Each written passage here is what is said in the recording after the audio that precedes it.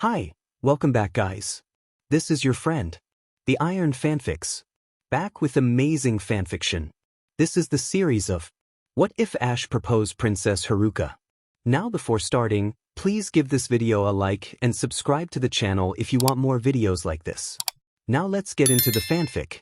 Shota Aizawa was used to seeing vigilantes in his line of work more than once. Most of the time, when they were good at what they did, they were a contact and help to work with. For underground heroes, connections were crucial when it came to obtaining information. But other times, like in this case, vigilantism cases ended up on his desk like a case. There were people who simply were not suitable with being heroes or vigilantes. There were those who ended up doing more harm than remedying it. And then, like in this particular case, those who were a danger to themselves. Midoriya, why are you doing this? Your mother is worried sick at home, said Aizawa, concerned. The green and lively eyes were attentive to every movement that the hero made standing just at 7 meters away of a 14-year-old. He was wearing a gray hooded sweater, jeans, and red sneakers. The same clothing he wore 5 months ago when he disappeared from his home. Good evening to you too, Eraser, replied the young boy. The pro-hero sighed resignedly. This was already his 4th time exchanging words with the kid? Problem child. Don't you think it's time to go home? There's a curfew for children, you know. The boy seemed to silently laugh with a slight movement of his shoulders. Time is relative, isn't it? Shouldn't a pro-hero be doing his rounds? That's because you're on my patrol, kid, replied a tired Aizawa. Midoriya seemed offended by this. I'm not a criminal. The pro-hero smirked. Technically you are. Stopping altercations counts as vigilantism, and that goes against the law. The law is stupid, the boy quickly retorted. But it's the law. And not so stupid when a 14-year-old boy faces villains when he should be in bed. The boy rolled his eyes and adjusted his hood as if he were preparing to run. No, not yet, he couldn't let him go so fast. Your mother is worried, he said hurriedly. The boy stopped in his tracks and turned to look at the hero. Tell her not to be. Let her live her life. I'm already dead, he said, with the drama of pre-adolescence and teenager. She just wants her son to be safe and sound, argued Aizawa, taking a step towards the boy. Child, don't do something stupid that you'll regret later. Right now you're a minor. You're being accused of vandalism, trespassing, and assault. With a little community service, your record will be clean, he tried to convince him. I'm even sure you'll easily get into UA, where you can become a real hero. The boy twisted his face and looked guilty as he looked down at the ground. I'll never be a hero, he said clearly, in a low but firm voice. But you never listen. Tell Tsukachi to leave me alone. He should do better things. Even you. Go find villains to stop. Leave me alone. You're not a lost cause, Midoriya, Aizawa stated firmly. The boy stretched out, trying to relieve the frustration he was feeling. I am. Turn the page already. Leave me alone. I'm not hurting anyone. Well, anyone who doesn't deserve it. And I try not to be violent. Yes, Eraser had already noticed that. The times they had picked up drag dealers, minor villains, and thieves had been with the least possible injuries. The boy always went straight to immobilize them or leave them unconscious before tying them up and leaving them ready for the police to pick up. I'm not going to do it, Aizawa promised him. You're not a lost cause, and I'm not going to wait to find your dead body in a smelly alley, kiddo. With that determination in his promise, Eraser jumped with his capture weapon ready to catch the boy. But like the last few times, he found only air. The boy had vanished in the air even under Aizawa's nullification eyes. His quirk wasn't effective on that boy. Tsukachi wasn't going to be happy when he confirmed his suspicion that even he couldn't stop a child who was too reckless for his own good. With triple the exhaustion he had when he started the conversation with the boy, he continued with his patrol. Once he got home and fed his cats, he went to sit at his desk. It was better to fill out the reports so they wouldn't pile up later. Few incidents for such a clear night. He left Midoriya's report the last. On his desk rested a folder with the name and surname label of the child. Midoriya Izuku. Quirkless until recently, a late bloomer. Only child of a single-parent family. Absent father. Working mother, a nurse. A mother who cares about her son's welfare but took 5 days to report that her child had disappeared from home. A mother who couldn't stop calling the detective for information about her son. She had already confessed at the beginning of the case during questioning how guilty she felt. She and Midoriya had a very loud argument the night the boy left home. Mrs. Midoriya had shouted at her son that if he wanted to worry her and make her wait for him to die in such an irresponsible way, he might as well not come back. Izuku Midoriya took her words literally. Since that night, he had not set foot in his house.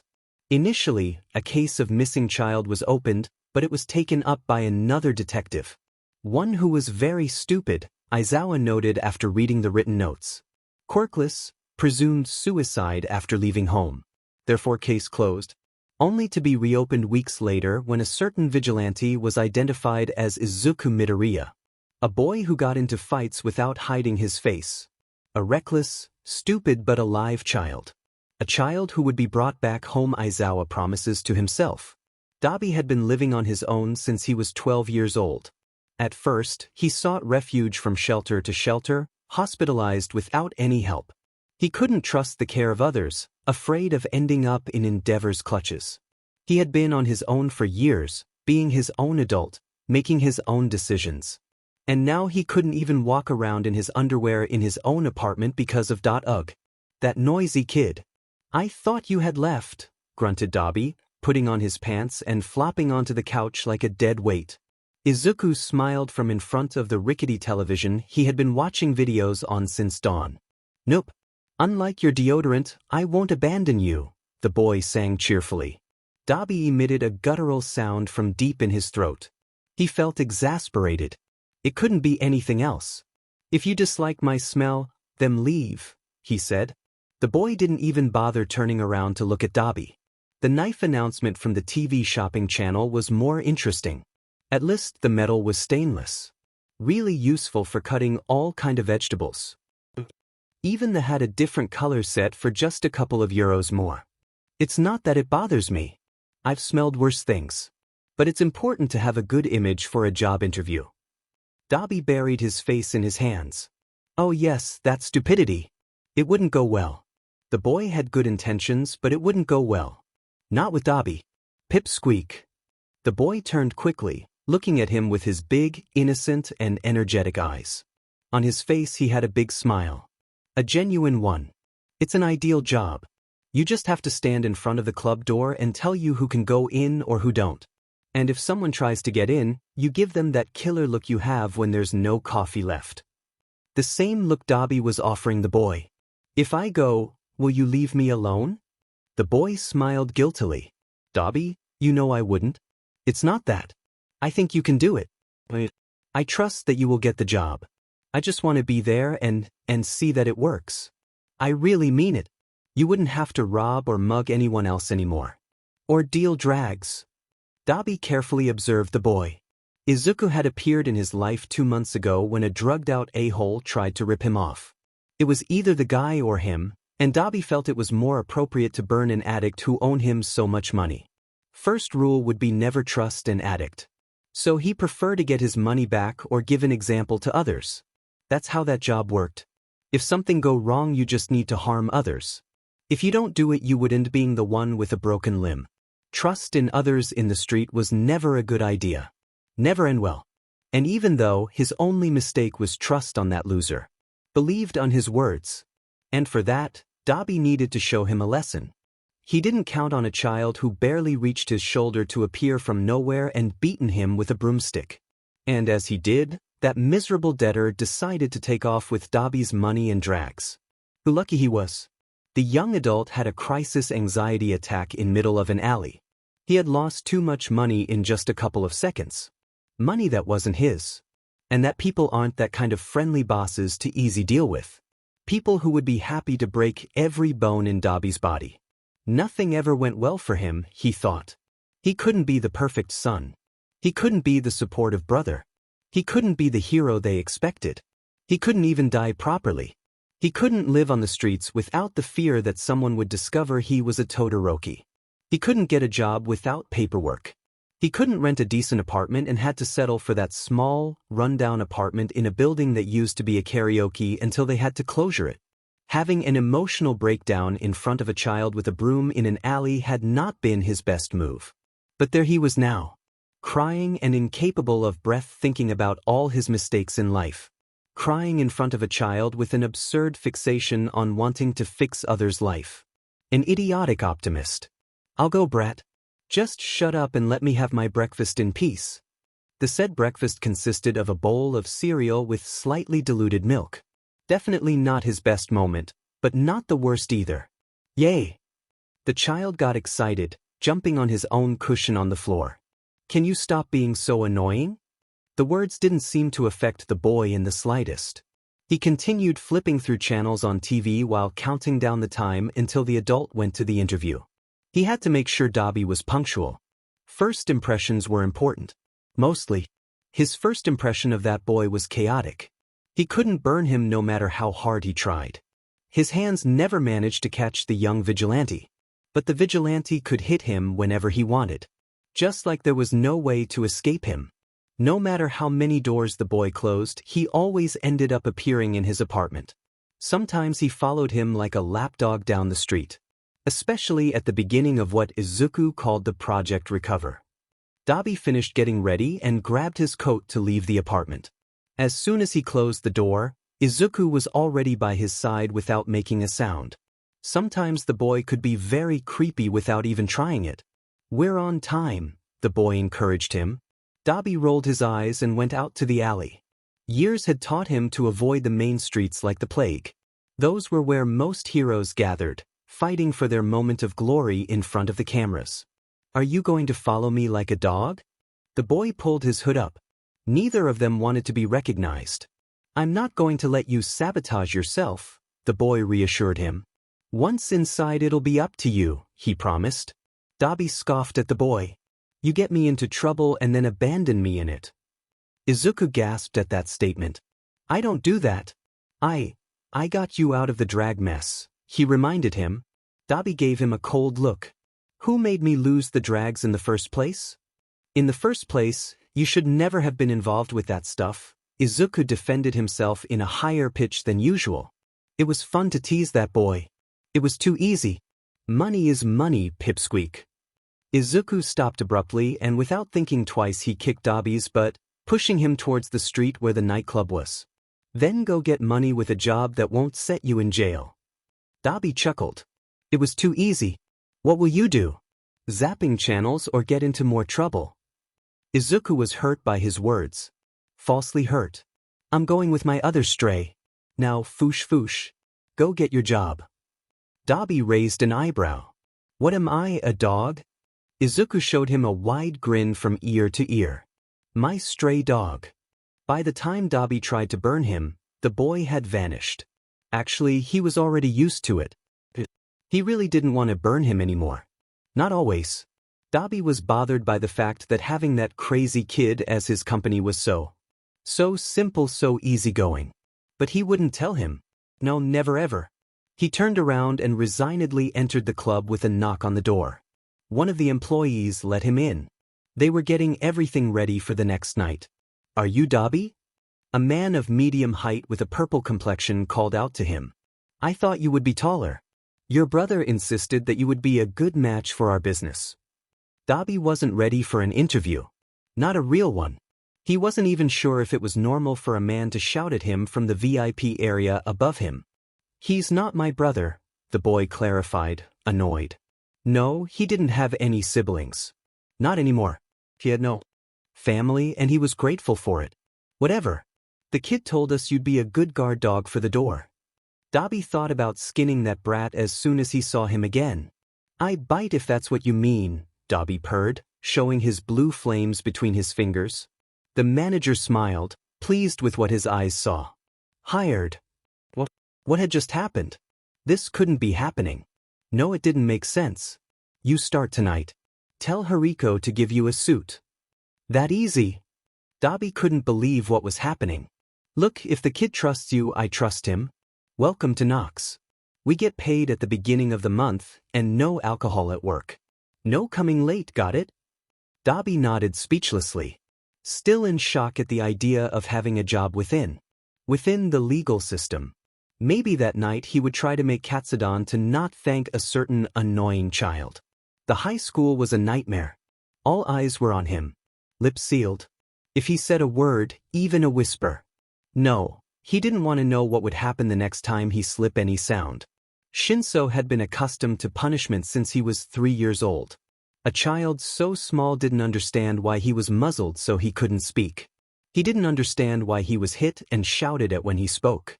He didn't understand why adults scared him to the sound of him crying. But a little child was forced to learn. To learn that his mother picked up his things one day and disappeared because she couldn't bear the thought of her son manipulating her again. Hitoshi didn't do it consciously. He just wanted one more cookie. But mere incidents were enough to plant the seed of doubt. What else could he compel others to do without really knowing it? Nothing. Nothing really. A little child was not, without any doubt, a mastermind of crime. He was just a child. A child who cried and asked his mother to stay the day he slipped again. For a DMN chocolate pudding. The sweetness no longer tasted the same when he remembered his mother quickly putting a few belongings in a suitcase and leaving the house. Leaving him with his father. A loving father. With a heart of gold who worked more hours than necessary at the hospital as an emergency resident nurse. Long rounds but always tried to be there for his son whenever he could. Teaching him that humans could be very foolish and easily scare about the things they couldn't control. The best father in the world. A father who could barely remember the sound of his voice after he died shortly after Hitoshi turned 7. His father had died as a hero, helping in a villain attack as an emergency assistant. That night, his father was not the one who came home but the police. The only medical casualty. He had died working and saving lives until his last breath. Hitoshi did not feel proud that night. He felt pain, fear, and abandonment. He felt completely empty as they told him he had to put a few belongings in a single garbage bag. Not even a suitcase. He had no more relatives. Hitoshi was sent directly to an orphanage. The first few years had been spent with muzzles despite being able to control his quirk. Shinso understood that no matter how much he tried to explain himself, if they didn't want to listen, they never would anyway. Hitoshi stopped crying. He stopped waiting for other people to be kind to him. He understood that he had no value to the world. He was not an adorable baby easily adoptable. He didn't have an attractive quirk. Shinso also discovered what it was like to feel like an object. How every time a couple came looking for their child, the caregivers sold them like someone convinced to take the last 4K television. He hated that. He was never selected for anything. Just a mini-villain in progress. By the time he was a little older, he was moved to the foster care program. 9 foster homes in 4 years. Shinso couldn't lose his place in the last one. Although he was going to a shitty school, the food was limited and counted, his foster parents were shouting and demanding. Although it was a shitty location, it wasn't bad either. And that's because, let's see, Hitoshi had already discovered that his whole life was shit from the moment his quirk manifested. But at least that house was nearby distance from UA Hero Academy. Close to the goal he was going to achieve. So he didn't care about having to put on a muzzle again. He didn't care about insults and the regular beatings from foster families or classmates. The extra homework. The hungry sensation. Because Hitoshi had learned to do things perfectly so that his teachers couldn't lower his grades. When one brushes perfection, they become untouchable by just mentioning the words Educational Commission. No one would risk inspection discovering irregularities in a minor's grades. Even though he was a villain's quirk. But that was a very thin line to walk between. He had to be the best academic grades, but he couldn't show himself as a superior. Because if he showed any sign of pride, he would be painting a target on his back. No, it was better to have a low profile. Don't talk. Don't be noticed. Think wise. Think of all possible strategies. But sometimes, Shinso couldn't escape from being beaten by his classmates. Always outside school grounds, so no teacher would interfere. Shinso learned the hard way how to take a punch. It hurt, but it prevented him from sustaining any serious injuries. It was the most he could do because if he used his quirk, he would be in a police station in no time. If he fought back that he would also end up in a police station. Whatever he did, he would always get the worst of it. But sometimes he had a lucky day, so to speak. He was being beaten up when a little gremlin appeared out of nowhere. A scrawny boy in a gray hoodie with green, bushy hair. A bunch of nerves in front of teenagers, yet he stood up to them. The boy had thrown the lids of nearby trash cans at them until the other teenagers ran away. A hero. Curiously, not very heroic considering that seconds later he was lying on the ground, sitting next to him, trembling. All the false security had vanished. Shinso was left with a frightened child. And yet, the boy looked at him with his big worried eyes. Are you okay? No, of course you're not. Do I have a band-aid? Will 1 or 2 band-aids work? No, maybe I should check for other types of injuries. Bruises. Contusions. The boy continued to mutter quickly at a speed that Hitoshi couldn't follow. Maybe you have a concussion. Shinso concluded. The boy stopped abruptly and looked at him with a triumphant smile. Nah, I'm perfectly fine. Shinso rolled his eyes. Sure, because standing up to others for a stranger and ending up trembling was being fine. The boy seemed to be an inch away from having an anxiety attack. You didn't need to help me. Shinso wasn't trying to be rude. But at the same time, he didn't want to have to thank a stranger who would hate him as soon as he discovered his quirk, like everyone else. No, you're right, the calmer boy conceded. Shinso fixed his eyes on the boy. He wanted to decipher what was going through that boy's mind. Then why did you help me? The unknown boy with green hair jumped up with renewed energy. Because you looked like you needed help, he said, offering Hitoshi his open hand to help him up from the ground. Hitoshi hesitated. He wouldn't be so kind to him if he knew his quirk, he told himself. Do you go around saving anyone who needs help? Hitoshi asked. The boy laughed but didn't retract his extended hand. Well, if I'm completely honest, I usually try to. However, teenagers tend to scare me more. Hitoshi chuckled at the strange kid. Sure, because on other occasions you face villains, he teased. He didn't know how close to the truth he was. The boy didn't seem to catch the sarcastic tone in Shinso's voice. Well, mostly minor villains. Drag dealers, smugglers that once I chased a RPST who used to hunt in a disco. Now they offer me free shots, but I don't really drink alcohol. Hitoshi weighed the idea that he was the one being made fun of. Anyway, he ended up accepting the extended hand. The boy pulled him up, and as soon as he stood up, Hitoshi could feel the height difference. This boy had faced off against 4 of his bullies and didn't even reach Hitoshi's shoulder. How embarrassing it felt to be saved by such a scrawny little guy. Were they the same age? Sure, and I'll believe that. Hitoshi said sarcastic. The green-haired boy shrugged, picking up the notebooks scattered on the ground. Hitoshi's backpack was lying open and to the side. The bullies had pulled on it, breaking the zipper to trap Hitoshi. I don't care if you believe me or not, the green-haired boy answered with no hint of anger in his voice. Do they often bother you? Hitoshi averted his gaze. It was embarrassing to have that conversation with a stranger, especially when that stranger would hate him if he knew the reason why he was being bullied. That's none of your business. Hitoshi replied. The green-haired boy seemed to be immune to the hostility. Do you usually leave class at this time every day? Hitoshi looked at him confused. Yes. Why? The boy balanced on the tips of his toes. His expression was decisive, as if the answer to that question was something super obvious. Because I'll accompany you home. Every day. Until they stop bothering you. Hitoshi's heart skipped a beat. That boy was crazy. That's stupid. A stupid promise that the boy took to heart. The next day, he was waiting for Hitoshi outside of his school, greeting him effusively as soon as he recognized him from afar. Hey, how were classes today? Hitoshi didn't even know his name. He really hadn't even introduced himself to that boy.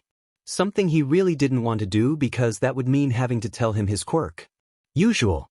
Don't you have a school to attend? The boy shrugged, quickly walking to catch up with Shinso. Not really. I quitted it.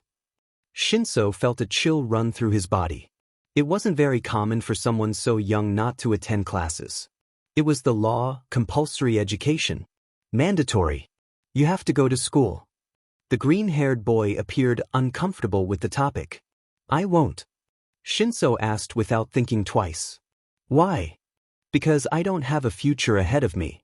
And because my classmates aren't very nice. So, I'm not going to school, the boy replied with a clear conscience. The boy's answers broke all of Hitoshi's schemes and alarms. Maybe that boy was like him. Maybe he had a quirk labeled as a villain. Maybe he could understand him. Hitoshi stopped suddenly and walked up to the boy, standing a foot away from him. Don't give up. Sometimes it's difficult, but at some point the bad streak will end. It was a promise that Hitoshi said to himself every day. The boy gave him the sweetest smile in the world. Thank you. Seriously. Thank you. Hitoshi didn't know what else to say. The boy didn't speak either. They just walked in comfortable silence through the neighborhood until they reached Shinso's foster home. To us. Strange. Comfortable. Cozy. Undoubtedly enjoyable. Hey, Shinso called out when he saw the boy turning to leave. The boy looked up, attentive to anything Hitoshi might want to say. What's your name? The boy seemed surprised, as if it were hard to believe that someone wanted to get to know him. But he quickly smiled again as if that friendly smile was his trademark. Izuku. You can call me Izuku. Izuku. First name basis. Izuku. No last name. Hitoshi. Shinso Hitoshi. He introduced himself with a slight nervousness in his voice. That boy nodded as if Hitoshi had just given him the most precious gift in the world. We'll see each other tomorrow, Hitoshi. If before he was blushing, now Shinso's face looked like a tomato in all its splendor. The boy said goodbye and left down the same street he came from. Izuku. Izuku was the name of the boy who came to pick him up every day from school. Izuku was possibly his first friend since he left daycare. Izuku quickly became a constant in his life, showing up every day at the door of his school to pick up Shinso. Sometimes he accompanied him home. Other times they hung out in the parks. Once, Hitoshi wanted to take his friend to a cat cafe in a silent show of gratitude. He always accompanied him during the afternoon, escorting him if necessary. Shinso always insisted on doing homework together. He wasn't sure how old Izuku was. He supposed that maybe he was a year younger than him or maybe they were the same age. But if the boy wasn't going to school, Shinso would be his private tutor. It was his way of thanking him. It was a surprise to discover how smart Izuku was. A brilliant mind always ready to absorb information. Always ready to talk about heroes. Their qualities, their strategies, their quirks. Maybe the boy had an analysis quirk. Maybe he didn't go to school because he got bored too easily and suffered from bullying. Maybe. No, it wasn't necessary to think about it anymore, Hitoshi told himself. If Izuku hadn't asked him about his quirk, he wouldn't ask about his secrets. Everything worked perfectly. Until, obviously, something had to go wrong. Naomasa had some days off. It was strange to say out loud because many of his colleagues wouldn't believe it. Especially Sansa. Sansa would argue against that statement. Like any full-time job, Naomasa was supposed to have 2 days off per week. Maybe when he had free time, Naomasa would decide to do desk work from home. But that would benefit him in the long run. Something that his colleagues disputed. Sansa often worried that the detective would end up spiraling into bad habits. Something that Naomasa didn't understand. I mean that the detective ate his 5 daily meals. Fruits, vitamins, carbohydrates. He took advantage of training every morning in the police station gym.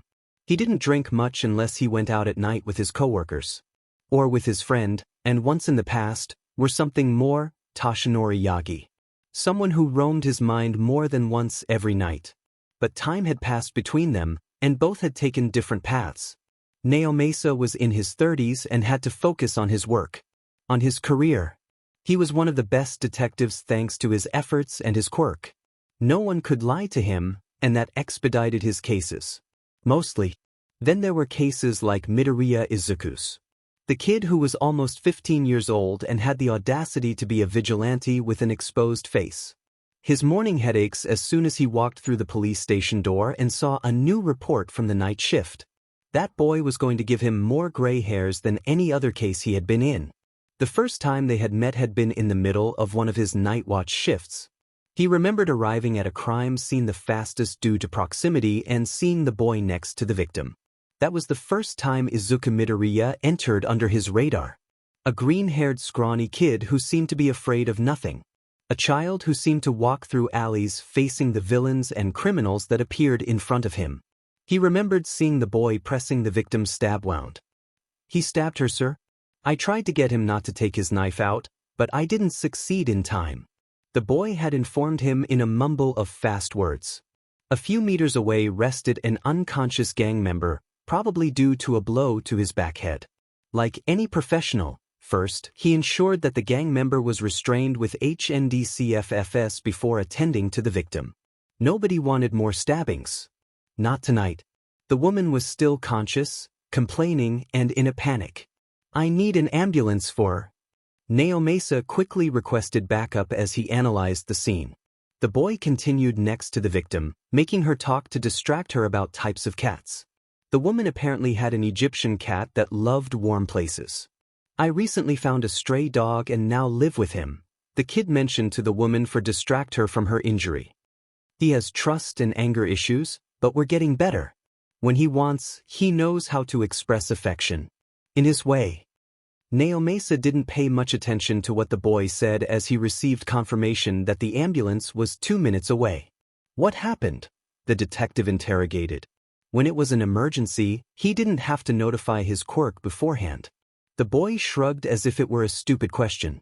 "I don't know, to me, it seems like a failed robbery," the boy replied with a sarcastic lilt in his voice that didn't go unnoticed by the detective. It was evident that he didn't like the police much. The woman gasped at the boy's remark. "He wanted my purse," the woman mentioned, trying to control her breathing as the green-haired kid instructed her. Naomasa refrained from sighing. "Ma'am, in these types of situations, it's best to give up the purse. To end up stabbed like a kebab, right?" the boy responded bitingly. "Sir, she didn't ask to be stabbed. Please refrain from making her feel uncomfortable. She's already upset enough." Naomasa was speechless for a moment. No, that wasn't what he wanted the woman to feel. He didn't want her to go through a bad time. "I'm sorry." The woman hurriedly cut him off with a smile despite the situation they were in. "Don't be silly. It's okay. I don't have much money with me today. But I had my hospital papers. Important ones," the woman explained. "I couldn't afford to lose them. Thank God this boy helped me. I'll be grateful forever." The boy sighed, calming down at the woman's words. "You don't need to thank me. Just get better and take very good care of your kitty." When the boy spoke to the woman, he spoke in a sweet tone. The kid felt genuine concern for a stranger.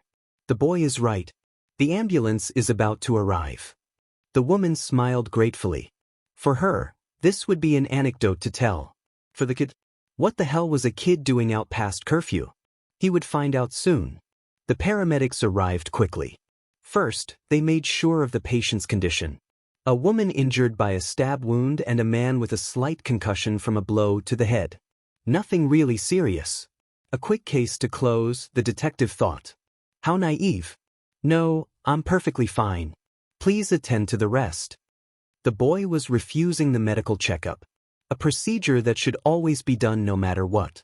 Naomasa approached the kid as another patrol arrived on the scene. He moved quickly before the kid left. "Wait a minute. I need to ask you a couple of questions about the case."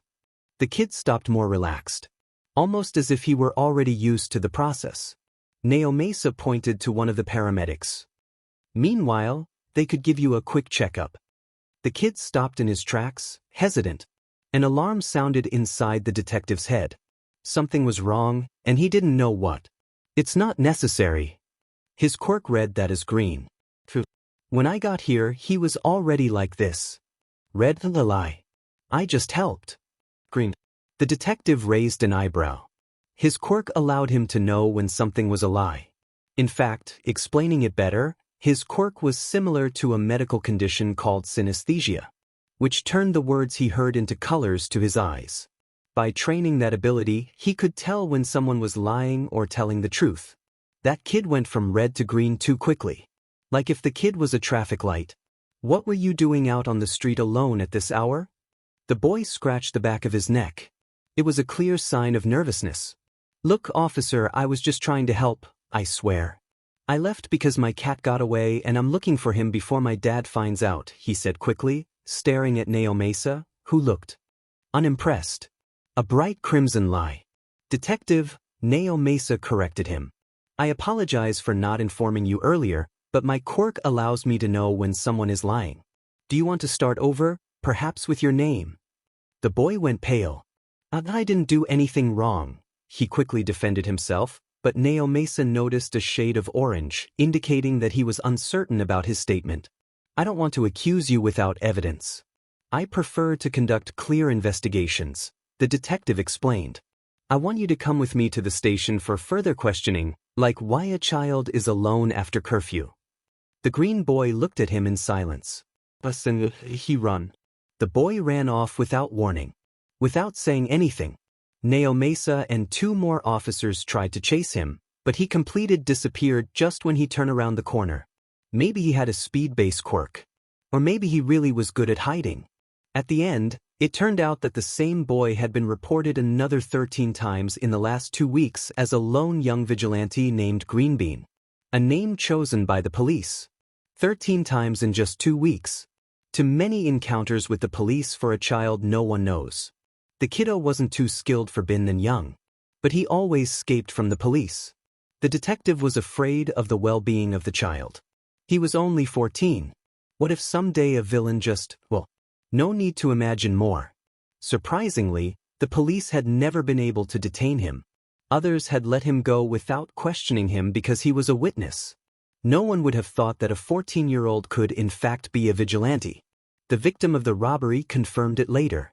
The boy had appeared out of nowhere with a metal bar and had hit the man before he could stab her again. An angel fallen from the sky, according to her. A case that landed on Naomasa's desk. That same dawn, Naomasa opened the case of the vigilante. Name, Greenbean. Nicknamed that by some of the other officers who had encountered the boy more than once. Throughout the first week, Naomasa had been hoarse scolding any officer who had seen the boy and not reported him. It was a serious offense. The safety of the child had to be prioritized. Naomasa did not usually accept night shifts, but that boy was going to drive him crazy.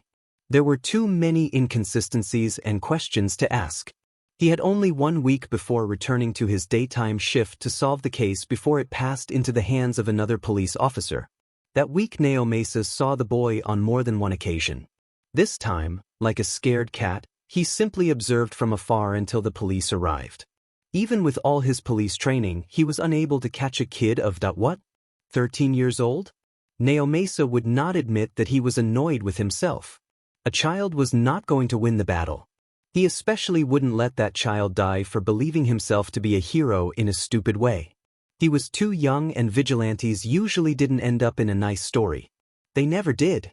Fighting against someone without support always meant death. The detective found himself thinking about that child every night. Every time he started his night shift. Wasn't anyone surprised that a child was escaping in the middle of the night? Was he okay? Was there any missing person report with the description of the child? What was his quirk? Too many unknowns. At the end of that week, he discovered a possibility.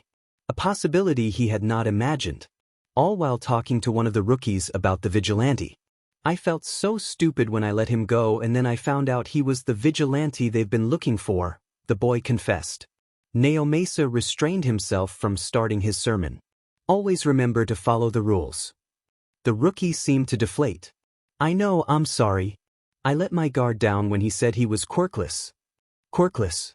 F-I-N-G quirkless. That's why he wasn't showing up in his search. Because he was looking for children with abilities between the ages of 12 to 16. Naomasa ran to his office, leaving the nervous and speechless police officer in the hallway of the station. It took him less than 10 minutes to obtain a response from the data matching system. His vigilante was named Izuku Midoriya. He was 14, presumably dead after disappearing from his home. Quirkless. Possible suicide. Case closed. Never before had Naomasa felt so angry that someone had not done their job properly. Izuku Midoriya had not committed suicide. He was alive and getting into trouble as the youngest vigilante in all of Japan. The detective reopened the case that same morning. Vigilante and quirkless in the same line. After rereading the reports, he picked up the phone at his office and arranged a meeting with Midoriya Inko. Naomasa would bring that child home safe and sound. As long as it was a good home. If not, he would personally find a suitable place. But first, he needed the answers he needed. And while he couldn't catch the boy, he would go after the mother. Mitsuki Bakugo was scared. She had always considered herself a brave and decisive woman, but now she was afraid of not being able to control the situation. It broke her to receive the stuttering call from her best friend. Drunk. Inko Midoriya was drunk and it wasn't even noon yet. Mitsuki should have known this would happen, she told herself. Mitsuki left work early to pick up the pieces of what was left of Inko Midoriya. She had been very affected since her son had disappeared almost 2 months ago. They had gone through the police, the vigil and the burial. A symbolic burial because there was no body to bury. The boy had disappeared without a trace just one night. As Inko's best friend, Mitsuki had been by her side, fighting with the police to do a better job, to find her lost son. Her nephew had to be somewhere. Mitsuki had to admit that with each passing day, she had lost faith slowly. After all, Izuku was a 14-year-old boy without a quirk, without money or a place to go. It's not like he could travel to look for a father who had rejected him years ago. Maybe if it had been Katsuki, that brat would survive 3 consecutive world wars with the character he had. Instead, Izuku was a ray of sunshine. A fragile flower. Someone who always needed to be cared for in a special way. No wonder her friend had become a helicopter mother some time ago. Izuku needed someone who was always on top of him. Always falling and getting scraped. Poor thing was so clumsy. Nothing compared to her son Katsuki. Inko had always worked hard to raise her son alone. She had taken double shifts. She had left friendships behind. She had faced gossip. The strength she had as a mother was admirable. Inko was a strong woman. A strong woman who was now completely shattered. Seeing her cry, seeing her go from not eating to overeating at odd hours. Seeing her cry on the phone. Seeing her call incessantly day and night to find out how the investigation into her son was going. Mitsuki wished the case would be closed as soon as possible. She begged for some news to come out. Even if it was bad. At least that way Inko could pass the page. That's why when they closed the case, declaring Izuku dead, Mitsuki comforted her friend and didn't fight it. Instead, she urged her best friend to go through the funeral and the mourning of losing a child. It would be a painful process but a necessary one for her to move on. Don't get me wrong. Mitsuki really loved her nephew. She was fond of him. But on the other hand, she knew that his life would be a constant struggle over and over again. It might be cruel to think that maybe it was for the best. Especially with a child as fragile as Izuku. Mitsuki couldn't stop thinking about what would have happened if it had been her Katsuki. No, he wouldn't do something stupid like that. Her Katsuki was strong and intelligent. He would become a top pro hero. Mitsuki was very proud of her brat. She wouldn't say it out loud, but she was super proud of all the effort and dedication her son showed. Her 15-year-old son. Just a few months older than Izuku. But sometimes, so many times Mitsuki found herself thinking of Izuku's grave as if it were her son's. No, that wouldn't happen. Never. As a mother, Mitsuki decided not to tell her son what had happened at beginning. Poor thing had enough to recover from after being attacked by a villain and training for the UA entrance exams. At beginning it was easy not to say anything because her son didn't ask about Izuku at any point. For him, his mother being closer to Inko meant more alone time in the house. But at some point, the police needed to ask Katsuki if he had any new from Katsuki. Any lead could be important. Despite the situation, Mitsuki tried to avoid telling more details to his son. They always used to meet at the Midoriya's house. Katsuki didn't have to see the ruins Izuku had left behind. What she didn't expect was that mid-morning call from Inko. She was upset and drunk. It took her only 20 minutes to get to the bar from her workplace. "Oh dear Inko. What happened to you?" Mitsuki asked rhetorically when she saw her friend. Inko was crying on the bar. Her forehead stuck to the wood. Several empty glasses. The bartender looked worried. Mitsuki. No, they won't let me drink more, Inko muttered. Mitsuki frowned at the strong smell of alcohol. She had never seen her friend like this. You don't need to drink any more at all. She took her own wallet for paying his best friend's drinks. Mitsuki didn't care. She had never seen her friend fall so low before. Not even when Izuku was diagnosed quirkless. Not even when Hisashi abandoned them. Not even in the worst moments when they were struggling with money. Let's go home, the woman determinedly decided, carrying Inko to the car. I don't want to go back there, Inko slurred. Mitsuki sighed, exasperated. The situation was too much for her. She was more of a problem solver with actions, not words. That was Inko's forte. Well, I'll take you to my house until you sober up, Mitsuki offered. Inko mumbled what sounded like a thank you. Mitsuki didn't say anything the whole way. She didn't know whether to be exasperated, angry, or to celebrate that Inko was hitting rock bottom. After all, once you hit rock bottom, all you can do is pick yourself up. She took Inko to her guest room, making sure her friend took off her shoes. Leaving a glass of water and an ibuprofen on the nightstand. Mitsuki left Inko to sleep carefully, or at least she tried. Inko woke up from her drunken slumber hugging the pillow to her chest. Thank you, Mitsuki. Thank you. I love you, Inko said. Mitsuki rolled her eyes, not putting much importance in the words of a drunkard. She knew her friend loved her, considering they had known each other for so long. But Mitsuki didn't expect Inko to be able to hold a coherent conversation right now. Yeah, sure, whatever. We'll talk tomorrow, Mitsuki said, about to leave when Inko gripped her hand tightly, pulling her back. Don't leave me alone, please. Don't leave me alone like Izuku, Inko begged. Mitsuki sat on the bed. She wasn't good at comforting. How do you tell a woman to move on from her dead son? Talking from the heart was never her strong suit. Inko, darling, you have to let go of Izuku. He's dead. And you'll meet the same fate if you don't move on from this, Mitsuki said seriously. No, encouraging others wasn't her thing. Inko gasped loudly, and after a second, tears started flowing from her eyes. He's not dead, Mitsuki. Mitsuki couldn't believe it.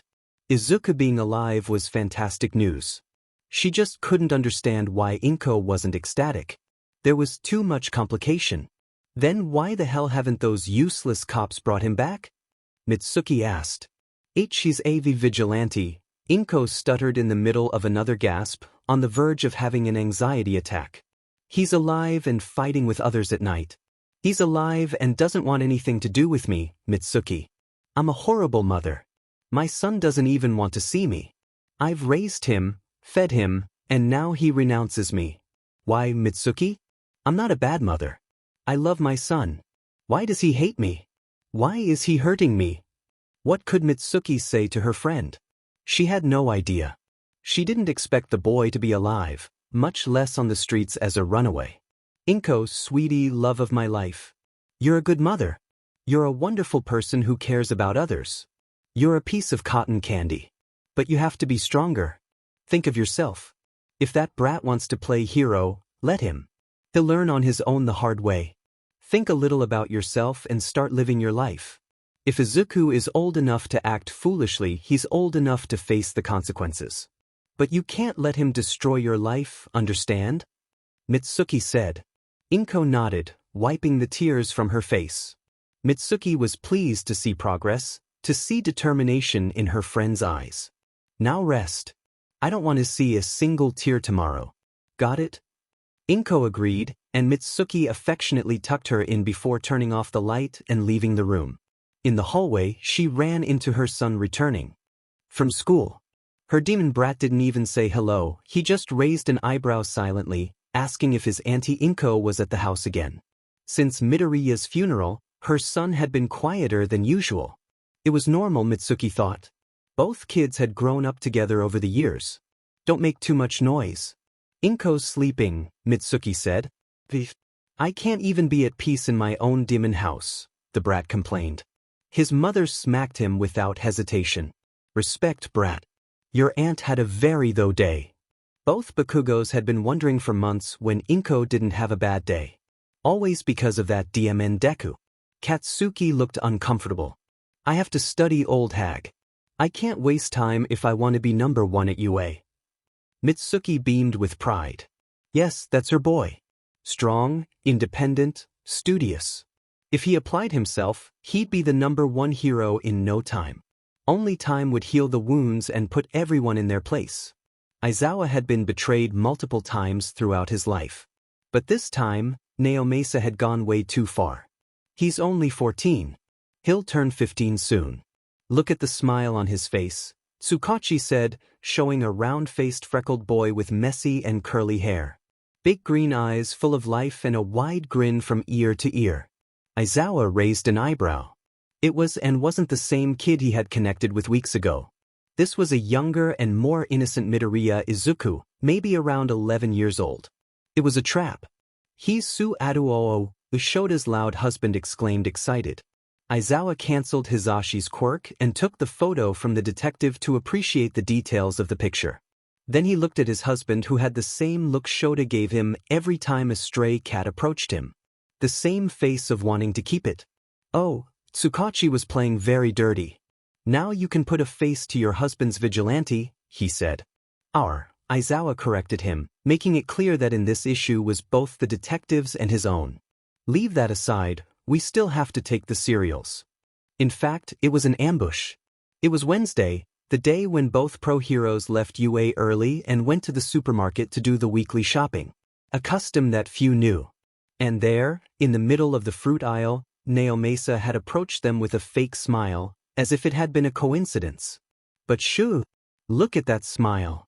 Why didn't you tell me that your vigilante was so little? It didn't come up in the conversation. The pro-hero lied shamelessly. Tsukachi and he had a silent battle of gazes while Hisashi remained ignorant. Are you sure this is the little listener who goes around beating up villains? The same one. Both Shoda and Naomasa answered in unison. Present Mike gave a tender smile. He's just a kid.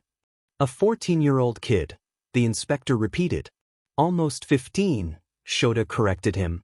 Quirkless, Naomasa added as if it were a tennis match.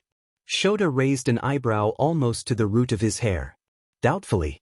I've seen him disappear with my own eyes. With my quirk activated more than once, by the way. Mike looked at them confused. Something was slipping out of his hands. Well, quirkless on paper. According to his mother, he has always been like that. She was very surprised to know that her son had such an ability. Maybe he's a late bloomer or his quirk has a special type of activation. Aizawa added while picking up a pineapple distractable. Poor little listener. He must have gone through a lot, Mike said. As a matter of fact. We still have to find the cereals and we have other things to do, Mike. Aizawa interrupted him again. If looks could kill, Tsukachi would be 8 feet under the ground. Mike looked at the picture one last time before giving it back to Tsukachi. Let me get some candy in case you meet little listener on patrol again. Aizawa raised an eyebrow again. He's not a cat to give him treats, Zashi. His husband laughed at Shoda's reprimand. Well, when you talked to me about him, I wasn't sure if he was really a person or a kitten. Doubts clarified, sweets to buy. That way, you can get him to trust you a little bit at least. The detective nodded in agreement. Not a bad idea. He supported the blonde's idea. Considering he trusts heroes more than police officers. He's very skittish. Shoda rolled his eyes. That DMNBSTRD was playing his cards very well. Now Zashi would encourage him to get more involved in the case. That was something he was already doing, but he refused to admit it out loud. It's not that he trusts more or less. I've just managed to exchange more words with him. Nothing else. Present Mike squished his husband's shoulder. Don't be like that, Sho. Give yourself some credit. You'll manage to bring your problem child home. Find out what he likes to eat. Everyone is weak when it comes to food. Aizawa made a grimace. He completely disagreed with his husband. He belonged to that group of people who thought that eating was just another task of the day. Zashi, love, it's not like he'll agree to have dinner at our house. Maybe he would with Tsukachi. The detective gasped in surprise. Well, I'd like to, but my day shift doesn't fit well with a certain vigilantes, he replied. Hisashi went to speak, but his husband cut him off, putting the shopping list in front of him. Go get the cereals. Hisashi felt compelled to do as his husband told him. Suddenly, there were the two men staring at each other intently. It was no coincidence that the detective had cornered Shota in his favorite supermarket, and it didn't please the pro-hero to be urged to do his job when he was already doing it. What are you trying to do? Tsukachi took a card out of his pocket with the name of the boy written on it. Izuku Midoriya. You have to get closer to him. I got a notice yesterday that he arrested an underground broker. As he escalates his attacks, the more chances he has of ending badly. Shota took the card in his hands. It was a sealed envelope. Do you think I don't know? He's very elusive. Even for me. The detective sighed exhaustedly. I'm worried about the kid. Aizawa shrugged his shoulders. I'm worried too, but I can't do anything to turn him in. His quirk evades mine. It has to be a mutant type. I can't stop him. Naomasa tapped the envelope in Aizawa's hand with his index finger. It's from his mother. Gain his trust. Maybe president. No. Zashi won't get involved in this. Shota stopped him. Midoriya will be scared to see another pro-hero. He's a daily hero. Things take time, Naomasa. He's just a kid, Shota. It's a miracle. He's still alive at this point. Most disappearances end in death. He has no place to hide. He could end up being a victim of human trafficking. Aizawa showed no expression on his face. These were facts that Shota already knew. He was very aware. That's why he had to take things slow but steadily. I'll try to talk to him. I don't know if this, he waved the envelope, will really help. He doesn't seem too fond of his mother. Maybe there's a reason why he can't go back home. That's your part of the investigation. Let me do mine. The detective sighed resignedly. I'm on it. I can understand why the kid doesn't want to go back to a school where he's bullied, but his mother really loves him and cares about him. There are no lies in her voice. Shota shook his head and tucked the envelope into his jacket's inner pocket. Loving someone doesn't always mean something good. There are many ways to love someone. If that child has grown up his whole life believing he's quirkless, or if, on the other hand, he spent his whole life hiding a quirk, there must be a reason. In this matter, I prefer to trust the boy. Tsukachi nodded, giving the pro-hero space. The other idea I had was to put your hands up for ask any information about the boy. Of course, he wanted something from Zashi. He had been a clear target from the moment they had met. No. It would be illogical. For now, the boy doesn't attract the media attention. Let it stay that way. He'll have fewer targets on his back and it'll be safer. The detective gave in to the pro-hero's reasoning. The truth was that Naomasa was not used to dealing with such a young vigilante, or with minors in general. It wasn't his usual area. I have the cereal and a few snacks for the little listener, Present Mike announced, returning with his arms full of bags. Shota groaned. He already knew that would happen. We have to go, or our cats will start planning our murder while we sleep, Shota apologized to the detective. My cats don't like their schedules being disrupted. That was a clear warning to the detective. Present Mike said goodbye before following his husband to the checkout to pay. They both checked one last time to make sure they hadn't forgotten anything. Coffee came first. That was always the priority for Shota. Cat food, mixed hair products, mostly pre-cooked food, a few ingredients, vegetables, beers, and a pineapple. Present Mike laughed, placing the fruit on the conveyor belt. Are you a pineapple fan now, Sho? Shota shrugged. Just like you are with those snacks. Present Mike chuckled. Well, my snacks are for our problem child. Aizawa wouldn't deny that he liked the idea of using the word our. No, he shook his head. They couldn't get attached. Not because if they did, it would be more painful the day they found the child dead. Shota didn't want to go through Oboro's ordeal again. Not if he could help it. Who said the problem child doesn't like pineapple? Shota wouldn't admit that he had absent-mindedly grabbed the pineapple. He wouldn't admit it out loud. Not even though both of them knew it had been a mistake. Suyuyur. Hours later, Shota stood before the perplexed gaze of a security guard. Why are you giving me a pineapple? Is this some kind of trap? Does it have a GPS? Do I look like I need a pineapple? Or is this a subliminal message that I don't understand? Have you been holding on to this all night? Is this a trap? The underground hero snorted. No, those are my bad decisions, Eraser summarized. Izuku looked even more confused. They had only met 5 minutes ago during patrol on one of the rooftops in the dangerous zone. Eraser had managed to approach him without the boy running away or disappearing. All thanks to a confusing pineapple. Eraser, are you okay? Is this your way of telling me you have cancer or something? The pro-hero chuckled. The boy was serious, his confusion worth its weight in gold. I'm not dying, kid. It's just a pineapple. And I'm giving it to you. The boy looked even more confused, as if giving him something were even stranger than the pineapple itself. Why? Eraser shrugged. Because I wanted to give you some food and look, pineapple is very good for your health. I don't know. That only confused the boy more. Is this a hidden camera prank? A bet with Tsukachi? Aizawa looked lost in thought, lost in the memory of his husband saying he wanted to use the pineapple for an aberrant recipe. No, it was better for the boy's health if he kept it. Chudden, oh, it's for you. Izuku blinked, still not believing the situation. He looked at the pineapple in his hands. It seemed like a normal pineapple.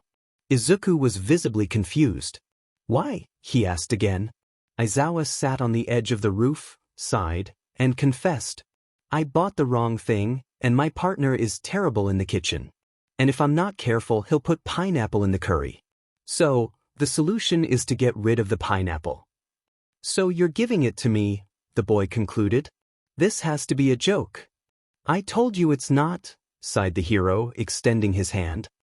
If you don't want the pineapple, give it back to me. The boy hugged the pineapple, backing away from the pro-hero. No.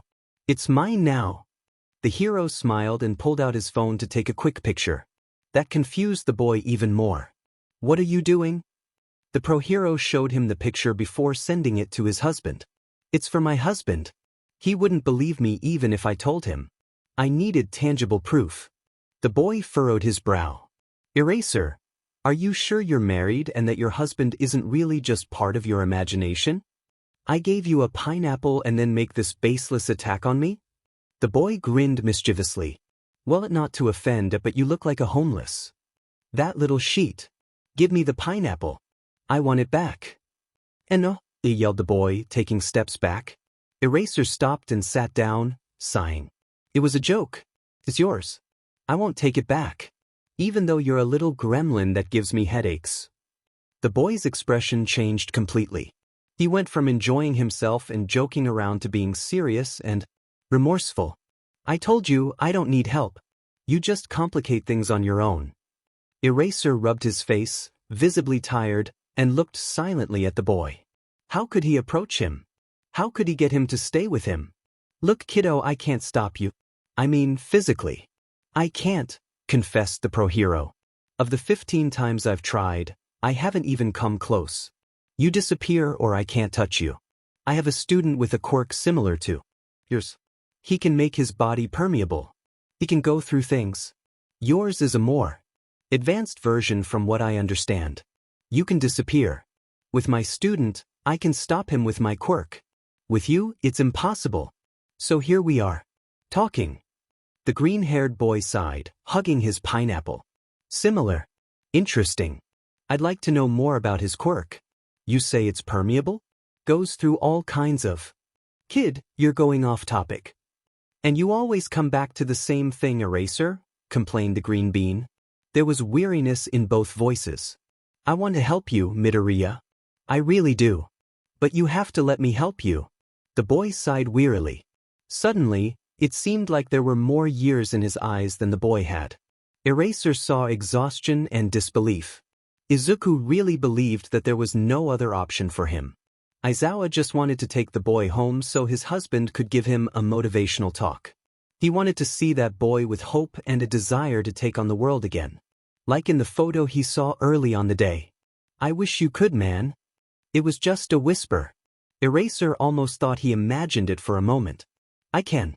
Just let me in. Tell me how I can help you. The boy hugged the pineapple even harder. Leave me alone. Let everyone leave me alone. That's what I need. Shota sighed resignedly. I've already told you I won't. I believe in you, Midoriya. I see that you have potential. I see that you could be a great hero. You already are for some of the people here. You could study at UA. I'd be happy to write you a recommendation letter, the hero offered. He didn't expect the boy to burst into tears. Minute, what had he done wrong? In a second, Shota was by the boy's side, trying to wipe away the tears that streamed down his face. It's not fair, the boy complained between sobs. Aizawa wanted to hug his child. It is. You deserve the world, Midoriya. Just help me to help you. Let me get in. Tell me. Aizawa pleaded from the bottom of his heart. The boy allowed him to touch him. For once, Aizawa could feel the boy's skin. It was cold and soft. Looking closely at him gave him the opportunity to check for injuries. The boy was thin and skinny, but he looked well-fed. Someone must be taking care of him. Maybe he had gotten mixed up with the wrong people and now felt trapped? I told you I'm a lost cause. Shota frowned and hugged the boy tightly. You're not. You never will be.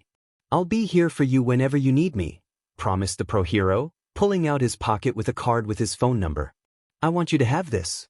Call me anytime you need me, okay, problem child? The boy took the card in his trembling hands. You don't understand. Then explain it to me. The boy gasped, needing space and backing away. He needed to think clearly. I can't. I can't. Not yet. Aizawa sighed resignedly. Baby steps. Little by little. He had already made a lot of progress for a night when he didn't expect anything. I'll wait. I won't give up, Midoriya. Shota noticed the boy trying to hold back his tears. Maybe if he was fast enough he could catch him and bring him home. A part of him wanted to roll him up in a blanket, put some Disney movies, and give him hot chocolate with cinnamon. Basically, the same thing Zashi do with him when Shota had a bad day. Thank you, Eraser. After that the boy turned to leave the place. I was so sincere gratitude that scared Shota. Eraser feared for a moment that this was his last goodbye. Problem child. He called quickly, making him to stop just close to the end of the rooftop. The next day I will bring you chocolate. Also, my partner wants to know what your favorite dish is. The boy looked at him in confusion. Why? Apparently the boy never tired of asking the same question over and over again. Just tell me. He would love you coming over for dinner one day. He's not a very good cook, but he does things with great intention, the pro hero promised him. The offer is on the table. Meanwhile, I would ease his desire by let him prepare a few tappers for you. I'm not responsible if you end up with gastroenteritis. The boy went from confusion to laughter. He really must believe that the pro hero was joking. Katsudon. That is my favorite dish. The hero nodded. Chocolate and katsudon, noted. The boy shook his head, unable to believe that Eraser was going to keep his word. It was only logical to show the boy that he was a man of his word. Izuku was having a weird night. Weird but fine. He had arrested a pickpocket, 2 stalkers and an attempted carjacking before meeting Eraser. Did he let Eraser approach him just because he had a pineapple? Absolutely yes. It was necessary. That had completely broken Izuku's schemes. He held the man in high esteem. As hero did an excellent job. Getting the pro title was difficult for most undergrounds. But not for Eraser. He was a memorable character. I'd seen him sleep in the middle of a roof in a sleeping bag. I'd seen him feed on jelly pouches like it was drags. I had seen him in action and, oh God, it was great. If Izuku had any notebook, Eraser would occupy much of its pages, and that, folks, was the biggest compliment Izuku could do to a hero. They had a conversation. Well, it was tough. But looking on the bright side now, he had a pineapple. A pineapple and Eraser's number. That really was valuable. Well, if Pro Hero really kept his word to help him if he called. More than once Izuku had been disappointed with people. His father had disappointed him when he abandoned them shortly after his diagnosis as quirkless. Kaken had let him down by throwing his friendship overboard. All Might had disappointed him by saying he could not be a hero. Izuku was 14 years old and had learned that people used to disappoint. People used to look for something in return. Few people did anything genuine without receiving anything in return. His mother wanted Izuku to live in her world covered in bubble paper and not be able to breathe. His father wanted a normal son, as talented as Kaken. When he didn't have it, he was the first one to leave. Kaken wanted someone strong to be his partner. The Sludge villain wanted his body. All Might wanted a successor from him. Izuku could only apologize for not being able to be who the rest wanted him to be. But now it was all simpler. Izuku had freed himself from some burdens. He couldn't get mad at the universe for the injustices he lived through. He couldn't make a tantrum like a little kid and wait for everything to get fixed. No, that wouldn't be logical as Eraser. Nor would it be logical to expect people to love him just as he was quirkless or not. It was Izuku's decision to start liking and meddling in the lives of others without expecting anything in return. Without waiting for them to love him back. What an irony to experience genuine love now when I had already thrown the towel. It wasn't fair, but for Izuku nothing had been fair in his entire life. So there he was, walking on the rooftops with his pineapple in hand. Never before had a fruit made him so excited. I could almost feel her heart flapping for a spiked fruit. Paul, you have a Paul's face. This is how the boy baptized his new partner. A faithful companion who made his night round much easier. Were you trying to rob someone? Pineapple blow to you head. Robberies? Izuku and his pineapple would stop him. The third person who had met Izuku made him already completely convinced him that Eraser would never give anything to him in his entire life. Okay, but what about the anecdotes? I could imagine Detective Tsukachi drowning in his coffee when he read the reports on the next shift. Oh man, he wished he could see it. Well, he actually could. I just had to wait about 3 or 4 hours for the police to change the shift. Izuku had plenty of time until then.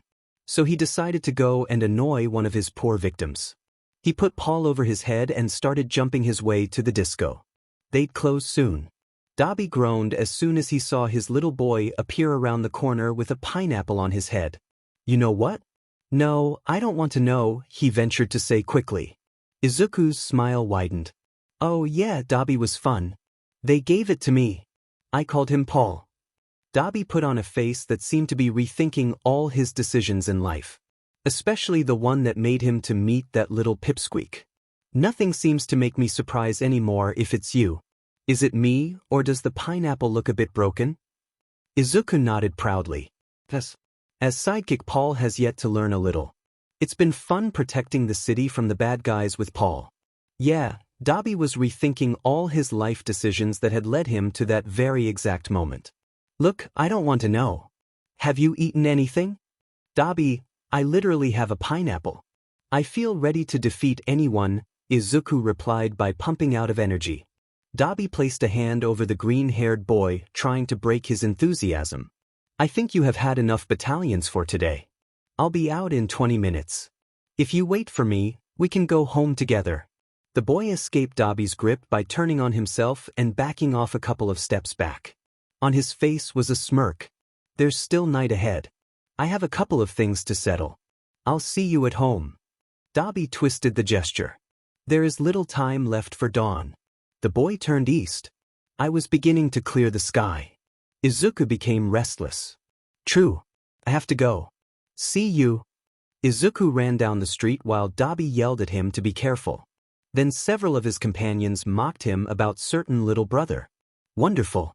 As much as he loved messing with Dabi, he had other plans in mind. Another day he would approach Dabi's coworkers to give them ammo. But that night, or rather almost morning, he had something to do with Paul. 15 minutes later, after running at high speed without stopping, Izuku reached the municipal beach of Dagoba. A landscape full of waste. Garbage piles all over the landscape. The only thing that changed in that place was that the garbage only increased over the months. Izuku used to go there every short time. As a child, he had memories of going there with his father and mother. I had memories about Kaken and Izuku playing heroes. They stopped going before Izuku was diagnosed for his lack of quirk. A small cut had frightened his mother for all the possibilities of catching tetanus. After that, the beach was increasingly filled with more rubbish until it reached the point where it was uninhabitable. There were areas that were practically inaccessible because of the amount of trash. Nothing was an impediment to Izuku. He had a destiny in mind. Near the rocks between two piles of abandoned electrical appliances, towards the bottom of the beach, there was a nice place where he can observe the ocean. A small gap of sand between the trash and the sea. A perfect place to watch the waves without the whole city, the people, the trash.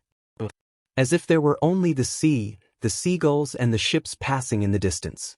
Izuku reached his usual corner by slipping through the piles of trash. He let himself slide until his butt settled in the sand. From the waves to him there were barely 2 meters. The tide was high. Izuku breathed the smell of seawater, saltpeter, and ignored the pestilence of garbage. Only then he decided to place Paul between himself. He started making the preparations quickly. The sun was about to rise. He dug through the trash and pulled out a pair of old sunglasses. Izuku had his small collection stored in a bag inside of a microwave. That was his favorite point. It was like his Little Mermaid cave where he carried useless things that caught his eye. Sunglasses were one of them. So while Paul was wearing pink glasses, Izuku was wearing a pineapple-shaped ones. What could be more poetic than watching the sunrise with his new friend? It was the perfect situation. Izuku, Paul and Deku looking the horizon. Oh yeah, shoulder to shoulder, Deku rested. The quirkless boy who had disappeared the night of the sludge monsters incident. The 14-year-old sinful boy with the same gray hoodie and the same jeans. Sloppier than Izuku's could be said. To many months in the weather his clothes had been affected by the rain, the wind, the sun. His body was the one that had gotten wilder by comparison. A body took only 96 hours to begin decomposing. Just a year, so there wasn't much left but bones and remains. Well, according to studies based on dead people buried in a coffin. Izuku had discovered that in the open air and with the heat and bacteria that generated by the dump beach, the process was more accelerated. His internal organs were like a soup. Her skin's rotten. Izuku hasn't changed Deku's sunglasses in weeks. In fact, the habit of wearing glasses had emerged as a way to cover the empty concaves of Deku's face. The seagulls had already eaten their eyes in the first few weeks of being dead. At least someone would use him for something necessary, Izuku thought back in the day. What a lovely sunrise. Don't you think? Obviously neither his corpse nor Paul answered him. The 3 looked at the sunlight in the furrows of the waves breaking. It was his moment of the week that he used as the axis of all his actions. A habit that helped him stay sane. He made himself do it at least twice a week. He compiled everything that had happened and said it out loud to his dead self. It was more to remind himself that he wasn't alive. A way to keep his feet on the ground. The jar of cold water that reminded him that there was no point in making illusions. He reminded himself of the limits. Sometimes Izuku looked silently at the sea. Other times I talked to him. He liked to tell Deku about those who were still alive. Which thanks to God were all except for himself. He liked to tell him how Dabi was trying to quit smoking. How he complained about his new job but as always prepared earlier than he should because he was excited to be there. How his barbecue friend began to have other friends. Friends who weren't in trouble and who were alive. The nightclub owner had promised Izuku that he would have an eye on Dabi so he wouldn't deal with traffickers again. I was also talking about Toshi. He'd visit him like every day when he got out of high school. They always used to share a bubble tea and a cupcake every 2 days meanwhile they were doing homework. In recent weeks none of Toshi's companions had tried to mess with him. But that didn't mean that Izuku was going to stop waiting for him at the school front door. Toshi was one of his fixed points in his daily routine. Toshi would be everything Izuku could ever be. I knew the boy suffered from bullying just like he had. Differently, but a similar pain. When Toshi had confessed to him that he wanted to be a hero, Izuku could almost feel his heart pounding. Almost. Toshi would be an amazing hero. He could stop fights even before they started. Sometimes he also talked to Deku about Hitoshi's favorite hero. What a coincidence that his favorite hero was one of his daily pains in the butt, Mr. Eraserhead. Izuku had never heard of him until after his death.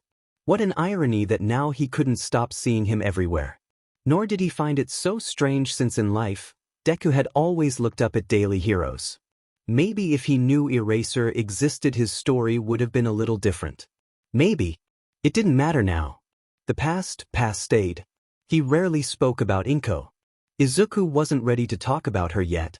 He couldn't even walk down the same street his mother used to walk on, let alone go into the house. No, he couldn't see her. He couldn't talk about her. He wasn't allowed to think about her. Izuku had promised not to cry. But he was crying. So often. He was just trying to get nobody to see him now.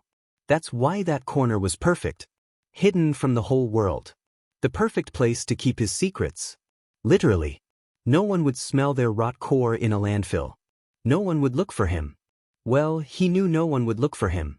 The police had given him up for dead without conducting any kind of search. They weren't wrong. Izuku Midoriya was dead.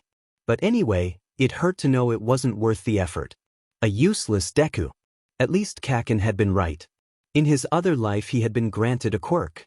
Some shitty quirk, by the way. As long as being a ghost could be qualified as one. It's not like he could go to a quirk specialist. It's not like he can talk to the other ghosts. There was only him and another 8 billion people alive. Positive stuff? He could appear and disappear at will. Izuku could touch things when he wanted to and when he didn't. It had taken him more than a month to control it minimally, but now he was already quite a master at it. Well, he was dead. But looking at him positively, that had led him to begin his career as a vigilante. Total. What could they do to him? He was already dead. It didn't matter if the attackers wanted to stab him or attack him with their quirk. He was already dead. What could the police do? Izuku was laughing. It's not like they can stop him. There were no walls in the world that could hold him back. Neither could they bring a dead kid to a trial. Izuku laughed at the authorities. Izuku was untouchable. Except for the fact that being not alive but not dead at all tore him apart on another level. It's not fair that now I could have everything I've always wanted. But I can't have it anymore. Don't look at me like that, Paul. You're the new one here. Deku is already used to my regrets. No, Izuku didn't want to think about it. I had other things to think about, other stories to tell. Every life he saved was a treasure for him. I wish someone had saved me. The sun rose on the horizon, reflecting off the surface of the sea, bathing Deku, Paul, and Izuku in its light, shining on the tears falling down the ghost's cheeks. Life had never been fair to Midoriya Izuku. Maybe he should have expected death to be just as cruel. For the first time, Izuku felt accepted. He felt careful. He had a detective with eye bags because of him. I had a pro-hero wanting to take him home. I had a real friend to spend time with. He had a strange mix of big brother and stray dog to look after. He was an unlicensed mini-hero who saved others. He was known and greeted. Izuku Midoriya had felt more alive in his death than throughout his life. The problem was that he was hopelessly dead. He wasn't Jesus Christ. He didn't resurrect after 3 days. Nor had he reached the other side. Izuku already doubted there was a heaven waiting for him. He just wanted in his death there to be silence, blackness, nothingness, the absence of pain, of memories, of thoughts. But it was so useless that he couldn't die properly. The sun shone above them. Izuku had lost the notion of time. Well, it's not like he has to go to class either. What's the point? But he did have someone waiting at home for him. He knew Dabi would try to stay awake until he heard Izuku's arrive. Maybe Izuku could stop by the police station and leave Tsukachi a coffee before his shift started. Izuku didn't need to sleep anyway. He didn't need to eat. He just needed to pray for a quiet morning before meeting Hitoshi. That day would go like any other day. He'd follow his usual routine. Except Izuku had the worst luck ever. A noise not far from him made him tremble with fear. He panicked that someone had gone into the trash beach.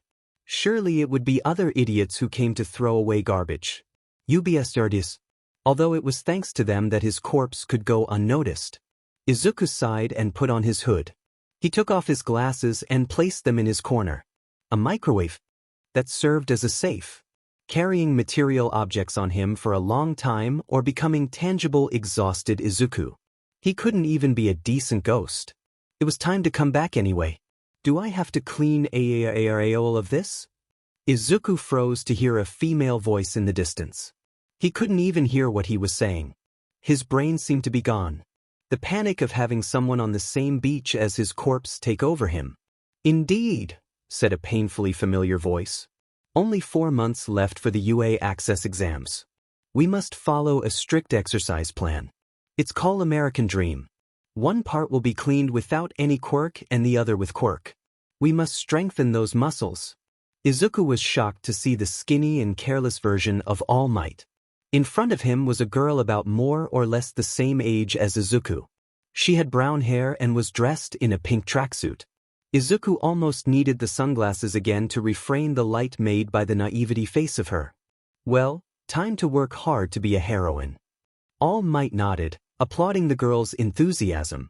Exactly. We'll see if you are ready so I can pass you the one for all at the exam or if we should wait a bit more. Start cleaning while I check the calorie and workout plan. Yes, sensei. Izuku felt like vomiting for the first time in a long time. Before Izuku could tell, he was already running through the city with shaky hands. It was clear that today was going to be a shitty day. Dabi was lying in his bed trying not to fall asleep while he waited for Izuku to return to the apartment. No, Dabi didn't care about Izuku. No, he wasn't forcing himself to stay awake until after the dawn just because a certain kid was out there playing hero. No, he wasn't worried. Oh no. It wasn't that kid that he was unable to sleep. No, it wasn't the green-haired one that he was tossing and turning in bed for. Old habits never died. After all, in another life, Dabi had been the big brother. But not anymore. Dabi was an orphan who owned his own life. That's what he told himself. Owner of his apartment, of his time alone. Owner of his adoptive cat too. Because that was Izuku's. A sort of stray cat that had adopted Dabi into his life. He had appeared in an alley and decided to stay with Dabi. Through thick and thin. A DMN kid that couldn't find better hobbies in life than being with a crazy fire quirk user in need of affection.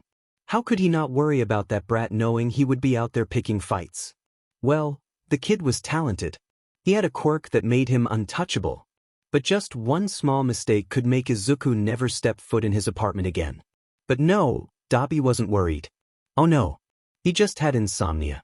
That's what he told himself. Because of course, then the little scumbag would probably end up coming in and putting the DMN TV on for hours. Dabi didn't ask questions. He'd needed the constant noise of something to not think and be able to sleep years ago. Over time, those ghosts of the past had gone quiet. Dabi liked to imagine they had never existed. It was easier to ignore. It was easier to forget. But there were people who often strived to destroy Dabi's efforts. The number 2 hero was impossible to avoid with so much news about his achievements. But no, it was 7 in the morning and Dabi didn't want to think of that ugly flaming face. No, he didn't want to end up with diarrhea from the indigestion that piece of crap gave him. Fuck. Izuku. Where the hell was he? At this hour he should already be back in the flat. Dabi had noticed from the start that the kid was avoiding that time frame. Just when the kids and teenagers had to go to class. Dabi wasn't an idiot. He knew Izuku had run away from home. Only an idiot wouldn't notice. Who would spend their days hanging out with a burnt piece of meat like him out of their own will. Well, Izuku. No matter how much Dabi tried to distance him, the kid kept coming back. But as he said before, Izuku was like a stray cat. And stray cats don't get adopted. They adopt you. One day they appear and decide to stay. Sometimes they decided to go away for hours and didn't know where they were going. Demon stray cat. Dabi turned again in his bed. Fuck. What if something had happened to him? No, Dabi gasped. The kid was fine. He had to be. Better think of something else. Endeavor. No, something else. There were many more topics in the world than Izuku or Endeavor. Come on, Dabi, think of hot guys. Think of a blonde. Yeah, just like he liked them. That older. With his CC suit, a low serious voice saying good boy. Fuck. No, it wasn't the moment for his daddy issues. Something moved in the living room of the apartment. There was a flurry of things and a sound of something breaking against the floor. Then he heard a shaky sorry and someone was crying. Izuku was back and he was crying. Dabi threw away all the blankets over him and quickly got out of the room to look for his green bean. He didn't know what to expect and that scared him. In a single second he could think of Izuku wounded in a fight. A broken Izuku? He would burn whoever put a finger on his cat. Not even ashes would be left. There, from the door of his bedroom, he could see a trembling Izuku crouched on the floor. He was shaking while trying to pick up the fragments of one of the lamps in the flat. I'm sorry. I'm so sorry. I'll clean it up. I'll buy a new one. Dabi crossed the small living room quickly and crouched down by his side. He started to pick up the sharp pieces of porcelain quickly, taking them away from Izuku's hands carefully. It doesn't matter. It's a stupid lamp. Are you okay? Izuku was shaking. No, the kid was not okay at all. Looking closely, Dabi could see that Izuku had an agitated breathing. His eyes were unable to focus. He was still apologizing even after Dabi had dismissed the lamp incident. The kid couldn't even finish a single phrase. It was clear that something had happened that had upset Izuku so much. Dabi didn't see any wounds, and that at least was a relief. He was scared to think of what the other possibilities could be. Had the police caught him? Had someone scared him? Had they? Izuku, look at me. Look at me, leave that. He embraced his hands between his. They were trembling over his burns. The kid seemed to have a lost sight. I don't care about the lamp. Dabi cut him off with determination. What happened, Izuku? The boy shivered and it seemed like he had trouble breathing. Nothing. Bullshit. What happened? Izuku gasped and backed away from Dabi. Fear was in his eyes, and yet they seemed to desperately seek out Dabi. And nothing. Pipsqueak, don't lie to me. You're not all right. Tell me what happened. I can't help you. Dabi saw the moment Izuku snapped. You can't help me. Why the hell are you always telling me the same thing? You can't. Ah. The scream that came out of Izuku's lungs betrayed his rage. Dabi was taken aback. How could he not be when Izuku was the ray of sunshine? But even rays of sunshine had cloudy days. Hey. Breathe. The boy gasped. I can't. Dabi tried to grab his hands without thinking. He could barely hold the teenager's wrists. He was so out of control he couldn't control his tangibility. Dabi tried to grab his wrists whenever he was able to touch him. He didn't do it with force. He tried to be gentle. A gentleness he didn't have in his day-to-day. Not even with himself. Izuku, I'm here. I'm just right here. Izuku's voice broke into a pained whimper followed by a flood of tears he buried into Dabi's chest. Izuku was letting Dabi touch him. He needed to feel the fire Quirk user's warm skin. He needed to hear his heart beat to be able to calm down. Dabi did his best to hold him firmly against himself while rocking him gently. Dabi didn't know what to do. He just tried to imitate what Fukumi would have done years before with him, rubbing the boy's back in circles until his sobs calmed down. He was too worried about Izuku to notice his skin was cold in comparison. Though being honest, everyone seemed much colder in comparison. Besides, right now, the brat was all that mattered. I'm okay. Izuku whispered with a hurt voice against his chest. Dabi took it as a sign to stop hugging the boy. Still, he did not let go of his wrists. He was afraid that Izuku would disappear in a breath and never come back. It was terrifying to think of all the influence the boy had had on his life and the fear that he would be gone. He sometimes got the feeling that Izuku was nothing more than an unreal dream, like a fairy godmother sent to this world to help him.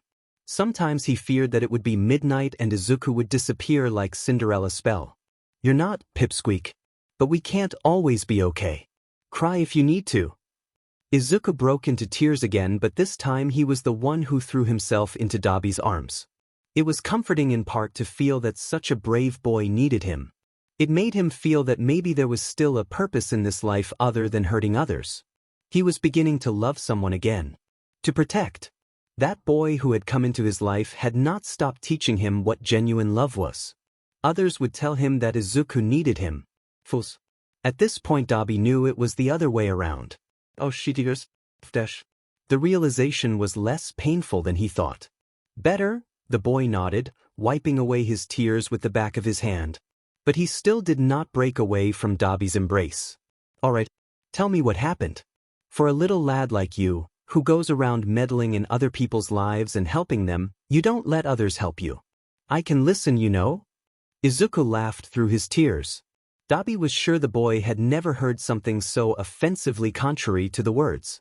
Izuku needed time to catch his breath. I saw someone from my past. Dabi tried not to laugh. Past? This kid barely looked 12. Someone bad? To his surprise, Izuku nodded against his chest. Dabi reaffirmed the embrace of his child. Did he do something to you? Dabi asked, trying to hide the murderous craving inside him that would end with anyone who tried to do something bad to his child. Damn it, now he was his child. Izuku shook his head. Well, he didn't see me. But I saw him. And it terrifies me. Because he wasn't alone. Sniff. Dabi was confused. Who was this him? You know you can tell me. I can't. You wouldn't understand. He's super powerful and I'm nothing. If I disappeared, it wouldn't matter. Izuku, you matter to me. If you disappeared, I would go look for you even under the rocks. You hear me? Never before had a threat felt so warm. Thank you. Don't thank me, idiot. Trust me. At least a little bit more. You know, I'm the grown-up here. Sometimes it's a bit humiliating that you don't trust me more. I can relate more than you think, Dabi confessed. When I was born, I thought I was meant for something greater, you know. Well, Mayan donors taught me that I was meant for be the next, something greater. That I was born for that. I was made for that. They showed me the best life possible. And when my quirk started to affect me, well, everything became a broken dream. I was rejected as anything as a dog. Well, I discovered for the first time that my house was more like a jail than a home. They didn't care about me. They just wanted to hide the failure I am. They threw me away at the first chance they got. And Dabi sighed. God, he hadn't confessed to anyone about this. It hurt. Even now. I wasn't a son. I was a weapon. Only made to hurt others. But you showed me how to care. Izuku, I care about you because you showed me how to care. So, I'm a bit raw in so many ways, but let me try to care about you. Let me try to be a big brother who cares. Talk to me. His heart was squeezed. He had just let it all out and he couldn't even blame it on being drunk. He had opened his heart up and now he was scared to look at Izuku. He was afraid that his feelings would scare the kid. He was afraid the kid would run away. Was that what was called rejection? No, Dabi, stop. It's not the best time for panic. Get your sheet together. Thanks, Dabs, Izuku said in a soft and worn whisper just in his ear. Both of them waited in silence, thinking about how they felt. For a moment Dabi could notice the warm heart of Izuku healing. He felt how Izuku became more lightweight. They were in silence, but it was a comfort kind of. Izuku finally moved away slightly to be able to look Dabi in the eyes. There were no tears in them. They were red and irritated from so many tears, but his green eyes looked calmed. I was born so different. I was quirkless. Not really. But I thought I was quirkless until, well, 7 months ago? More or less. That testimony was a breath taken. Of course, Dabi didn't need to ask more. Since he had run away from home at 12, he had been bouncing around the lowest of the low. And among the lowest of the low were located the quirkless. Especially the younger ones. Now it made sense that a kid like Izuku would want to run away from a house that was not a home. He couldn't help but imagine Izuku as his brother. Endeavor would have killed him. He was sure of it. He couldn't help but imagine what it would have been like if instead of Shoto, Izuku had been his brother. How it would have been growing up with someone with such a kind heart that would stick to his leg constantly. Someone to fight for a better place. Dabi wanted to give him something better than an abandoned room in an old karaoke. He would have to look for a place to pay rent. In fact, did Izuku always wear the same clothes? And food. He would also have to buy food. Would it be too much if he tried to get him to go back to school? Oh gosh, was he sounding like a father in his head? He was too young for that kind of sheet. Izuku shuddered. Do you hate me? Oh no, he hadn't said anything in all that time. No. He almost shrieked, his voice turning into a squawk by the sudden nervousness. Dabi took a deep breath. Focus, he told himself. I don't hate you, Izuku. I care for you more than I would like to admit to myself. Don't be silly. It doesn't matter to me if you have a quirk or not. Although maybe without a quirk I'd be a bit less cocky, he joked. Izuku laughed in relief. I couldn't guarantee you that last part. Dabi ruffled his hair. No, of course not, Dabi laughed. Izuku took a breath and hugged his own legs. I met someone who was very important to me. Someone who I thought would accept and support me even without a quirk. Let's just say he let me down in more than one way. And I know he won't even remember my name or face, but he has found someone else. Dabi felt very identified. Too much. But this was not about him. Well, and you found other people too. I don't know what strange relationship you have with that pro-hero or what basis you have with Toshi, Dabi teased on purpose, doing a heart with his fingers. Dabi! Oh God, are you blushing? Dabi was forced to stop by Izuku and his feet on him. I stop, but I mean it. We are here. I don't know about those losers. But I'm right here for you. And with that, Izuku started crying again. Dabi received another hug from his spoiled brat. Is crying rivers a part of your quirk? The kid laughed nonstop while still crying. Those were tears of happiness. No, it comes with my end. Something always had to go wrong. Well, in Hitoshi Shinso's life that was considered 80% of the time. The remaining 20 could be reduced to cats, cat memes, heroes, and Izuku.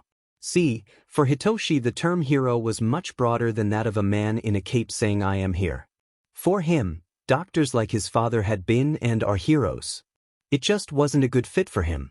Hitoshi had too much pent-up rage to dedicate himself only to care. He was more of a fighter, he told himself. That's where the heroes came in. See, Shinso didn't feel like going out on the streets with a cape and thousands of people greeting him. No, he didn't have the emotional energy to imagine himself as a hero like All Might or Hawks. No, he had a different perspective in mind. Hitoshi was cold and calculating. If he wanted something, he would get it sooner or later. He was resilient. He would be a pro-hero like Eraserhead. There wasn't much about him on the internet. In fact, there wasn't much about underground heroes and that. Well, Shinso would be one of them. He just had to pass the UA acceptance exam. That's what he was telling Izuku as they walked down the streets. An exam like that is really hard for someone who doesn't have flashy quirks, he explained to the boy as if he had no idea what Hitoshi was talking about. Strong and flashy quirks always prevail. Izuku, beside him, shrugged. Today he was quieter than usual. Hitoshi wasn't going to mention that he was sure his friend had been crying. If he needed to talk, Toshi would be there for him. If he had to wait, he would wait. There is always a way. Hitoshi rolled his eyes. It's not that easy, he said sarcastically. I've been studying for these exams for months. I'm at a disadvantage no matter what I do. If I use my quirk, I'll be called a villain and stealing positions away from other candidates. I'd be taking away someone else's chance. Hitoshi was firm and maybe a bit ruder than he intended. He had been studying for these exams for months, and he knew he would be at a disadvantage no matter what he did. If he used his quirk, he would be labeled as a villain and take away a chance from other candidates. Izuku affectionately bumped his shoulder against the other. He didn't like when his friend got so down. You're being too negative, Toshi. I'm sure you'll pass the exam. Sometimes you just need to look at things from a different perspective, you know? Hitoshi rolled his eyes. If only it were that easy. Hitoshi sometimes thought that Izuku was still living in a world of rainbows and sunshine. No, you need to be realistic and have a plan B. Hitoshi's smile spread from ear to ear. And a plan C, D. Izuku whistled in amazement. You're amazing, Toshi. Hitoshi did his best to not blush. Obviously he failed. If I don't get into the hero course the first time, I'll go into the general course. If I prove I have the skills to get into the hero course during the sports festival, they'll have to recognize me. And if not, there are 3 other schools I can try. The two stopped their walk in front of a convenience store, right where the surprise ball machines. Izuku wanted to see if they had put anything new in since the last time they were here. Why not just go straight to the other schools? Hitoshi thought to himself, oh Izuku, if only you knew. UA is close by. Plus, UA has Eraserhead, so I'll have a minimum chance to learn about the underground. His friend seemed to purposely divert his gaze towards the gacha machines. Did you know he liked cats and always had treats in his pockets for strays? What? Hitoshi asked, confused by the change of topic. Nothing. Oh look, they have a fat gum one here. There's also Hawks and Endeavor. All Might was never mentioned. That was something Hitoshi had noticed over time. Hey, that if I'm boring you with. Izuku stood up faster than Hitoshi thought he could be capable of. He grabbed his hands and looked him straight in the eyes. Oh man, where was his voice now? Never. You don't bore me, Toshi. You're one of my most precious friends. Hitoshi. Shinso wanted to die. He wanted the ground to open up and swallow him. His heart felt like it was fluttering in his chest. Izuku, you're my only friend and I'm scared of tiring you out with my stuff. No, never, the boy promised. We can talk about something else. I don't know. What are your plans? Now that he thought about it, he had never asked. Not that he knew much more about Izuku than what the boy let him see. Izuku's eyes lost their sparkle for a moment. I don't know. I don't even know what I'm going to eat tonight. Isaac. A bag full of food fell inside the grocery store, followed by the door of the store opening suddenly. Izuku Midoriya, you are under arrest. Both teens were surprised. In front of them was a man in a trench coat holding a gun, pointing it directly at Izuku. No, Toshi wouldn't allow that. He grabbed his friend's hand and tried to pull him behind him. Izuku, however, gently squeezed his hand and after a guilty look he said, Sakachi, shouldn't you be working right now? He was calm. They were pointing a gun at him and he was calm. Beach, what? I have days off, Midoriya. I also need to get groceries. The man answered while taking out some HNDCFFS from his pocket and throwing them at Izuku. Put them on. The boy grabbed the HNDCFFS and looked at them. He had a face of playing with them instead of putting them on. Where did that confidence come from? This wasn't the same boy who faced Hitoshi's bullies trembling. No, this boy was calm in front of a loaded gun. He even smirked. So, if it's your day off, Naomasa, you can't arrest me. Besides, I'm not doing anything wrong. The detective snorted at those words. Hitoshi was completely frozen. Put the HNDCFFS on, Midoriya. I'm going to drag you to the police station whether you like it or not. His surname was Midoriya. Midori. Of course it would fit him with a surname like that. The small and scrawny boy looked at the police officer with an overwhelming assurance. Lower the gun, Tsukachi. You're scaring a lot of people, Izuku scolded. What the f was happening? The HNDCFFS, Midoriya. I won't say it again. The boy sighed and rolled his eyes, putting the HNDCFFS on his wrists and tightening them. Satisfied? The detective made sure they were secure before lowering the gun and holstering it. Eraser won't believe me when I tell him how I caught you, he said. Eraser? Police badge? Hitoshi was in shock. Well, that's a bit presumptuous, Naomasa. Izuku's smile only grew wider as he raised his hands, showing his cuffed wrists to the man. Suddenly the HNDCFFS slipped off, falling to the ground. Learn to leave the job at the door on your days off. See ya. And Izuku had disappeared from the spot. Completely vanished. Like he had never been there in the first place. Hitoshi was on the brink of a panic attack. He didn't know where to start expressing everything he had seen. He had to be logical. Get out of the trouble. He couldn't end up in the police. His foster parents would kick him out. And if they kicked him out even before entering UA, he would have no future. And if he had no future, he would end up being a villain. And if he ended up being a villain, everyone would be right about all those years of abuse. And if they were right. Hey kid? Are you listening? Hello. Hitoshi panicked. Hitoshi tried to run away. The man was faster and grabbed Hitoshi's arm, holding him in place. Hey, stop. You're not in trouble. You can't go yet. Hitoshi lost his balance due to the pole and hung from the policeman's arm. What was going to happen now? He couldn't be stopped by the police. If they arrested him, he would never be accepted into any hero school. Not UA. Not Ketsubatsu. Not Shiketsu. He would have no future. Hey kid? What's your name? Hitoshi gulped. What was his name? Right. Of course. Shinso Hitoshi. He had given his real name. Think, Hitoshi. It's not like he could lie to the police. All right, I nay. Am I in trouble? He cut off sharply. The man tried to smile to bring some peace to the teenager. No, no. Can I leave? No, I'm afraid not. I need you to come with me to the police station to answer some questions. Something always had to go wrong. But of everything he could imagine, like a scolding in class, or his foster parents ready to make a scene. But ending up being escorted by a police car to a police station was not how he imagined spending the Friday afternoon. He had often imagined himself in the back of a police vehicle. Unfortunately, it was just as terrifying as he had imagined. Less than half an hour later, Hitoshi was sitting in a private office full of papers and a couple of empty coffee cups. It wasn't what he had imagined. There was no interrogation room with a metal table and a double mirror. No, there was just a man serving himself another cup of coffee while trying to clear the papers on the table. I'm sorry for the mess. I didn't expect visitors today. Shinso put on an onion face. Well, I didn't expect to be kidnapped either. But here I am. The man sat in the chair. This isn't a kidnapping, Shinso. I'm Detective Naomasa Tsukachi. I brought you here to ask you some questions about a case I'm currently working on involving your friend Izuku Midoriya. Shinso went to plan B.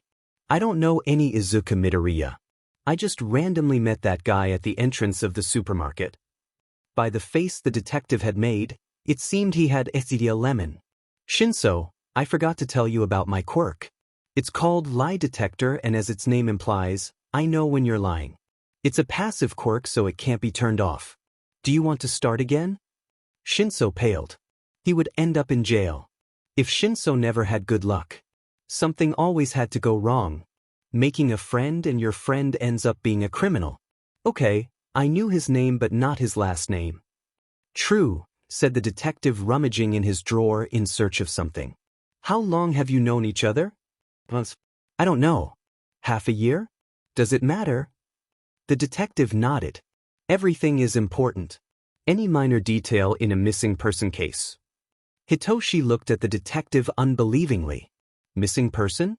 Missing person like the picture in the milk carton, or missing person as in I'm not here anymore? Because I think his quirk made it pretty clear that he knows how to disappear. Maybe some of the surprise he had taken at discovering his friend's quirk had filtered into his voice. They had never talked about it. Never. But God, quirk like that would be incredible for the hero career. Disappearance as when a minor disappears from his home for 7 months and has many adults worried. Is he living with you? Well, he had discovered a new, even deeper shock. Missing.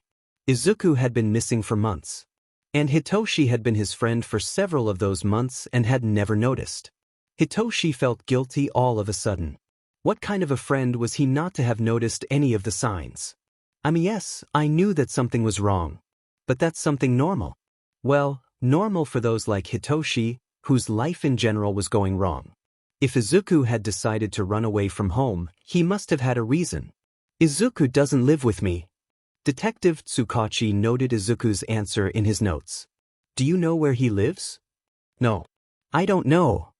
God, how come he had never accompanied him home? Well, neither of them had ever gone to the other's house. Do you see each other often? Almost every day. He accompanies me home. We spend some time together and that's it. The detective Tsukachi frowned. Do you help him with his nighttime activities? If the blood in Hitoshi's face had returned, now it definitely left him paler than milk. Izuku. Night activities. Does Izuku prostitute himself? The detective blinked in surprise and confusion. No. We have no indications of that. I mean his acts as a vigilante. Hitoshi felt he could breathe again. Vigilante? Are you sure? Izuku faces my bullies trembling. He looks like a trembling chihuahua. How can he be a vigilante? The detective blinked in surprise. Were they talking about the same guy? Then a memory came to Hitoshi's mind. Right, the first day when they had met. Hitoshi was shocked to hear what Izuku had said. Well, mostly minor villains. Kemlers, smugglers. I once chased a RPST who used to hunt in a disco. Now they give me free shots, but I don't drink alcohol. He couldn't believe it was true. Detective Tsukachi showed him the folder with Izuku Midoriya's name on it. It was full of papers and lots of pictures of Izuku in the middle of his nocturnal activities. This was not the same timid boy. He had become a menace to society. The detective closed the folder before Hitoshi could read more than necessary. Midoriya disappeared one night from his home, and since then he has been making a name for himself as a vigilante. His mother is worried. He risks his neck every day in a stupid way. And you, Shinso, are the first lead of what Izuku Midoriya does when he is not being a vigilante. Shinso felt constrained. Izuku was his friend, he told himself. He wouldn't betray him, no matter how many secrets he kept. Shinso had his own secrets too. I'm not going to help you put him in jail, said Hitoshi defiantly. The detective sighed, exasperated. We don't want to put him in jail, Shinso. We're concerned about his well-being. At that, Shinso laughed. Sure, well-being. He had heard that phrase so many times from police officers, foster parents, social workers, and it always meant the same. We just want to get rid of the problem so it won't bother us. Well, good luck with that, he thought. Look, detective, you can't force me to answer anything, he said confidently. He gave a faint smile. Actually, I think I have the right to leave. And with that, the detective gave no response. Hitoshi had won. He got up and grabbed his backpack. If he hurried, maybe he'd have time to find Izuku before curfew. Shinso, wait, the detective called out. Hitoshi turned around to find the detective handing him a card. If you change your mind or need help, call me. The boy took the card with little conviction. Just to be polite, he didn't throw it away right then and there. He put it in his pocket. Whatever, he said and turned to leave. But the detective called him again. Shinso, wait. One of my agents will take you home. And with that, Hitoshi Shinso's world shook. Because for Shinso, something always had to go wrong. Izuku was panicking for the second time that day. He had run away and, to be honest, it felt good at first to outsmart Tsukachi. But then his mind reminded him that he had left Hitoshi behind. He didn't do it on purpose. He was just too used to being caught alone or with a previously captured villain when situations like that occurred. Not with a friend. I mean, they had never seen him with Dabi before. And the truth was, with Dabi, he would worry more about him not trying to roast any police officer. So there he was, remembering that he had friends. Real friends, unlike Kaken. And he had left one of his best friends at Naomesa's mercy. So with that realization, he had started to panic. Do you have a coin? I need to make a call. Do you have a koi? 10 minutes later, and with about 30 frightened people, Izuku had gathered enough coins to use a payphone. He had to be fast. He had to. Who is it? If it's someone trying to change my electricity company, I swear I'll. Eraser, Izuku said, relieved to hear the pro-hero's gruff voice on the other end. Problem child, Aizawa instantly recognized him on the line. Are you okay? Did something happen? Are you hurt? Izuku snorted, offended. I'm untouchable. I'm offended you even think. I'm going to hang up, Eraser cut him off. No. I need you. Someone needs you, he quickly reformulated. My friend. Eraser, I need help. Tsukachi has my friend. He didn't do anything. And? Problem child. Be clearer. Organize your thoughts. I can't understand you. Oh, right, Izuku felt super pathetic. Eraser sighed on the other end of the line. Start from the beginning. Izuku took a deep breath. I was talking with my friend. And? Talking about hitting people? Robbing? Or? Talking about everyday life. Eraser, believe it or not, sometimes I live a normal life like the rest of the universe. I doubt it. Eraser. I'm serious. My friend needs your help. Naomesa has taken him to the police station. Toshi hasn't done anything. He doesn't know. He. Naomesa? Detective Tsukachi? Yes, that's the one. Naomesa. He is my friend. A teenager who has never broken a dish in his life. In the police station. Just because he was talking to me, the guard explained hurriedly.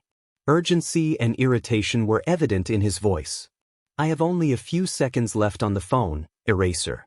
Toshi can't pay for my mistakes. I'll see what I can do.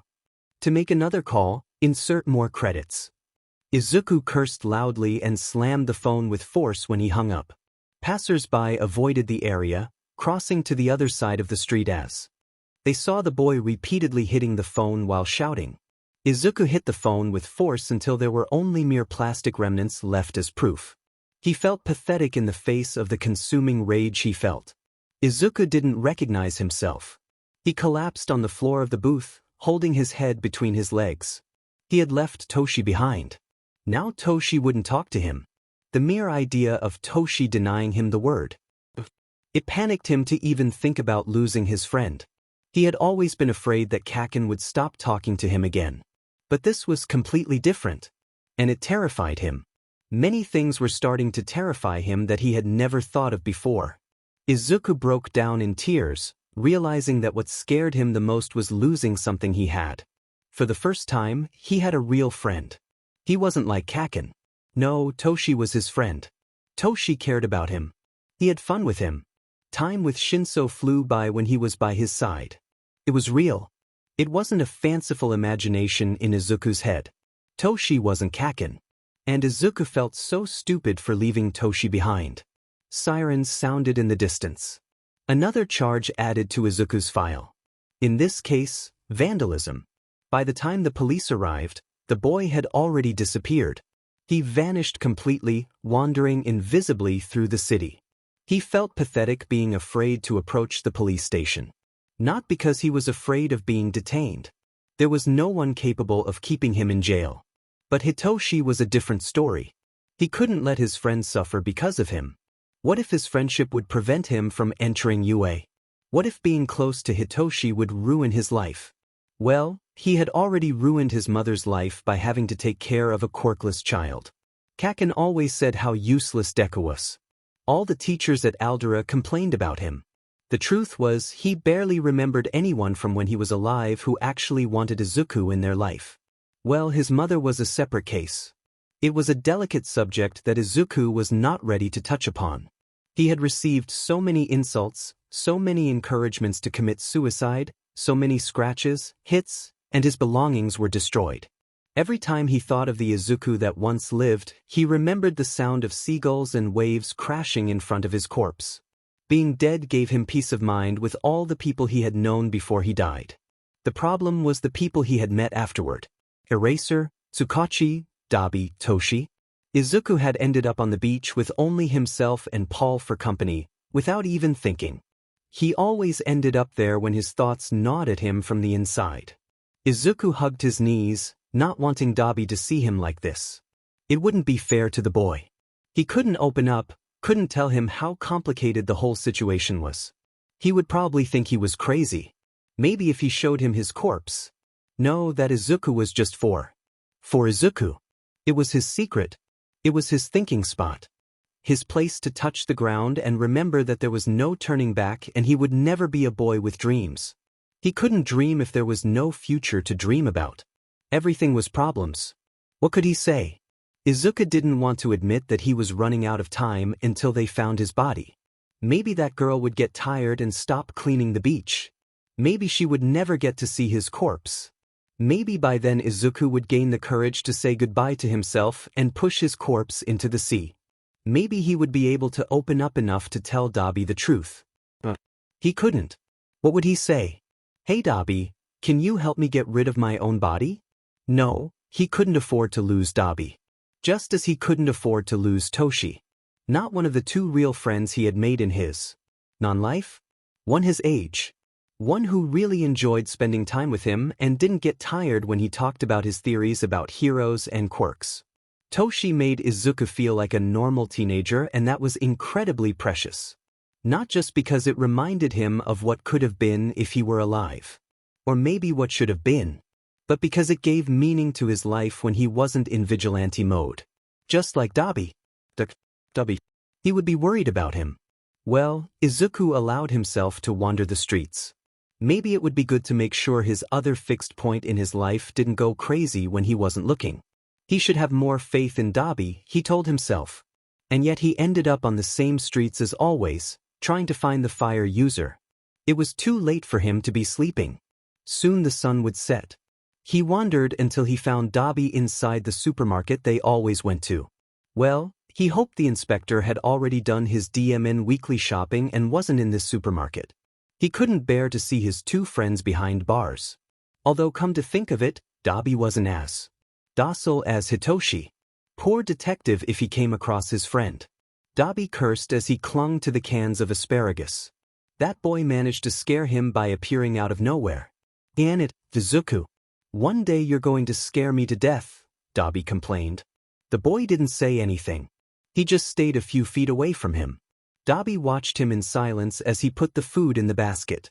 Taking something for free was impossible with Izuku present. The boy wouldn't even let him commit a single crime on his watch. Izuku followed Dabi in silence and under his watchful eye.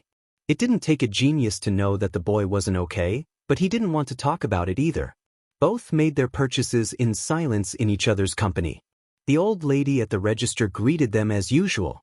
It didn't matter to her whether they were a hero, a villain, a vigilante, or a cat, as long as they had money. She didn't care if they showed ID to buy alcohol or not. That was the reason why Dabi had started shopping there in the first place. Izuku took some of the bags, and as they were on their way home, Dabi decided to speak up. "Are you going to tell me why you're so depressed? Do I need to go back and buy ice cream? Or is it more of a break someone's legs kind of thing?" Izuku snorted at Dabi's words. "Tell me it's more of the second kind because I'm not used to the first." Izuku kicked Dabi's shin without putting any real force into it. "I screwed up," Izuku confessed. "I'm the one you should be breaking the legs of." Dabi raised an eyebrow, glancing at his stray. "I tried that the first night we met. It didn't go well," Dabi said, kicking Izuku's shin in return. "Dabi, I'm serious. Up big time." Both stood still in the middle of the street, staring at each other. "Is someone dead?" The question took Izuku's breath away. Technically, someone was dead, but it wasn't that. "No," the boy lied. "They found out that Toshi is my friend. They took him to the police." Dabi raised an eyebrow, and after a long moment, he simply slapped Izuku on the back of his head. "Oh, that's what it's about?" Dabi picked up both his and Izuku's bags from the ground. "Because you're an idiot. Have you talked to Toshi yet?" The way Izuku avoided his gaze was answer enough. "Idiot," Dabi decreed. "Go talk to him. Apologize for being a vigilante behind his back. Talk to people. For someone as brave as you are to fight against the rest, you're pretty cowardly when it comes to speaking up." Izuku opened his mouth to protest, but no, he couldn't. Dabi was right. "Go," Dabi ordered decisively. Izuku opened his mouth to say something, but Dabi didn't let him speak. "Nothing. Move your feet. One after the other. Like this. Go talk to him. And if all else fails, I can help you get him out of jail. Or get rid of a body," he joked. He joked without knowing that Izuku would actually consider that proposition very seriously. With pride and patience, Dabi watched as the teenager made his way down the street to confront his demons. Now he would have to carry the groceries home alone, which seemed logical given how little Izuku ate. He had never stopped to think about how the boy fed himself. Although, like a stray cat, he was sure he had other sources of food hidden away somewhere. With that freckled face and round cheeks, he probably charmed old ladies into giving him food. "Excuse me, do you have a minute?" Dabi turned to find himself face to face with a tall man, despite his hunched posture. He had very pronounced features, as if there were barely any bones left. He had blonde hair falling in front of his eyes, and piercing blue eyes that met Dabi's own blue eyes. What do you want?" "I don't have any money." The man seemed hesitant. No, it's not that, young man. The boy from a moment ago." "Oh, of course. Let me guess that he saved you and now you want to thank him?" Dabi sighed. He could be a bit rude when he wanted to be. And sometimes even when he didn't. "It's not." "Look," Dabi interrupted, "he doesn't do it for thanks. He helps others because he wants to. If you want to repay him, just leave him alone. Help someone else. I don't know.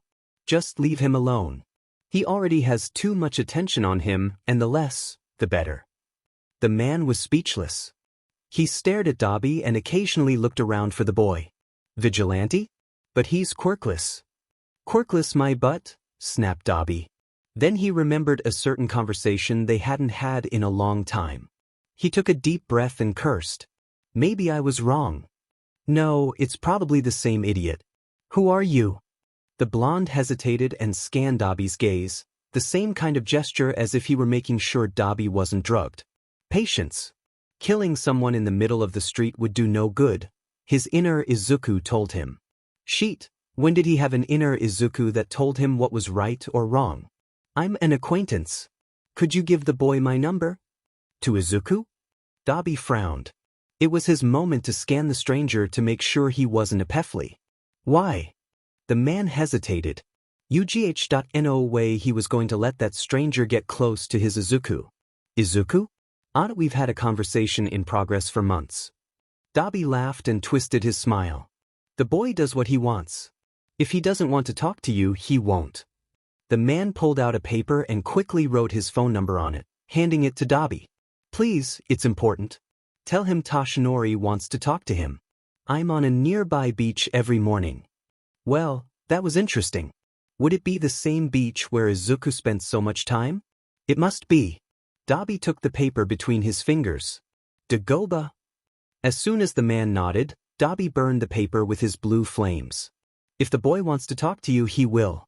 And if not, then not. With that, he turned to continue his way. He didn't stop, ignoring the man's pleas. Dobby would mention the encounter to Izuku if he remembered to do it. Dobby sighed. He still had to get home, eat, and get ready for work. It was strange to have a routine. But it was good. Different. But good. He just hoped that at the end of his shift, Izuku would appear with a smile on his face. He was 3 blocks away from Shinso's house when Eraserhead greeted him from one of the rooftops. Izuku sighed and cursed before climbing the 5-story stairs to meet Eraserhead. It wasn't glamorous at all as the boy reached the top and pushed his torso, ending up rolling and falling onto the rooftop. Eraserhead had a fixed gaze on the wall. Izuku could see how he was using all his concentration not to laugh at him. The teenager straightened his clothes and brushed off the dust. Only then did he notice the smirk on the pro-hero's face. Don't laugh, demanded the boy. Eraser, on the other hand, only widened his smile. No, I'm not laughing. I didn't see you climb like a fish out of water. How you didn't end up dead is a mystery to me, admitted Eraser with an amused voice. Izuku, in turn, mimicked the pro-hero's words while making teasing gestures. Me, I'm an eye lying. I didn't say ye climb leaky eye fish if witter, blah blah blah. Eraser, on his part, threw something at him without warning. Instinctively, Izuku moved away as if it were a knife. Only moments later, he squatted down in front of what turned out to be a chocolate caramel bar. Is this for me? Eraser sighed. Yes, problem child. I ran out of pineapples. Izuku gasped, turning towards Eraser with the chocolate bar in his hands. Paul likes his new home, by the way. The pro-hero raised an eyebrow as if doubting the boy's sanity. Could you show me that new home of Paul? Izuku shook his head, smiling. Nice try, Eraser. But no. Now, if you'll excuse me, I have to go talk to my friend. The one I swear is not a pineapple. Eraser grumbled. That kid. I think it's already too late to go today. I figured you'd show up. Izuku tensed, fidgeting with the bar between his fingers. Is Toshi still at the police station? No. By the time I called Tsukachi, he had already been released, the pro-hero reassured him. Being friends with a vigilante won't send anyone to jail, problem child. Izuku breathed a sigh of relief at hearing that. I must also apologize for the inspector's behavior. While it is his duty to capture you, he shouldn't have aimed his gun at you. The vigilante furrowed his brow in confusion. But I'm a criminal, Eraser. Sometimes I think you're the crazy one. Aizawa crossed his arms, putting on his poker face. Midoriya. You're a minor, he reminded him. Vigilante, the boy added with great pride. The pro-hero counted to 3 internally. You're still a minor. A headache who commits more illegalities than any other minor around. An unarmed minor in public. Why didn't you tell me? Izuku stepped back and sat on the edge of the building. The safety was on. I didn't think much of it. He didn't think much of it. Eraser muttered, repeating the boy's words for himself. You're quite a case, kid. Izuku smiled as if it were a compliment. Thanks. It's not a compliment, problem child. I made a couple of calls. Shinso Hitoshi's name won't appear written in any report. Izuku quickly jumped to where Eraser was and tackled him in a tight hug. The pro-hero tensed for a fraction of a second. Then, with some hesitation, he placed his arm around the boy's shoulders, embracing him. Thank you, thank you, thank you. I was so worried that Toshi would end up arrested because of me, or that he would have a record because of me, preventing him from being accepted into UA. I was so scared that because of me, he wouldn't be allowed to become a hero and that he would hate me. Well, I've been afraid that he won't talk to me, but… Problem child, breathe. I can't understand you if you speak so fast. The teenager moved away, completely embarrassed. I'm sorry. Eraser pointed to the small chimney on the rooftop. Sit down, we need to talk anyway. Oh. Izuku understood. You're going to give me the talk. Something in Aizawa's mind short-circuited for a moment. I'm not going to. Ugh, just what I needed. You're not going to tell me the usual about the danger of being a vigilante? Aizawa blinked, processing the information and showing clear relief on his face. Of course, yes, that talk. But it's not the usual, Midoriya. You're the strangest vigilante I've come across, and I've encountered many. Most of them hide their identity, you know? Even we heroes create an identity to safeguard our own and protect our loved ones. Aizawa lectured him. What would have happened if instead of Inspector Tsukachi, it had been a villain? Or someone who holds a grudge against you? The boy snorted and looked away. I would have disarmed them. The pro-hero massaged his prominent dark circles. I have his name, his age, his quirk, and his address, Eraser suddenly said. A villain wouldn't hesitate to use that against you, Midoriya. The teenager averted his gaze, slumping his shoulders at the weight of those words. He wouldn't be able to see Shinso. Not if it put him in danger. I won't get close to Toshi, he promised softly. I won't let anything bad happen to him. The pro-hero sighed in exasperation. No problem, child. Wear a mask or something, the pro-hero scolded him. Or better yet, stop being a vigilante and be a teenager who hangs out with other teenagers doing teenage things. Izuku's eyes widened in surprise. So, he could still be with Toshi? I already said yes. Izuku blinked, not even realizing he had said it out loud. Now let's go. We're running late. The vigilante took a step towards Eraser and then stopped. Wait, late for what? I'm not going to turn myself in. Eraser flashed a sadistic half-smile. I know, but you can't escape paying your debts. I've called in too many favors, and now it's time for you to honor our deal. Come on, we have a long way to go. But don't tell me you're now afraid that we found a way to keep you in check. Izuku laughed. No, that would never happen. He simply raised his middle finger and started following Eraser through the city. The hero didn't give the vigilante a moment to catch his breath. It reached a point where Izuku followed without really thinking about which direction they were heading. He was too focused on where to place his foot, how to use his quirk to shorten distances between buildings, how to ascend from one height to another without losing sight of Eraser. Well, he was going so fast without thinking that when the pro-hero abruptly stopped, Izuku had to rely on his ability to avoid colliding with him. Instead, he ended up passing through the pro-hero and falling to his knees. Being in the visible and tangible world exhausted him. Being invisible like the ghost he was helped him regain energy. Yes, Kido, looks like you're a little You have longer legs. Izuku defended himself, getting back on his feet. Not needing to breathe meant that at least he wasn't left panting with his tongue hanging out. Eraser smirked again, as if he enjoyed the suffering of others. It's not my fault you're pocket-sized. The fence. Izuku gasped. I have a perfectly normal teenage body, thank you, Izuku stated. Eraser's head laughed in response, a dry and raspy laughter. I'm leaving, Izuku stated. The pro-hero stood in the way of the boy, but nothing could really stop him.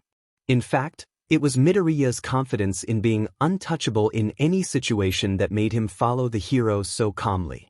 Well, Both the hero and any Pefli. What was the worst that could happen when you were already dead and could disappear at will? In the best-case scenario, it satisfied his curiosity, and in the worst case, Tsukachi ended up with another Pefli behind bars. A win-win situation. Well, with the exception of the detective himself. Izuku didn't like being left alone with the detective. It was dangerous, not because he might get arrested, but because of the agent's quirk. Izuku couldn't afford for them to discover the truth through his lies, and Tsukachi was an expert at that. Izuku looked at Eraser defiantly, and the man didn't hesitate. "You owe me a debt. And I'm going to collect it tonight," Aizawa reminded him with a cruel smile. "Besides, we're already here." Curiosity and a sense of duty got the better of Izuku. Muttering incomprehensibly to himself, Izuku shrugged and let out a long sigh. Fight 3 yen. The pro-hero's smile widened. With a hand on his shoulder, he directed him towards the entrance of the building. Izuku was thinking about all the possible punishments that could be waiting for him. Part of him believed that Aizawa was probably taking him to a safe house to have a conversation with Nizu. Izuku felt proud to be able to say that he himself was a mystery worthy of the great rodent god. The mere idea that it could be Inko. No, his mother was out of the table. Aizawa knew that. Instead, his jaw dropped when he opened the door to the apartment and saw a fluffy cat running towards them meowing. Not only that, it was a home's hallway. A real one. Not a safe house. Izuku could see the shoes placed on the shoe rack, the marks on the wood from repeatedly leaving the keys in the same place. Just like Aizawa was doing. It was a habit. "Are you going to ask me to do your laundry or?" Izuku asked. Aizawa looked at him thoughtfully, as if he were actually considering the possibility. "Not today. This is going to be much worse," the hero assured him with his most sadistic smile. "Oh, it's going to be worse. And remember, be nice. Goodly nice, not bitchy nice." Izuku was about to open his mouth to complain when he heard the sound of footsteps approaching. The rest happened in slow motion in his memory. The echoing of the steps getting closer down the hallway. The tall shadow before the figure appeared. The ear-to-ear smile and the bright, excited eyes like a dog that had just seen its owner come home. "Sure, you're back. Is this the famous green bean?" "Hello. I'm present, Mike," Izuku blurted out in surprise. The blonde nodded, smiling and radiating excitement from every pore. Before him stood present FNG Mike, dressed in casual attire. Izuku was surprised by how long present Mick's hair could be when it didn't have 3 kilos of hairspray and extra strong gel. It looked odd to see him with his hair down. He was wearing jeans and a t-shirt promoting his own radio show, "Put Your Hands Up." "Yeah, kiddo. I've already started with dinner." Show the green bean around the house. We don't usually have many guests." And just like a tornado, a force of nature, he came and went. Eraser, who had picked up the cat at some point, leaned toward Izuku with a sadistic smile on his face. "If I were you, I'd make sure there are no pineapples around the house," he whispered as if warning him of a disastrous threat. "Just saying. Neither of us is a good cook." Aizawa entered the apartment with his maniacal laughter while petting his black cat. Izuku briefly considered that the pro-hero would make a good villain in a movie.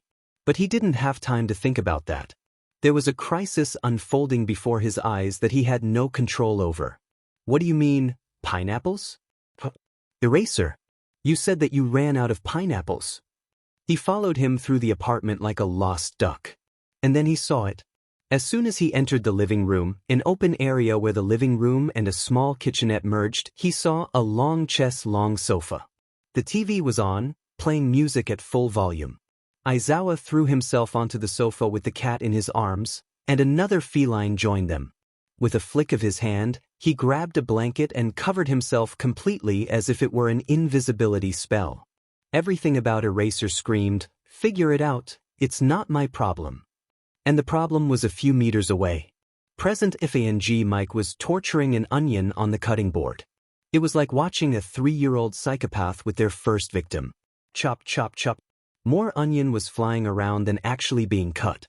Something seemed to be burning, and somewhere in the kitchen, there was a tablet playing a YouTube video of a recipe. It was an atrocity. "The food will be ready soon."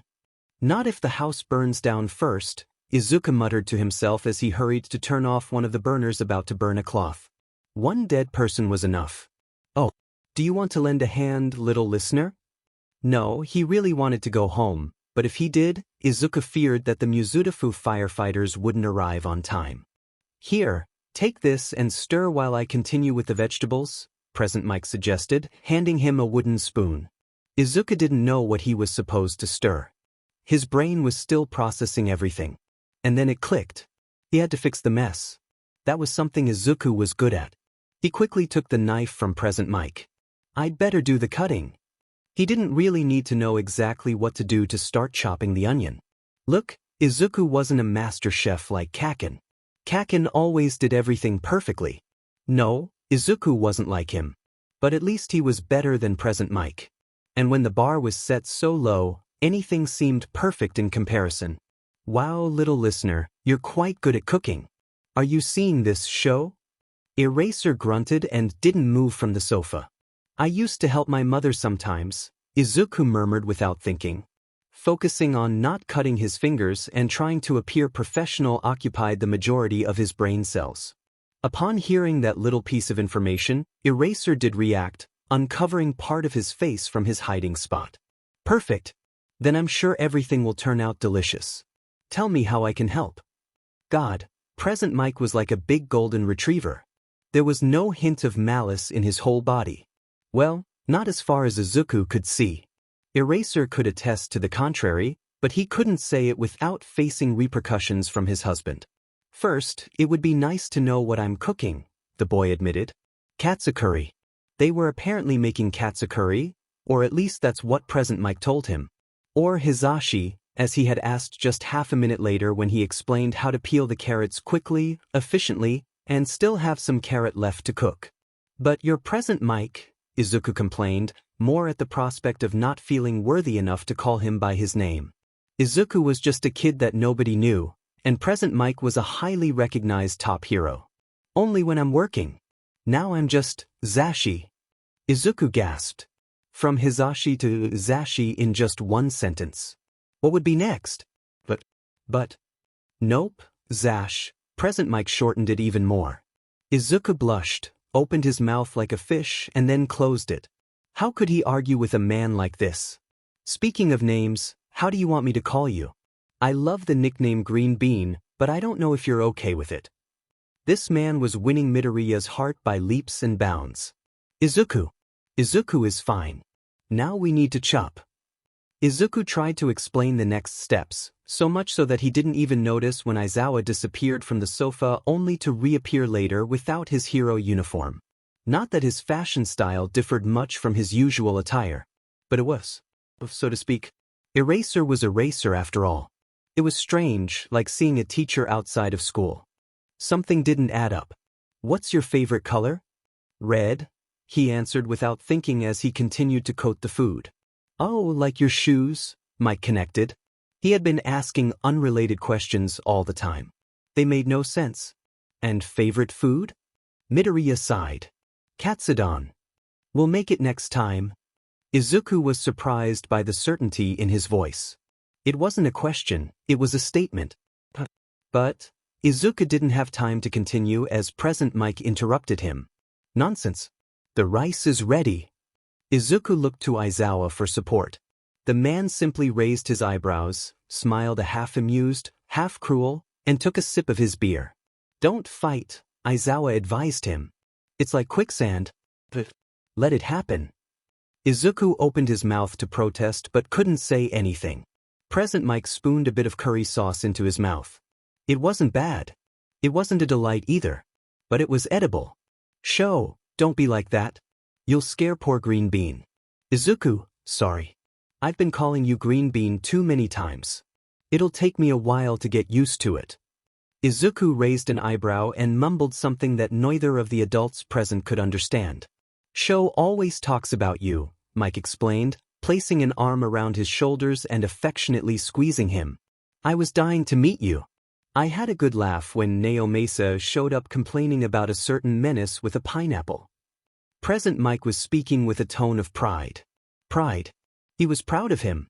Oh man, Izuku would do anything for this man. "The food is ready," announced the vigilante. Aizawa served the dishes and with tremendous agility began carrying them to the coffee table. It's not like they were used to having a dining room in that house. Izuku found himself pushed, without really resisting, by Hisashi. "But I'm not who?" "Nonsense, problem child." Izuku sighed. How could he explain to them that as a ghost, he didn't have hunger?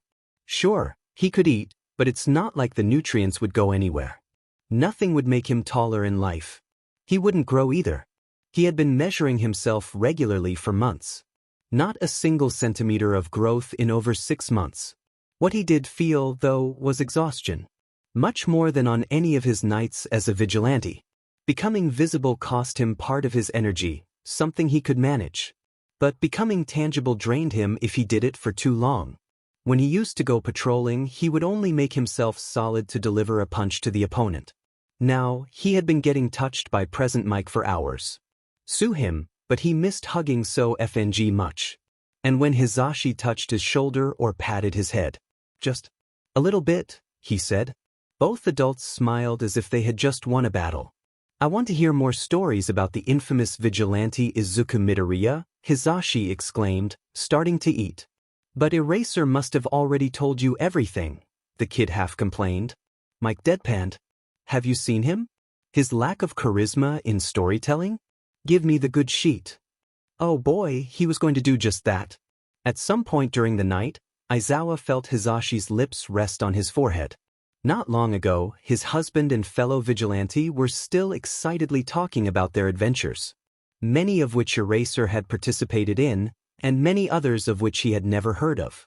With the sound of his problem child speaking enthusiastically and relaxed, and his beloved being playful, it was only logical for Eraser to relax and fall asleep. "Honey, baby, I'm going to bed," Zashi whispered to him. "Problem child?" Aizawa asked sleepy. His husband's lips curved into a sweet smile. With a nod of his head, he pointed to the other side of the couch. The vigilante was completely stretched out, sleeping face down. He looked like an angel with a rested face and a quiet tongue. Without that cocky attitude, his face appeared younger. He looked like the child he once was. "He's a sweetheart, show. I went to the bathroom for a moment, and when I came back, he had fallen asleep," Hisashi whispered tenderly. "Can we keep him?" Aizawa chuckled. "He's not a cat, Zashi." "Shoo," Hisashi pouted. "You'll wake him up," Shota quickly silenced him. "Do you think he'll wake up if I move him to the guest room?" Hisashi raised an eyebrow. "You mean his room," the blonde corrected with a dangerous gleam in his eyes. Aizawa cursed mentally. He knew this would happen eventually. Well, it's not like he would refuse the idea of adopting another stray. With weariness, Shota got up from the couch and approached the child. He seemed to be sleeping deeply, as if a great load of exhaustion had knocked him out completely. He first tried touching his arm. It was good to know that he became tangible when he slept. That would make things easier. Shota effortlessly picked up the problem child in his arms. He weighed next to nothing. It was incredible that such a small thing could fearlessly go up against people twice or even 3 times his size and weight. It wasn't impossible, just astonishing how extraordinary that child could be. Hisashi went ahead of him, clearing the sheets and blankets from the bed. A standard double bed seemed like a football field compared to such a small and frail child. "I don't know how this kid manages to give you and Naomasa so much trouble," Hisashi whispered, carefully tucking the child in. "He's DMN adorable." Izuku turned in bed until he found something to hold on to. Something that Shushi, his oldest and fattest cat, wouldn't complain about. The most affectionate cat always appreciated the company of a human. Zashi couldn't contain his excitement, repeatedly patting his husband's shoulder. Aizawa had to drag his husband out of the room after he took countless photos with his phone. Tsukachi would be green by envy. Then he would yell at him for not bringing him to the police station. "You can't have it all, Naomasa," Aizawa thought to himself in his hypothetical mental scenario. "Babe, I've only spent a few hours with the little listener, but I'd kill for him," Hisashi said with great recognition. He was getting involved in a war he didn't even know the enemy of. Aizawa, on the other hand, had more details on his side. Mike, he's not an orphan. He has a mother who's looking for him. One I don't trust, he quickly added as he turned off all the lights in the apartment, heading towards their bedroom. Screw her. Shota smiled faintly, hiding it by pulling up the collar of his pajama shirt. His husband snuggled up, embracing the dark-haired man affectionately and leading him to bed. It's not like we can keep him against his will anyway. He's deceiving you, Shota warned him. He's putting on his best face. He's a little devil who will make you reconsider if child leashes were invented with good intentions. Hizashi laughed at the image of Shota struggling to keep a mini Izuku Midoriya, who planned to run everywhere, close to him. I wish he would come home more often, the blonde whispered, turning off the lights and enveloping himself in a hug with his husband. Hizashi always liked being the little spoon. That was the intention for tonight. But do your magic sheet and make him like you. It's what you do, Shota whispered in his husband's ear. Then he planted a tender kiss on his neck. That's not true, Hizashi protested. Shota scoffed in his husband's ear, then gave him a soft kiss on the forehead. I'm not going to argue about some general knowledge with you. Let's sleep. Hopefully, we'll still have the little monster around tomorrow. After that, Hizashi chuckled softly and, after saying goodnight and taking off his hearing aids, they went to sleep without really expecting their stray cat to still be there the next morning. Strangely, in the morning, they found the child still in bed, fast asleep. At some point during the morning, Sushi had managed to escape his grip. Although, to be honest, Sho suspected that had more to do with his little devil's quirk. Judging by the rumpled sheets under Midoriya's body, the child had activated his quirk at some point during the night. Both of them smiled victoriously before going to prepare breakfast. Hizashi just had to make Shota's favorite coffee for him to agree to let him see the little listener's history. Naomasa had played his cards well by involving the blonde. If Aizawa had vibes of a black cat, Yamada was a golden retriever, and as a dog, he wouldn't let go of his prey until he got what he wanted. So, what if? There was no time to finish his sentence. A groggy Midoriya appeared through the wall, looking confused. His hair was completely tousled, and his face seemed to indicate that he had never rested so deeply. He looked at them, and after a moment of recognition in his emerald eyes, the boy seemed to relax a bit. Did I oversleep? He asked, still half asleep. Aizawa nodded with an amused smile. And you didn't wake me up? Hizashi was trying not to melt from the cuteness. We couldn't. Someone put a spell of extra cuteness on you and we let you rest, the blonde admitted. Are you more of a tea or coffee person? Please say tea. The boy blinked. He wasn't exactly either. The boy started checking his shoes. I have to go. What time is it? Aizawa tried to stop him and redirect him towards the kitchen. Failed mission as he saw his little problem becoming impossible to catch again. The way the child moved, he didn't even seem to realize how both men seemed to want to catch him, but he slipped through their fingers. Aizawa sometimes wondered if Izuku was aware of his power or if he didn't actually know how to control it. Late bloomers often had more trouble controlling their quirks. Where do you have to go, little listener? Sit down and have breakfast first. It's only 10 in the morning. The boy abruptly stopped and looked at him, unable to believe what he had just heard. Shota could hear a clear sheet. Dabi is going to kill me. That Dabi guy would face the consequences if he touched a hair on his child's head. At least now they had another lead to follow. Thank you for everything. I have to go. But, Izuku, the blonde's heart sank as he watched the child disappear, impossible to stop. Zashi looked disheartened at his husband, who was still holding his cup. Don't look at me like that. My quirk doesn't affect him. You know that. But, no, what if? Shota kissed his husband's cheek. It's frustrating. It never stops being frustrating. I'll try to find him and bring him back, Aizawa promised. Izuku cursed as he ran around the city. It had taken him an hour and 13 minutes to get to the old karaoke place where he lived with Dabi. It was already past 11, and he knew that the user of fire had finished his night shift hours ago. They usually saw each other early in the morning before Dabi went to rest. Dabi was going to kill him.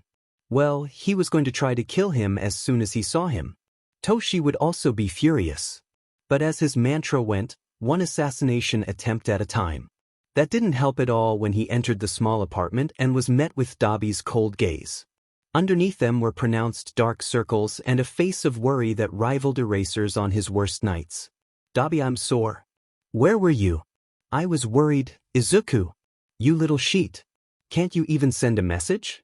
I've been watching the news for hours in case you got arrested. I was about to go out and look for your dead body out there. Never before had a scolding frozen Midoriya so much. Those were precisely the last words Izuku needed. Not that Dabi knew the truth, but those exact words terrified Izuku on a whole other level. I'm sorry. I fell asleep. Dabi raised his hand engulfed in blue flames, as if considering burning him right there and then. After a cry of exasperation, he lowered his hand. There was fury in those blue eyes. Izuku could see that he didn't believe him. You never sleep.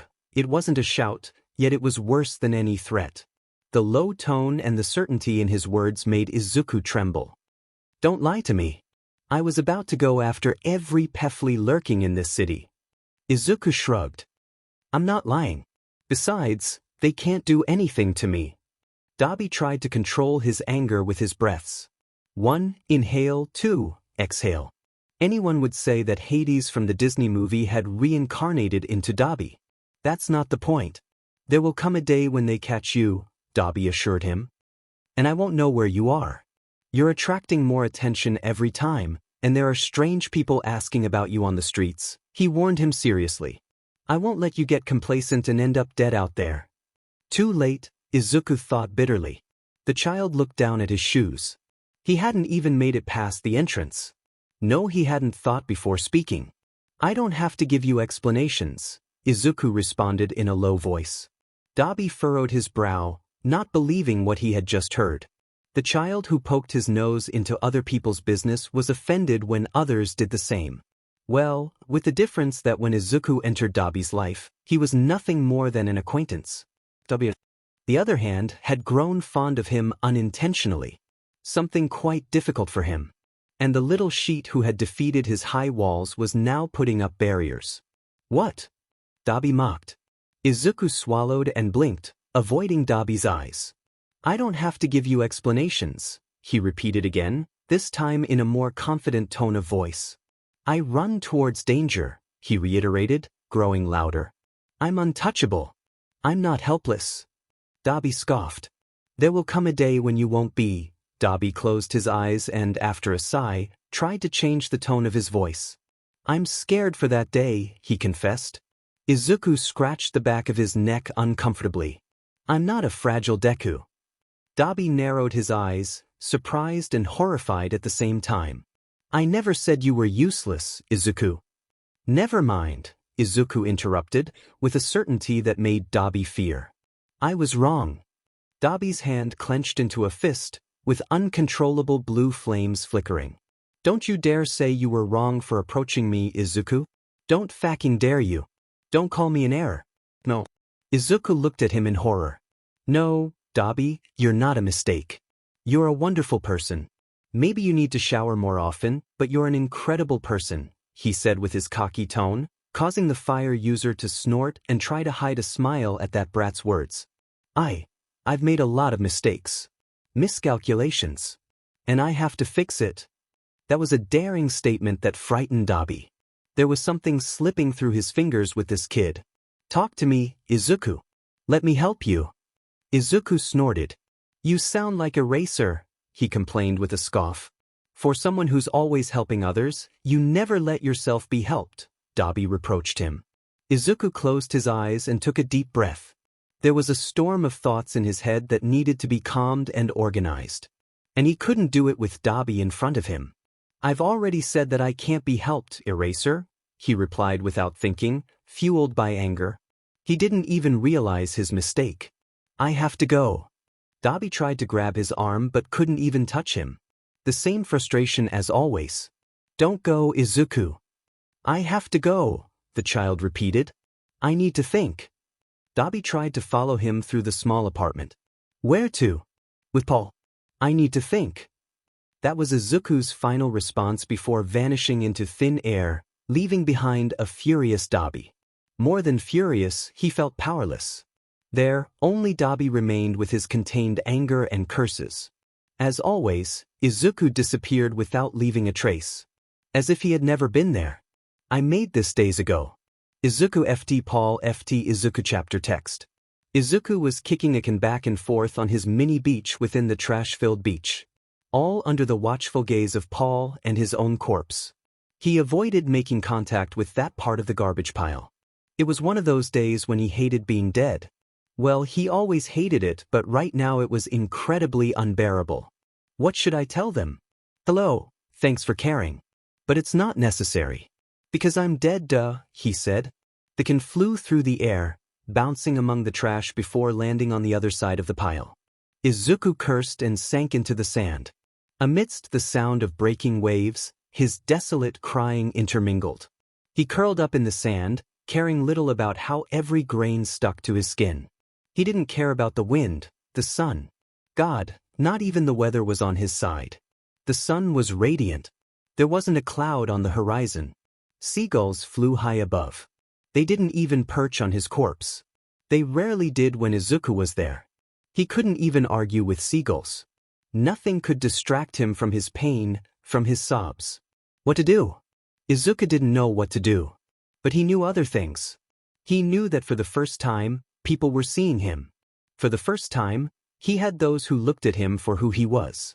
Dabi didn't seem annoyed when he talked about heroes and their quirks while watching TV. The only thing Dabi could complain about was when Izuku left his notebooks lying around. His not-so-self-proclaimed older brother used to buy notebooks that he never used and made it clear that he didn't mind if Izuku used them. Dabi had his strange way of expressing love. It seemed like Dabi wanted to resist letting anyone into his life. And now suddenly, it seemed like he didn't want to let go of Izuku.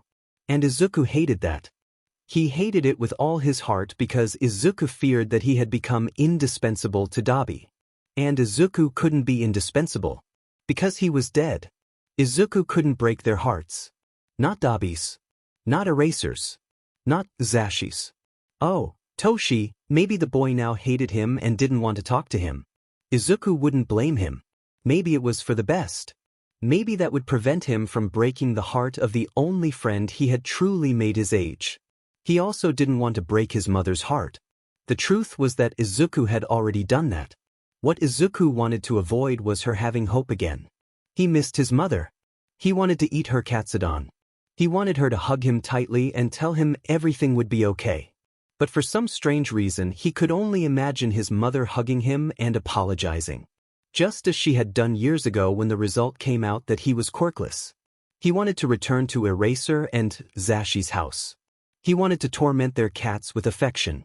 He wanted to switch Eraser's coffee around and watch him go crazy. He wanted to experience falling asleep on the couch and waking up in bed again. He wanted to sleep accompanied by the purring of a cat. He wanted to smell Dabi's freshly made pancakes. He could imagine it. Eraser asleep on his couch with sushi. Mike humming in the kitchen as he tried to make coffee for a whole battalion. He could imagine how he would get along with Dabi. The boy would tease Mike about how poorly he sang, even though it would be a big lie. Mike would bump hips with him while inviting him to join in singing. And as they both sang, intentionally off-key, Izuku would take the opportunity to steal pancakes and the coffee. And just when he thought he had gotten away with it, Izuku would find himself caught between a united front of Zashi and Dabi. They would tickle him until he cried. All of that would eventually lead to the realization that in those moments of weakness and distraction, the most logical thing would have been to seize the moment. Eraser would not only steal a cup but the entire teapot of coffee. And in the midst of that loving argument, the doorbell would interrupt them.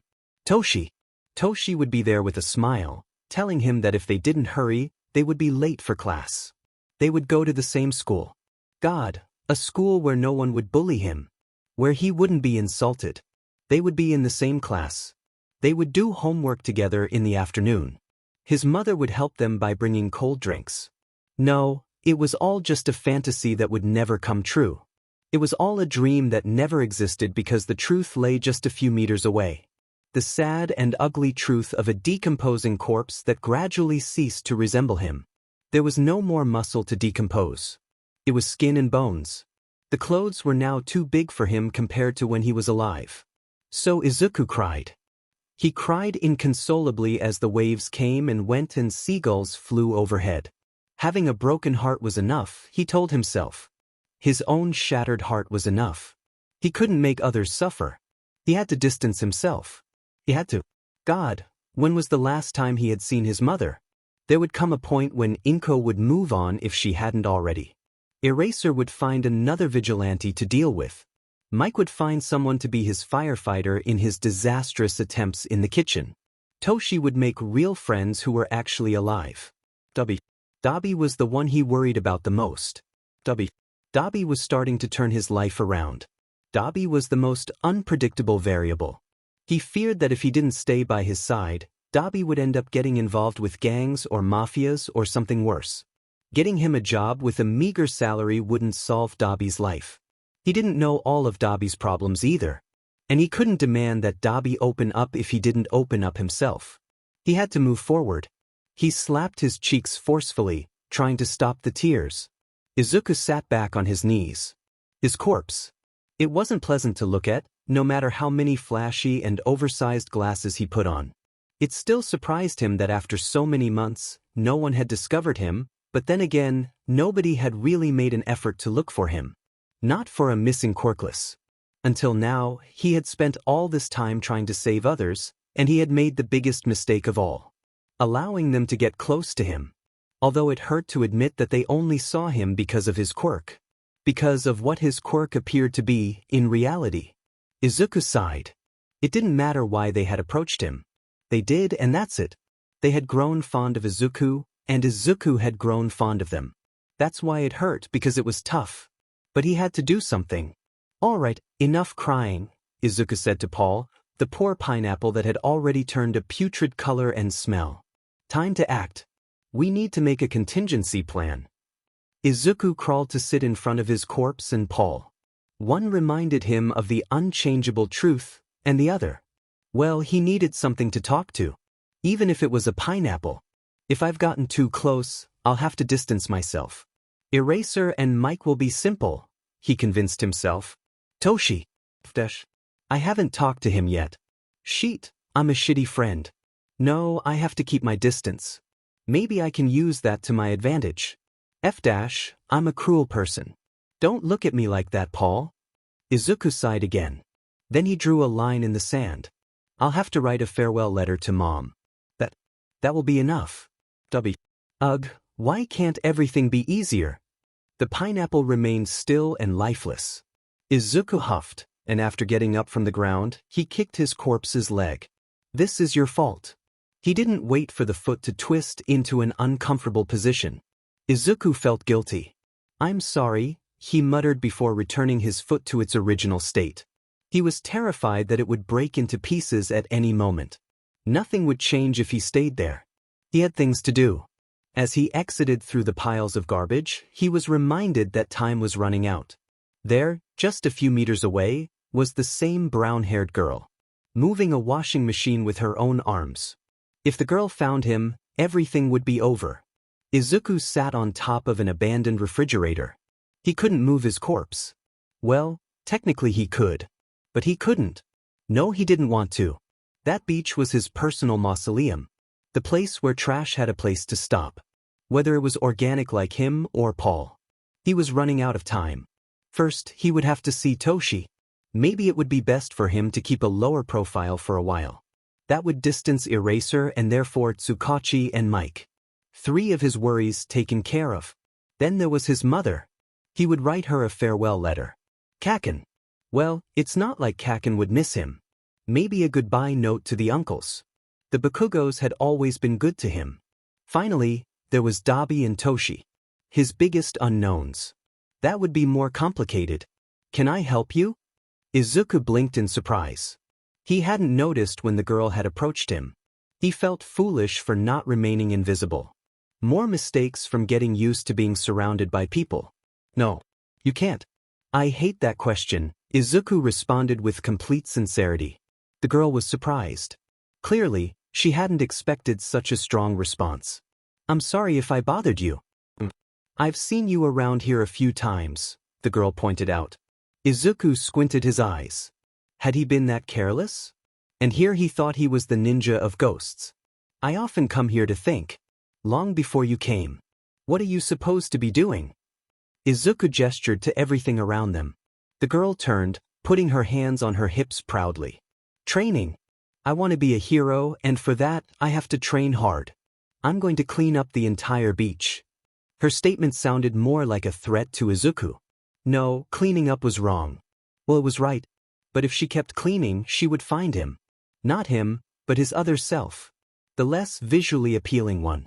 Wouldn't it be better to go to a gym like everyone else? The girl's smile didn't waver. This way, I get stronger and help the community. It was harder to stay mad at such an adorable girl. Tell me at least that you've had the tetanus vaccine. The girl blinked, not quite understanding what he meant. Oh, don't tell me. Izuku squinted his eyes. You don't know what it is? If you get pricked by a rusty nail, it could kill you. Hasn't the old man you're with warned you? Doubt reflected in the girl's eyes. Oh, I didn't know. Maybe Toshinori thought I already knew. Toshinori, you say? Izuku murmured to himself. Did you say something? The boy shook his head. I'm just saying that this place isn't safe. You could come across needles with HIV or drags or those things. A pile of garbage could fall on you and bury you alive. You could. The girl widened her smile. Then all the more reason for me to clean up the beach. I wouldn't want anyone to have an accident. I'll try to do as much as I can before the UA entrance exam. Oh, my life, Izuku thought. You're impossible, he muttered instead. The girl tilted her head, not understanding. Are you sure you don't need my help? You look a bit off. Izuku shook his head. I have to fix my own mistakes. For now. Don't go near that area over there. The pile of garbage is very unstable and it could kill you, which technically wasn't a lie. Behind that big pile was none other than his own corpse and Paul. The girl raised her thumbs up. You can handle anything, she encouraged him. Midoriya couldn't hate the girl. Not even if she threatened to uncover the truth. Oh, don't believe everything that old man who sometimes comes to the beach tells you either. That definitely surprised the brunette. How could it not? When a stranger warned her about her mentor. Toshinori? He's helping me train to become a great hero in the future. It didn't matter what she replied. Izuku knew much more than the girl believed. No one gives anything for free. Be careful. And with that final warning, Izuku decided to disappear. He had to add some drama to his death. Hopefully, the girl would take his advice like in the movies. Hopefully, everything would turn out fine for him. Hopefully, everyone would forget about him. Hopefully, no one else would suffer except him. Hopefully.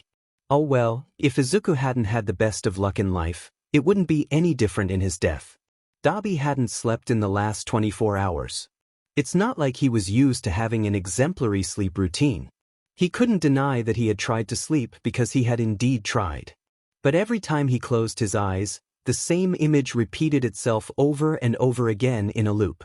A disappointed and hurt Izuku who refused to accept help.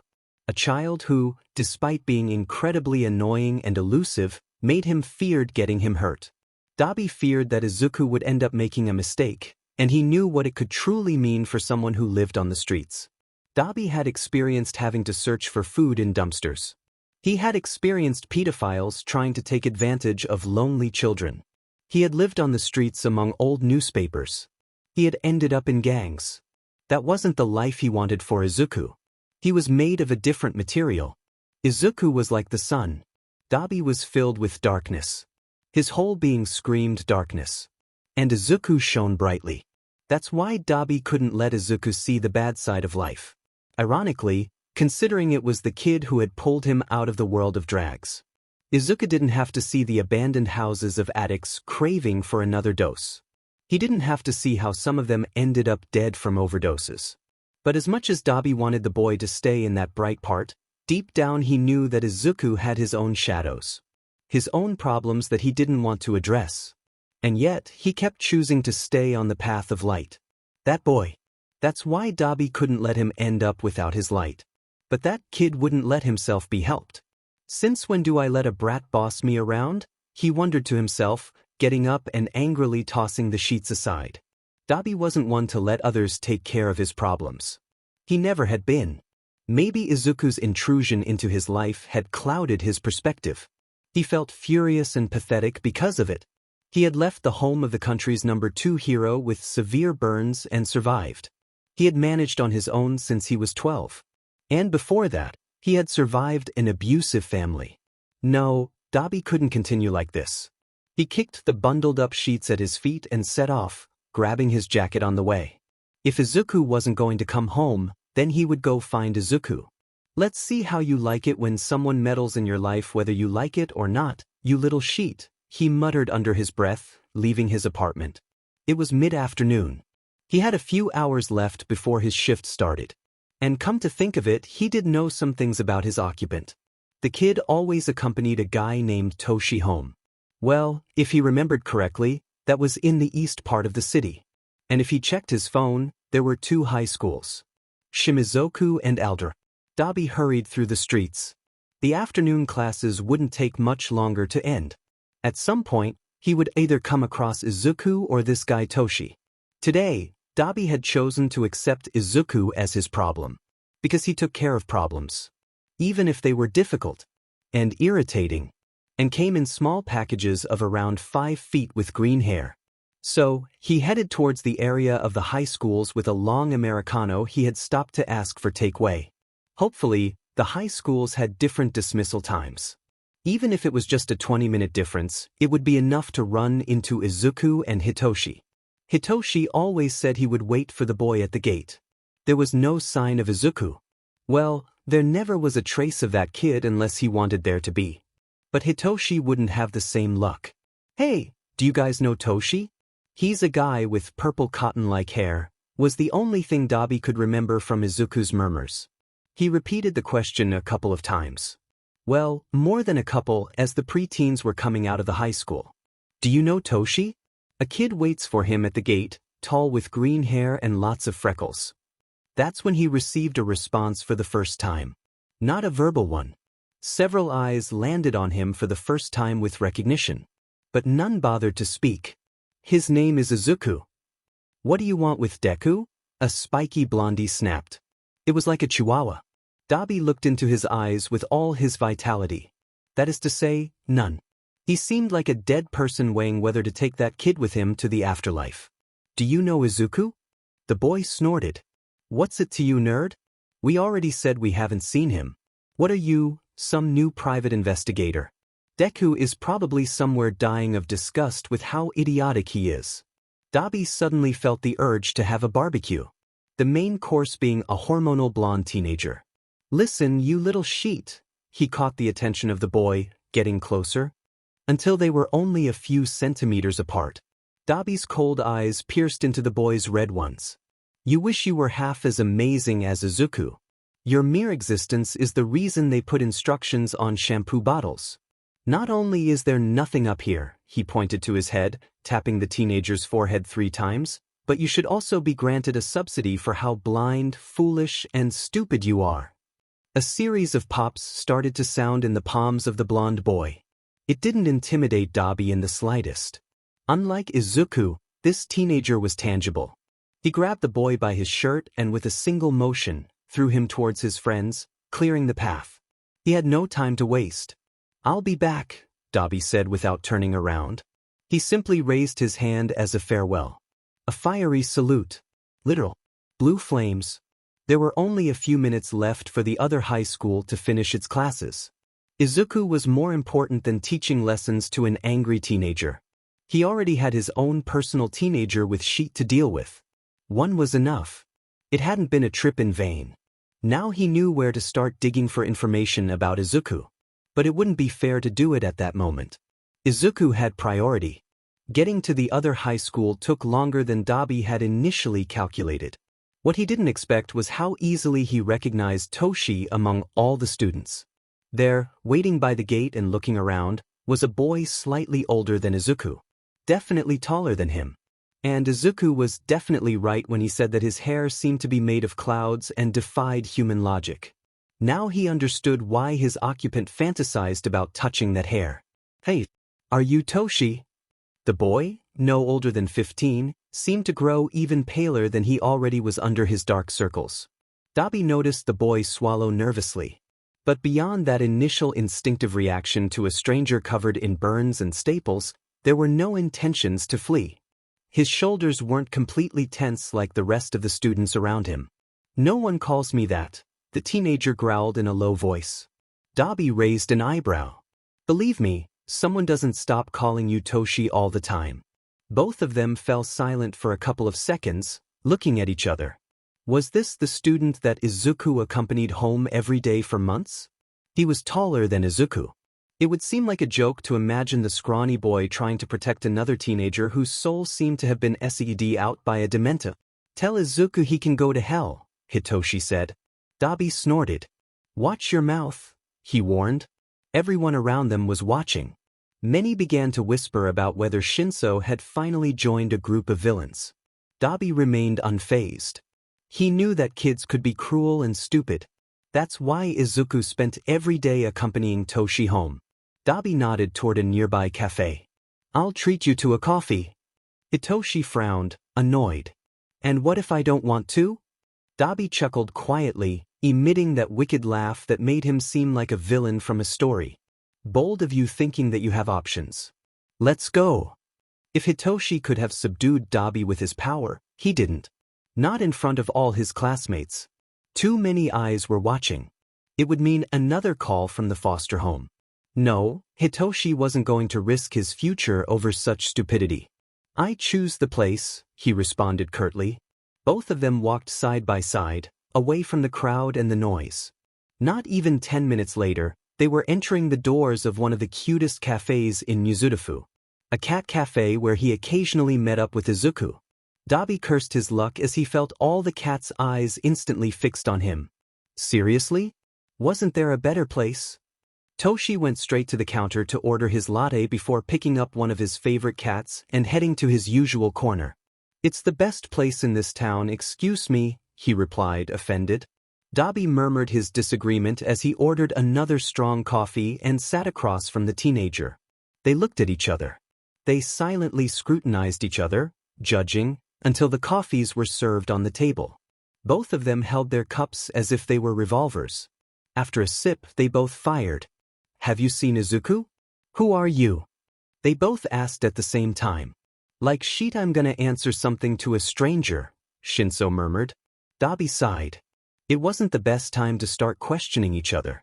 Look, I'm not a stranger. Not entirely, he quickly added. We have a mutual friend. Izuku. I'm looking for him. Shinso deadpanned him. No fing way. I don't know if I should believe you or not. Doesn't matter. I haven't seen him in days. Not since he left me hanging with the police. By the way, if you see him, thank him for that. His words had an unpleasant bittersweet tone. Dabi counted to 3 internally. DMN teenagers and their stupid hormones and moods. Izuku has been missing for hours. If I said I haven't seen him. Hitoshi interrupted angrily. What part of he left me hanging with the police don't you understand? Or, I'm not going to give information to a stranger? Dabi punched the wall next to the kid's head, flames bursting from his fist. Hitoshi jumped in fright. Blue flames. Suddenly, that stranger seemed taller, darker, and more intimidating. The customers around them fell silent for a second, observing them seriously. Shut up. I'm his roommate, so to speak. I'm worried. Can you put aside your anger for 2 minutes, you insufferable brat? When he shows up, you can kick him in the ball if you want. But right now, I need your help. Dabi paused to breathe, trying to calm himself. He always says he spends part of the afternoon with you. Do you know the places he usually goes? The boy was unresponsive. More like he was processing all the words said. Izuku doesn't live with anyone. Izuku has a cat. Dabi sighed in frustration. Meow, he said sarcastically. No way. Dabi nodded. Yes, Izuku has this magnificent talent for making people believe his strays are real cats. No, they're not. It took me 2 weeks to realize you weren't a fluffy kitten. By the way. Dabi began to notice all the stares, the whispers. He would have to get out of there quickly. Hitoshi was also aware of how cautiously they were being watched. In contrast, the cats seemed to gather around Dabi, seeking his warmth, purring. A lucky bastard, thought the purple-haired man. Sometimes we go to arcades. Other times we pass by the park. The beach. Sometimes he goes to that beach full of garbage. Don't remember the name. It's not far from here. But we only see each other for a few hours in the afternoon. I don't know where the hell he goes after that. Dabi scoffed, trying to push the cats away with little success. They were adorable, and brute force couldn't be used on them. The more he pushed, the more they clung to Dabi. Then he comes back home. Dabi informed him with a tinge of guilt for extracting some information from this enigmatic child. We spent some time together until I leave for work. I still have time, he muttered to himself, grabbing a napkin and a pen from his pocket. He scribbled his number and handed it to the teenager. If you hear anything about him, call me. After that, Dabi stood up, leaving bills on the table with at least 7 cats clinging to him like leeches. He started detaching each cat to hand them over to Hitoshi. The boy seemed to need it, given the bewilderment on his face. One of the cats got caught on the fabric, pulling on it and briefly revealing a small bruise near the boy's neck. It was quick but enough for Dabi to notice. Sheet. Call me if you need help. With bullies or, well, I can scare anyone off. Even family, Dabi added specifically. He knew very well that most attackers often turned out to be the closest ones. A friend of Izuku is my friend too. Hitoshi blinked in surprise, feeling a warm sensation in his chest. As if at any moment, Izuku would appear out of nowhere and say he would always have his back. That diamond bastard, thought Hitoshi. If I see him, I'll let you know, the boy promised. Something between them had just connected. An invisible web formed between strangers who, despite meeting for the first time, recognized each other as equals. In better or worse situations. Perhaps if they had met under different circumstances, Dabi would have ended up advising him to fake his death to escape the system. It had worked for him, so it would work for Hitoshi. Luckily for Izuku, that possibility hadn't arisen. For the moment, his priority was Izuku. Dagoba Beach. How had he missed that place? Dabi cursed himself as he walked out the door of the establishment, leaving behind several heartbroken cats whose source of warmth had left. Dagoba. The same place where that unknown man had asked about Izuku. Dabi saw red as he made his way to the location. The mere thought of his little green stray being attacked by a Pefli. Oh, that man better start running for his life. What was his name again? He couldn't remember.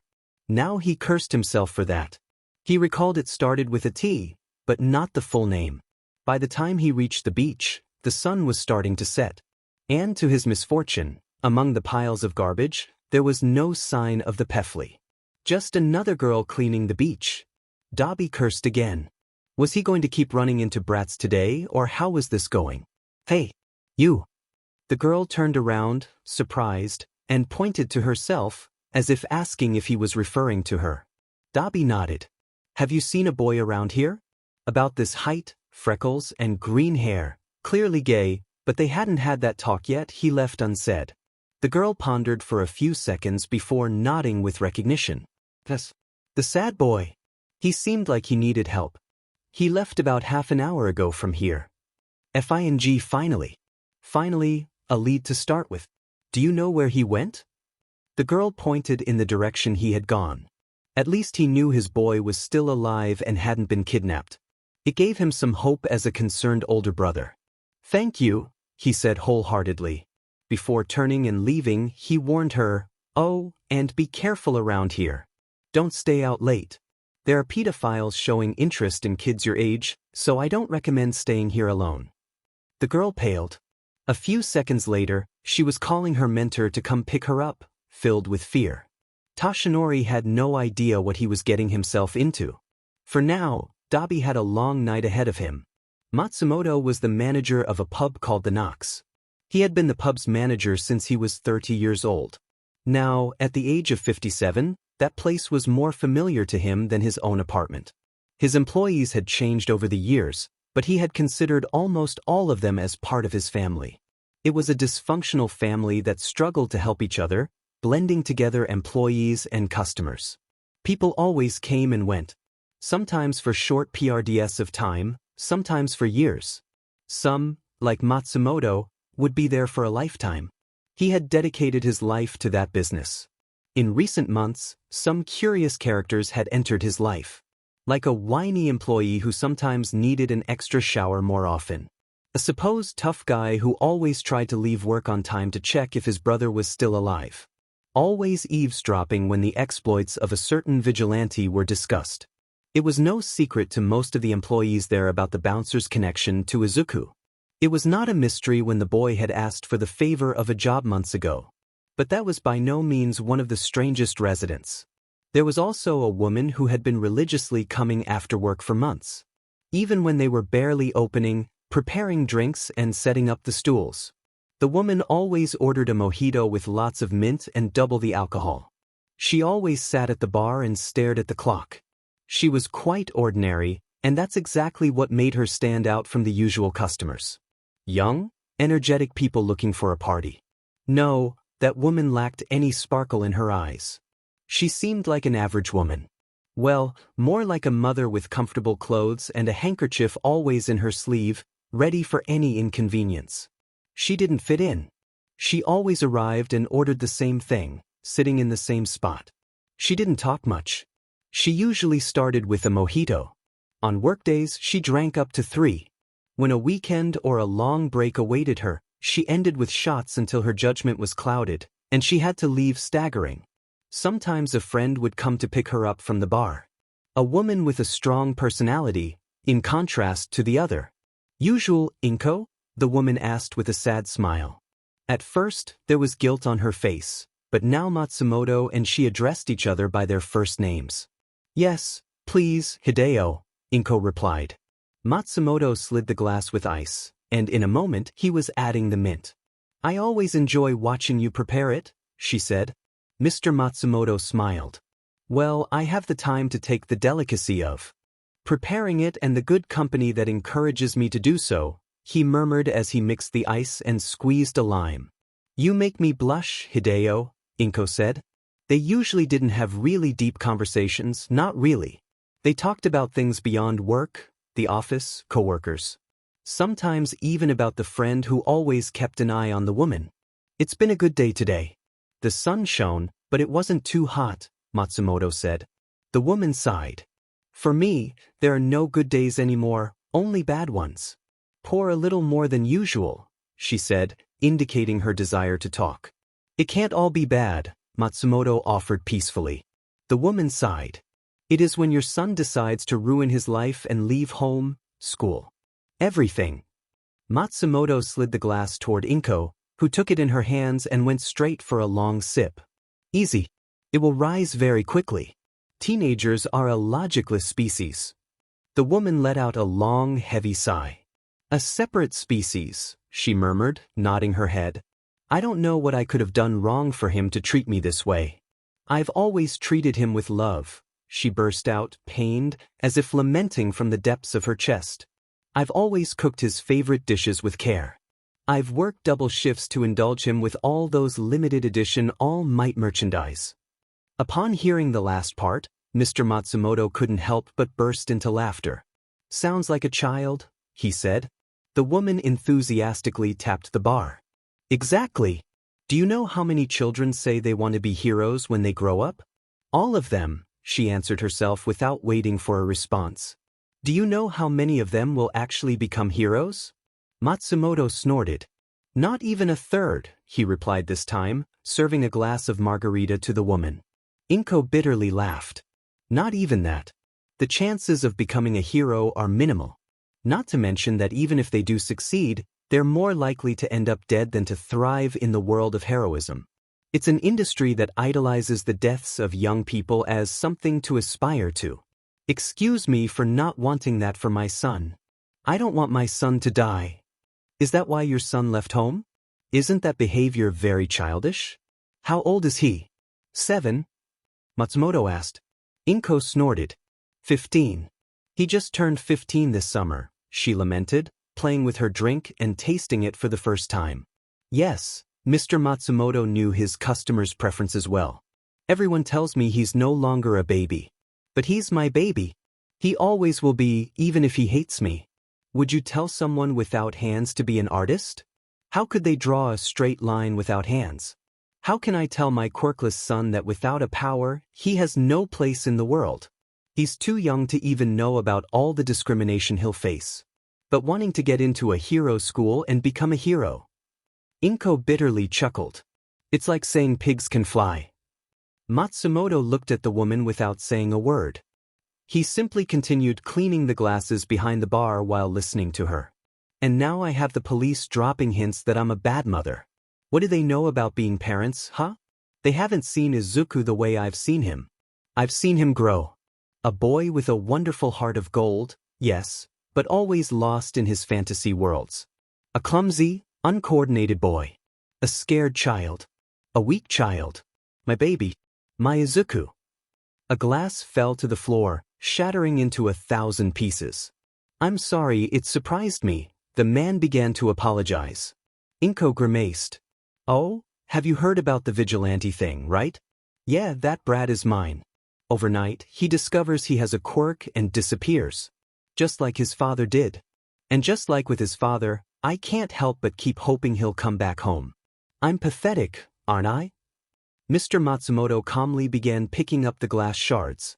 Don't say that, Inko. Teenagers need their...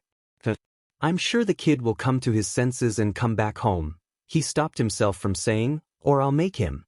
Inko sighed and took out her wallet, neatly placing the bills on the counter. There's no point in talking about it anymore. Mitsuki is right. I should have been tougher with the kid. I should have told him how things really were. I shouldn't have let him dream about heroes, praying for the day he would realize it was nothing more than silly childish ideas. Mr. Matsumoto cleared Inko's empty glasses. Inko. Izuku is known around this part of the city, the man conceded in a calm voice, as if carefully choosing each word. The kid is known for protecting women in the area from harassers and RPSTS. Even in the red light district. He's also known for going after thieves, muggers. Because now he has a quirk. Inko interrupted. Now that he has a quirk, do other people care, and they see me as a bad mother? I was the one who had to apologize to Izuku when he was 5 years old and they told him he would never have a quirk. I was the one who apologized for all the horrible things he would have to endure for the rest of his life. I've been the one worrying about protecting him so he wouldn't end up like another quirkless kid who commits suicide before reaching adulthood. And now that he has a quirk, the world seems to notice? Hypocrites. That child will end up getting himself killed, with or without a quirk, his own mother asserted firmly. Mitsuki is right. I have to stop this situation. I have to pick myself up. I can't keep crying over a child who runs towards his death without any fear. I can't just sit around waiting for the day someone knocks on my door to notify me of my son's death. If that's what he wants. He won't drag me down with him. Matsumoto remained silent. Those words weren't directed at him. Inko was talking to herself with a strength and a sparkle in her eyes that he had never seen since the first time she entered as his customer. The woman leaned forward, thanking him for his company, and walked away determinedly with her purse under her arm and her phone in her hand, dialing the aforementioned Mitsuki. A woman Matsumoto had never met and a person he truly didn't want to meet. After all, most of his customers just wanted to be heard and told what they wanted to hear. It wasn't his role to give them a family therapy session between the Midoriya family. He was still impressed that the cheerful vigilante, with that audacity and that smile, was the woman's son. It's a small world. Well, Musutafu was small after all. Although that wouldn't stop him from giving the vigilante a couple of ear tugs as soon as he saw him. Didn't know the whole story, but he could see the pain on both sides. No, it was best not to get involved, he told himself. Listening and serving drinks was his job, not fixing family dramas of that magnitude. Hey old man, I need the night off. Family problems, Dabi said, entering the bar. Mr. Matsumoto frowned. He hadn't heard Dabi come in. Well, he hadn't really entered much, staying by the door. Some with many words and others with so few. Is it because of Izu? I'll make it up, Dabi said before leaving through the door with his hands in his pockets. Mr. Matsumoto sighed. He was too old to deal with so much family drama. Maybe that's why he had never felt the desire to have a family of his own. Fewer headaches, he told himself as a consolation. Whiskey was his best ally. But that night, he only poured himself a drink before continuing to prepare the bar for opening. There was no night without drama. How to tell your parents that you're gay. That's what Izuku was reading from the brochure in front of him. Now, let's not get it wrong. Izuku was still in the process of discovering his sexuality slowly. It's possible that his mother may have already suspected that her son was a bit fruity. But that wasn't the reason Izuku had that pamphlet in his hand. Come on. I can do this, he encouraged himself. Coming out of the closet is about being clear and concise. Finding the words to express yourself, and, "Oh, don't look at me like that, I'm trying," Izuku complained, flipping the pomegranate he had on the table. He didn't know when the hell he developed the need to have fruits as an audience. But there was Izuku, in the company of a grenade. It was initially going to be an eggplant, but due to certain emoji connotations, Izuku thought it would be better to choose another type of purple fruit to represent Dabi. Don't look at him like that. He needed an audience to practice with, and the fruit. Ahem, let's get back to the topic. There was Izuku, at 3 in the morning, in the public library of Musutafu, with several pamphlets in his hand and a public computer open with PowerPoint. Instead of titling it, I'm gay, the title resembled more of a I'm dead. Surprise. Well, he was in the process. Literally, he was in the process, and like everything in life, the first step was research and taking notes. Like a ghost with no belongings other than tattered sunglasses, his own corpse, and a rotten pineapple on the beach, Izuku had decided to make use of public property. Like the library computers, or the paper in the drawers, or the whiteboard marker he was using on the windows, along with a projector. Because, who would object at 3 in the morning after breaking into a public center? Exactly. Bringing Dabi, the pomegranate, was for moral support. Because if everything went well, Dabi would be the first one to receive the presentation. He would be his guinea pig. It wasn't right, but at some point he had to start opening up. Sorry, this is how I am. I'm dead. That's how I was born. No, I was born alive, not dead, Izuku muttered to himself, erasing the idea from his notebook. He had to start over. He had been at it for about an hour and a half. It had been a process of wandering the streets, facing a few petty thieves and low-level villains, until he gathered enough courage to sit down and think about how to explain that he was dead. Entering the library as a ghost was easy. What wasn't so easy was sneaking in the pomegranate he had stolen on the way to the library. But it was an important part of his plan. Dabi, pomegranate. How do I tell you not to worry about me? What's the worst that can happen? I die? I'm already dead. That's the positive side, Izuku said, and the wide-eyed pomegranate remained motionless, as fruits usually do. Izuku sighed. No, if I tell you that, you'll strangle me. He propelled himself to spin the wheelchair of the computer while looking at the floor. He had decided he wanted to talk to Dabi about it. Yes, but one thing is deciding and another thing is having the courage to do it. The idea of making a PowerPoint presentation was a crutch to lean on, a tool. Not at all something that screamed it would go wrong. He was so absorbed in his thoughts, in the lines of dialogue he wanted to touch on. Should he tell him where his body was? Well, Izuku didn't really want to. That little piece of beach belonged to him alone, and for now, he wanted it to stay that way. He didn't want anyone to see his corpse, but he didn't have the strength to get rid of himself either. He also didn't want to ask Dabi to turn his body into ashes. That way, no one would ever find out that. Find out what? Dabi's voice whispered near his ear. The scream that came out of Izuku Midoriya's lungs could be heard several blocks away from the library. For a moment, he felt as if he had a beating heart again. And anxiety. Yes, anxiety didn't leave even with death. Minute. Dabi turned the chair and stopped it right in front of him, making their blue eyes meet his green ones. Do you know how difficult it is to find you, you little piece of shit? I've met a few of your friends along the way. I had to pay for your little theft at the fruit shop, by the way. They were unloading the truck. You haven't been subtle at all, Dobby scolded him. Not to mention that I've been following your arrests like a trail of breadcrumbs. You keep murmuring without realizing, and with a little persuasion, any of your victims is happy to give me clues. Izuku gasped, still panting. He hadn't heard Dobby come in. How long had he been there? Was he reading all of his writings? Shouldn't Dobby be working? Was persuasion synonymous with scorching someone? Was his bad habit of murmuring really that uncontrollable? And most importantly, wasn't Dobby angry? You're murmuring again, Dobby pointed out, crossing his arms. I can't keep up with you. But yes, I'm angry because you left without finishing that conversation. It's not a bad kind of anger, Dobby hurriedly explained. Not that Dobby's emotional constipation was the best in the world, but he was getting better. Or so he believed.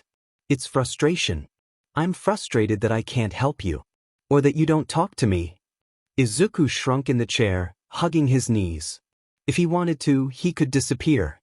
And he wanted to. But he had to face his inner demons. I said hurtful things to you. Dobby sighed and placed his hand on the boy's head. He touched his hair. Izuku was letting him touch him. Dobby felt honored. Well, things can be fixed. You know? By talking. And I've been searching for you for hours to talk, dipshit. So let's talk. And his gaze landed on the scattered pamphlets around Izuku. Then he looked back into the teenager's emerald eyes, who averted his gaze in embarrassment. Is that what you were worried about? That you're in love with your kitty Toshi? Never before had Izuku turned so red so quickly. He jumped to his feet and quickly started picking up the pamphlets around him. No, it's not that. And even if it were, it doesn't matter. It could never be. Dobby rolled his eyes and growled. Remind me never to play My Chemical Romance for you. You're already emo enough to be a little ray of sunshine. I don't care if you're gay. Izuku turned abruptly with the pamphlets in his hand. I'm not gay. Well, maybe. I don't know. I'm still figuring it out. I'm only 14. 15. But, dude, I'm gay too. No problem. That was not what Izuku expected. He stood still, carefully observing Dobby. You're gay. Dobby flashed a sly half-smile. Yeah. That's not usually what one would expect. That's not it. Izuku corrected him nervously. It's that. I don't know. I've never thought about it before. What? That I'm gay or that you are? Dobby teased, enjoying every reaction from the kid. Izuku's ears were even red with embarrassment. Both? Anyway, that's not what I wanted to say. Or are you considering whether you have a crush on a certain purple-haired guy? You should go talk to him, by the way. Izuku froze for a moment before dropping any papers and quickly approaching Dobby. Have you talked to Toshi? Why? Dobby nodded. You left. So I've put all my efforts into finding you. Both of them silently locked eyes for a moment. Izuku hesitated and took a few steps back, bringing his hands to the back of his neck as he tried to find the right words to express himself. I needed my time. Dobby took the chair Izuku had left vacant. He wouldn't take his eyes off the kid. Have you had enough time to think? Because I swear, if I have to search for you all over the city again, this time I'll burn it until you come out, Dobby promised, with no hint of dishonesty in his voice. Izuku huffed and kicked Dobby's leg. Don't say that. You're being a good boy. Keep going on that path. Dobby reconsidered the fact that this kid, once he grew up, would be a public danger if he spoke like that. Don't run away. Izuku went to sit on the table next to the pomegranate. Yes, communicating with the fruit was easier than with the real Dobby. I'm trying. It's difficult, you know? Serious. And you won't like it. Dobby shrugged.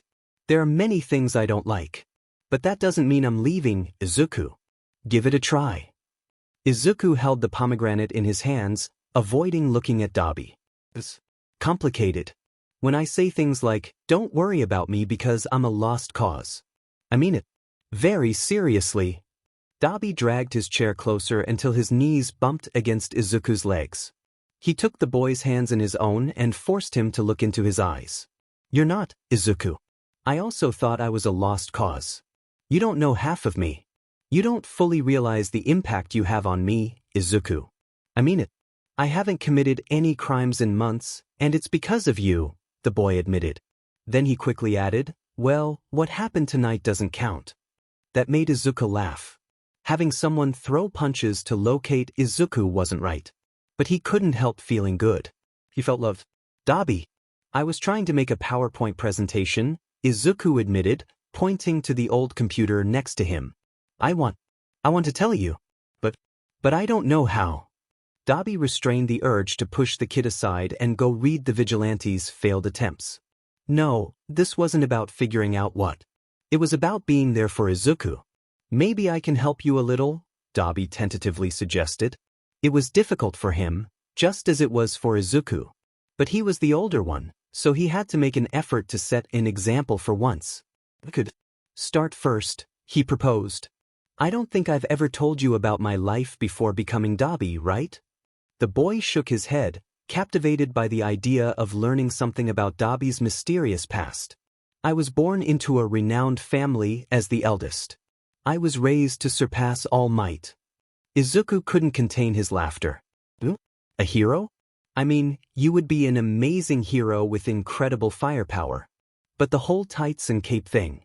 Dipshit, Dabi lightly slapped him on the head. Sorry.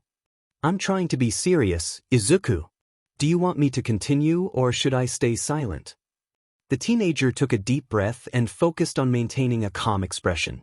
He didn't know if he was convincing Dabi or himself.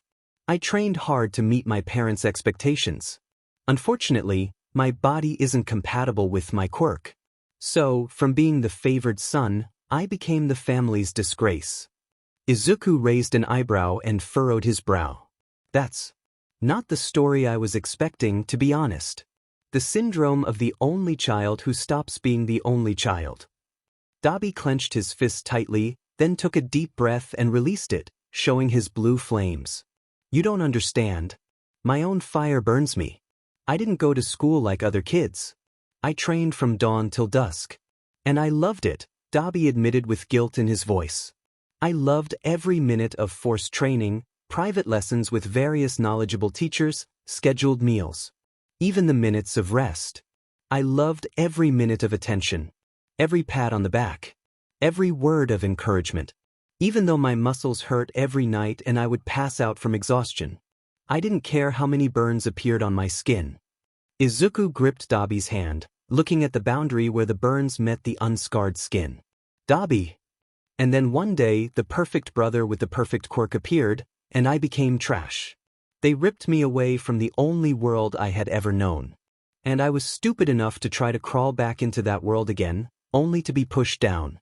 My father didn't even look at me. There were only shouts. My mother had no words for me. And I kept striving until I burned myself to ashes. By the time I woke up in a hospital, they had already written me off as dead. That's how easily they erased a mistake like me. At 12 years old, I found myself partially disfigured, homeless, purposeless. The rest, well, you know it already, Dabi smiled bitterly. Working for drag cartels doesn't have age limits. Just how good or elusive you can be. In that, well, I was good until a little sheet like you entered my life. Izuku jumped off the table and threw himself into a hug with Dabi, pressing his small body against the adults. Dabi initially felt disoriented by the embrace. When was the last time he received a hug? Dabi couldn't remember. He buried his nose in the boy's head and circled his back with his hand. It wasn't clear who was trying to comfort whom. It didn't matter. Dabi. I don't know what would have become of me if you hadn't entered my life, Dabi confessed in a whisper. It's not like I'm doing great now. But at least I'm not as bad. Sheet, I can't express myself. Izuku's shoulders trembled slightly.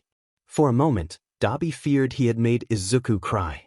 Then he heard the boy's melodic laughter against his chest. Diminkid. He thought affectionately and ended up lightly hitting the back of the boy's head, breaking the hug. You're such a brat, he feigned offense. Izuku tilted his head, his smile still on his face. Yeah, but I'm your assigned brat. So, Deal with it. Dabi ruffled that unruly, green hair again. Would Shoto be like him? No, Izuku was unique. Izuku was simply Izuku. Well, are you feeling more prepared now to give me your presentation about coming out of the closet? The former drag dealer joked. Izuku tensed up, and his light dimmed. There were his doubts. Dabi could clearly see them. I've already told you. It's something I'm still thinking about. It's not that. I was just trying to gather information and… Dabi raised an eyebrow, puzzled. Information about what? Izuku retreated to sit on the table with a heavy heart. His shoulders slumped, and his eyes avoided Dabi's gaze. What do you really know about me, Dabi? The pyromaniac frowned. Well, I think we've been sharing the same apartment for enough months to say that I know you, kid. Izuku made a face. I mean, before you knew me. Long time ago. Dabi took a deep breath and leaned back in his chair as he processed the response to that question. Obviously, Dabi had investigated him. No one entered his life without going through some scrutiny. And it wasn't difficult, considering there was already a thick file with the name Midoriya Izuku at the Musutafu police station. He didn't know all the details. His contacts didn't reach that far. Not yet. But he was aware of the rumors that the vigilante had been raised quirkless.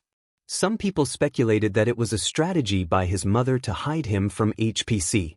Whatever the reason, everyone was aware of the discrimination faced by those without quirks, whether it was due to mutations, villainous quirks, or the lack of them. In contrast, it was clear that Izuku possessed an incredible quirk that was perfect for the hero world. Whatever it was, Izuku wouldn't have had an easy time, especially if Dabi's assumptions about the vigilante's parental abuse were true. I've heard rumors, the user of fire admitted. Izuku made a grimace and once again held the pomegranate in his hands. I didn't expect anything less. Izuku murmured. Dabi approached the boy and placed his hand on his shoulder. Izuku, please. Talk to me. I beg you. It's not easy. No. Izuku closed his eyes tightly. His thoughts raced a mile a minute. He couldn't keep up with his fears. His heart raced, signaling the onset of an anxiety attack. You won't believe me. Dabi went from squeezing Izuku's shoulder to firmly gripping the boy's neck, lifting him so that their gazes met. Trust me, Izuku. I will believe you. Izuku thought he would cry. He truly believed that in this moment he would cry. Instead, he felt completely exhausted and empty. There were no tears. He didn't feel anything. And that terrified him because it reminded him of how dead he truly was. Would you believe me even if I told you that I've been dead for months? Would you believe me if I said I've been quirkless all my life, only to discover that in my death I've always had a quirk? Would you believe me if I said I'm nothing but a ghost of the boy who once existed? Would you believe me if I said that once dead is when I've wanted to live the most? When I've received the most love? Just when? When it would be better for everyone if nobody cared about me. Because it doesn't make sense. It doesn't make sense to love someone who is already dead, whose corpse has been decomposing for months. I always told the truth, Izuku whispered bitterly. I'm a lost cause because I'm dead. And what is dead? Cannot live in a world of the living. Izuku didn't know when his vision blurred in front of him. He didn't know how long he stood there, being held by Dabi, until he snapped back to reality. He didn't even know when his mind drifted away from there. But when he came to, everything was ablaze. Blue flames engulfed everything. And there, in front of him, was Dabi with tears in his eyes, clinging to him, murmuring over and over again that no, that couldn't be true. And there they stayed until the distant sound of police sirens and fire trucks filled the air. But not for a single moment did Dabi let go of Izuku. He wouldn't release his little brother for anything, fearing that he would indeed disappear forever. No, he would never let go of his little brother. No, he would never let go of his little brother. As the sirens grew louder and the chaos intensified, Dabi held onto Izuku with a desperate determination. The flames danced around them, fueled by Izuku's uncontrollable emotions. Dabi, please. I can't. Izuku pleaded, his voice laced with fear and despair. Dabi's grip tightened, refusing to release him. Izuku, we'll figure this out together. I won't let you go. he said with a broken voice. Dabi was scared, Izuku understood. And even in that situation, Dabi refused to let Izuku go. The heat surrounded them, but Dabi didn't flinch. He had faced fire his whole life, both the literal flames and the metaphorical ones that consumed his past. He understood part of Izuku's pain, the weight of carrying secrets and burdens that seemed too heavy to bear. As the authorities closed in on the blazing scene, Dabi knew they had to make a choice. With a surge of determination, he grabbed Izuku's hand and led him through the fiery chaos. They moved swiftly, blending into the shadows, their connection unbreakable. "Izuku, you're not alone anymore," Dabi whispered, his voice filled with sincerity. "We'll face this together, whatever it may be." Izuku's eyes met Dabi's, and he saw a flicker of hope amidst the turmoil. "But how can you accept me, knowing what I truly am?" Dabi's grip on Izuku's hand tightened, his eyes reflecting a mix of pain and determination. "Because you're my brother, Izuku. You're not defined by your past or your secrets. We all have our scars, visible or hidden." Well, Dabi couldn't even say out loud. Silence enveloped them once again, broken only by the crackling of distant flames. Inko was dancing down the street. That night had been one of her best nights in many, many years. She had gone from club to club, dancing until her feet could take no more.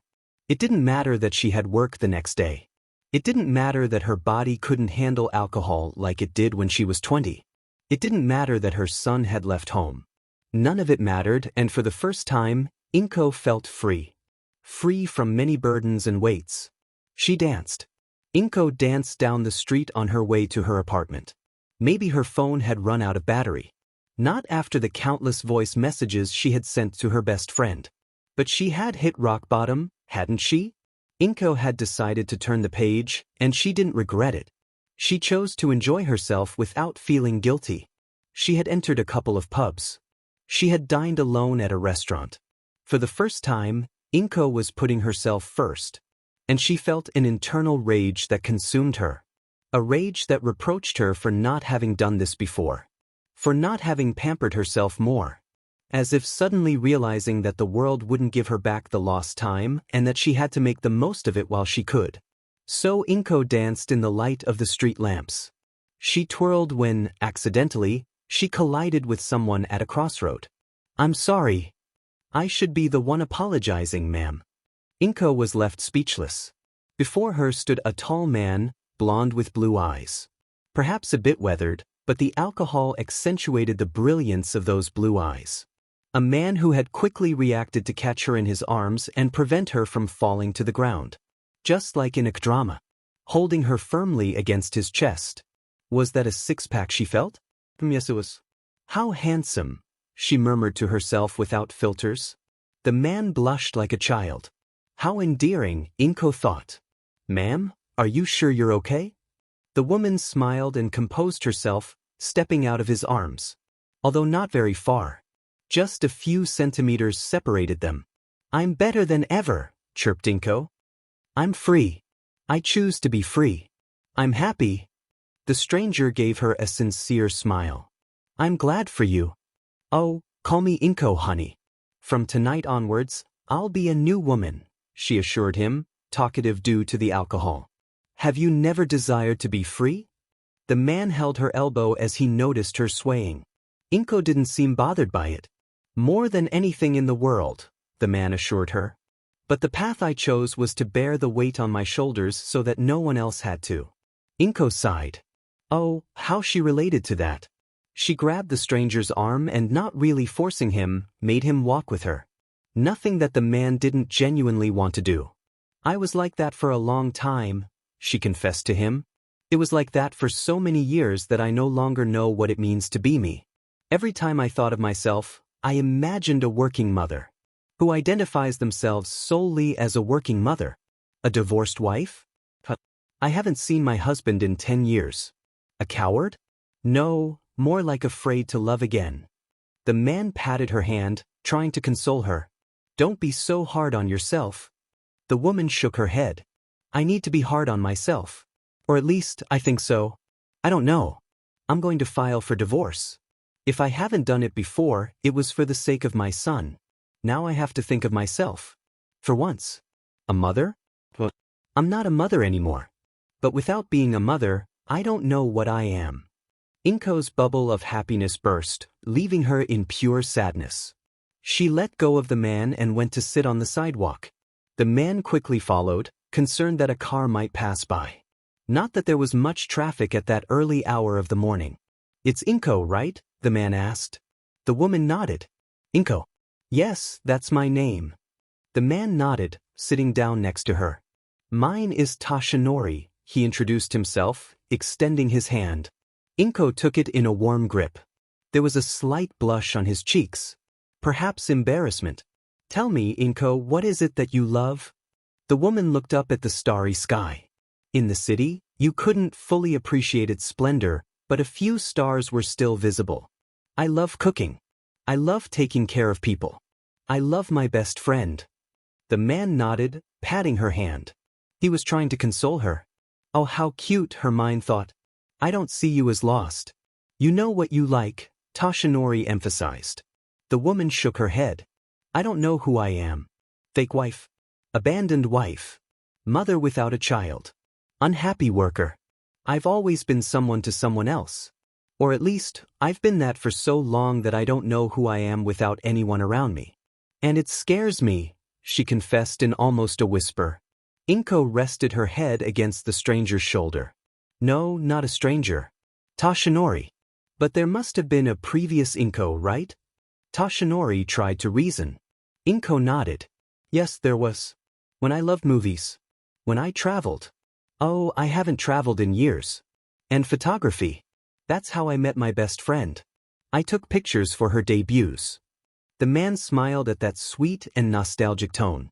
Don't you think that Inko could come back? Not the same. Different. But she would still be Inko, wouldn't she? The woman got lost in those celestial eyes. They shimmered like the midday sky in the height of summer. She could.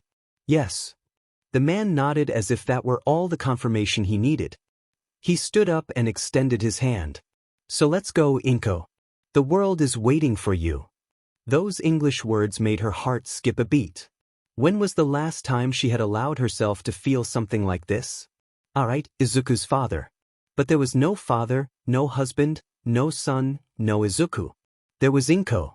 Just Inko. Inko and a very attractive stranger. She grabbed his hand, and the man helped her to her feet. Thank you, Tashinori. The man shook his head. Don't mention it. I'll accompany you home. I want to make sure you arrive safely. Inko nodded. The new Inko did. The old one would be screaming about how inappropriate that would be. But in that moment, her mind was thinking about doing even more inappropriate things. But who would deny her that? Certainly not herself. And so, amid thoughts and sweet conversations, they arrived at the apartment building. A farewell that was supposed to be brief. A farewell that turned into an invitation when she grabbed the man's tie and pulled him towards the elevator. That would clearly be inappropriate. Very inappropriate. But Inko wouldn't put on the brakes. And she wouldn't let Tashinori push her away. Amid surprises and accelerated breaths inside an elevator. No, we can't. Just go with it, pretty boy. And with a bite on the ear, Tashinori was all in. Well, not all in. Inside. Inside the apartment, where Inko guided him to the master bedroom with kisses and caresses. Making love all night long, while outside the apartment, the sound of fire truck sirens headed towards Musutafu Public Library. A few kilometers away, a girl began her morning training. First, she would warm up by running 4 kilometers. Then she would continue with cleaning the beach. Well, actually, she would only run 2 kilometers. That was the reward for training even when her teacher, All Might, had sent her an apologetic message. So they say, out of sight, out of mind. Besides, Ochako would make up for those kilometers by putting in extra effort to clean the beach. The entrance exam was approaching. Just a few more weeks. Just a few more. So with that in mind, Ochako decided to get to work. She wanted to leave that place as clean as possible. And that morning, when the sun was just beginning to rise, Ochako Uraraka started cleaning a particular part of the beach. because if she was going to finish her training there, she could at least help that worried boy. The same boy who had cared about her even when he was angry. It was endearing to think that the boy feared something happening to Ochako. She was going to become a superhero, after all. So she rolled up her sleeves and started moving the blocks of the huge pile of trash. First, she had to remove the larger pieces. From top to bottom. Checking for any unstable objects. She couldn't let that kid keep playing around there and potentially get hurt by the pile of garbage. Plus ultra and more, right? A refrigerator here, a washing machine there. An inert body on the other side of the pile. It took Ochako several seconds to realize that the one screaming was herself. Screaming until her throat was raw.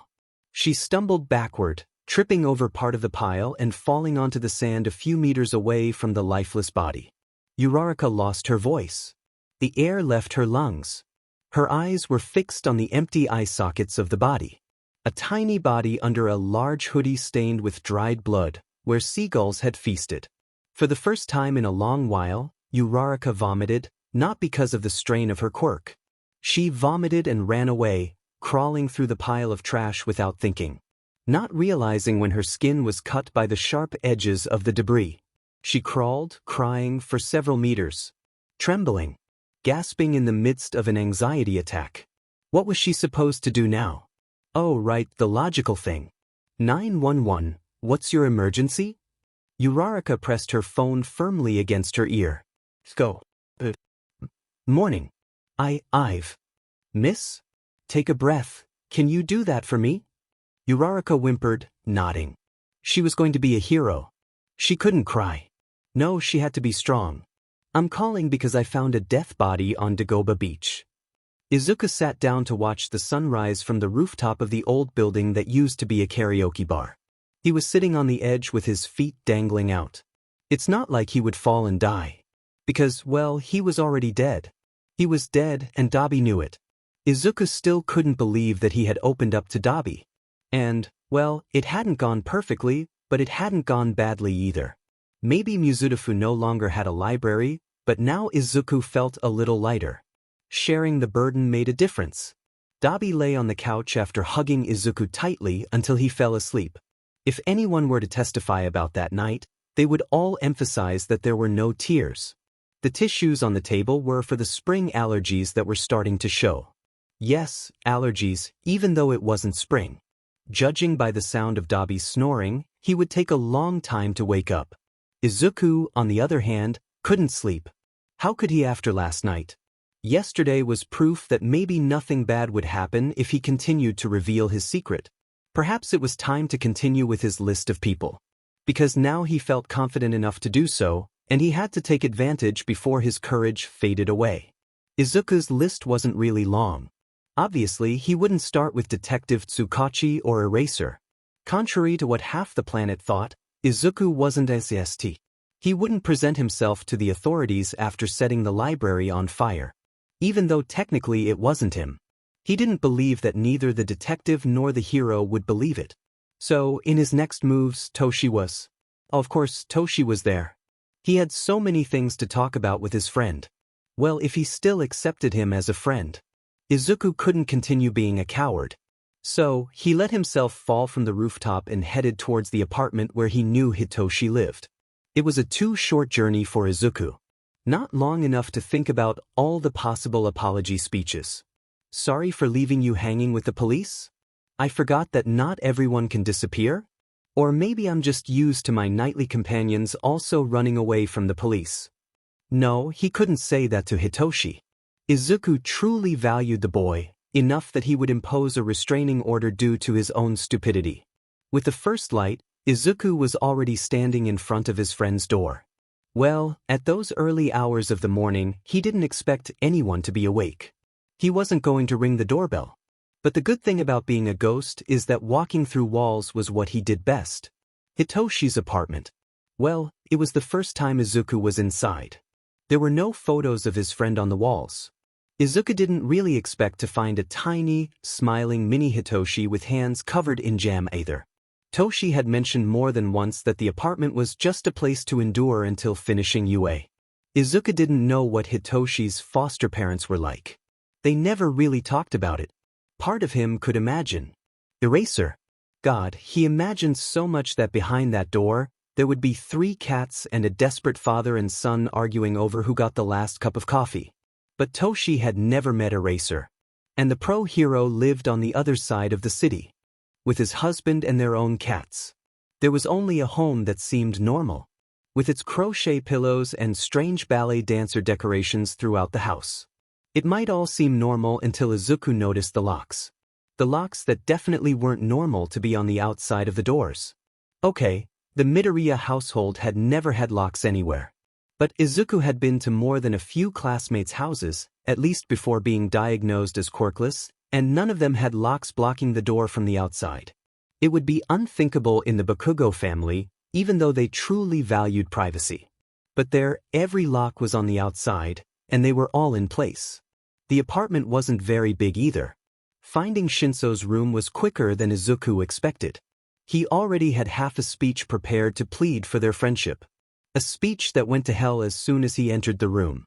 In the darkness of the room was Toshi, curled up on just a few cushions on the floor. He cried silently, making a muted sound. Muted? No, that wouldn't be the right word. Every sound died against the obstruction in his throat.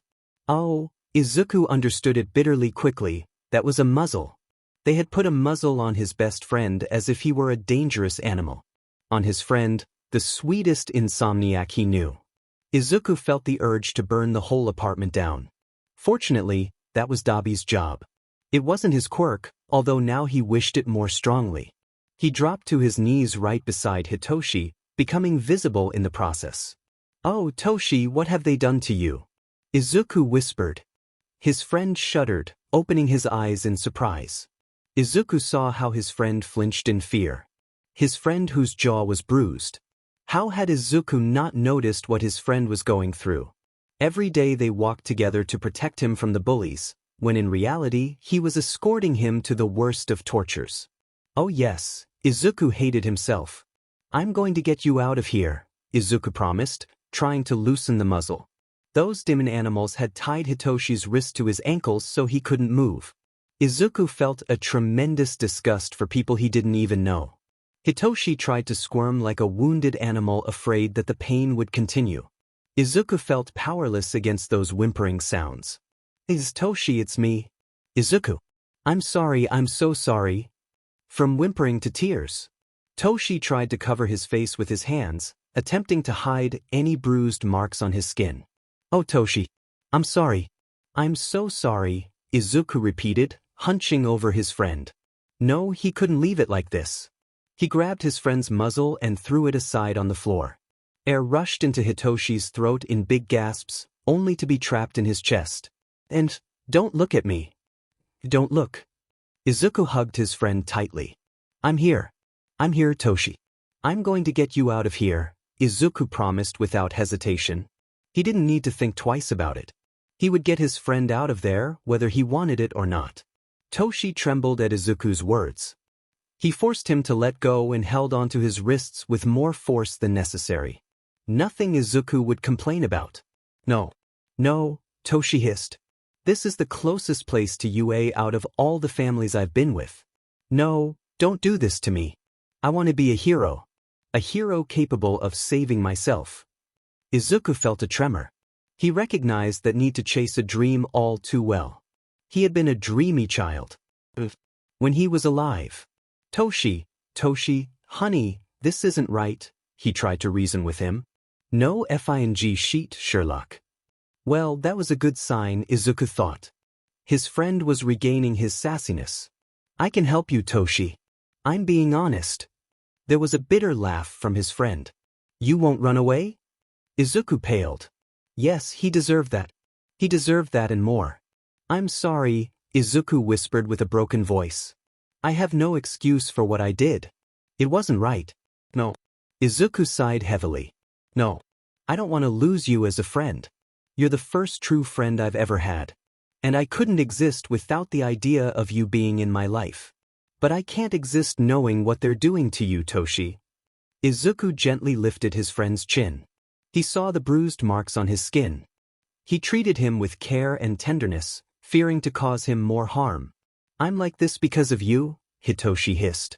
My foster dad works in the police department. Thanks to that detective, they found out about my connection with you.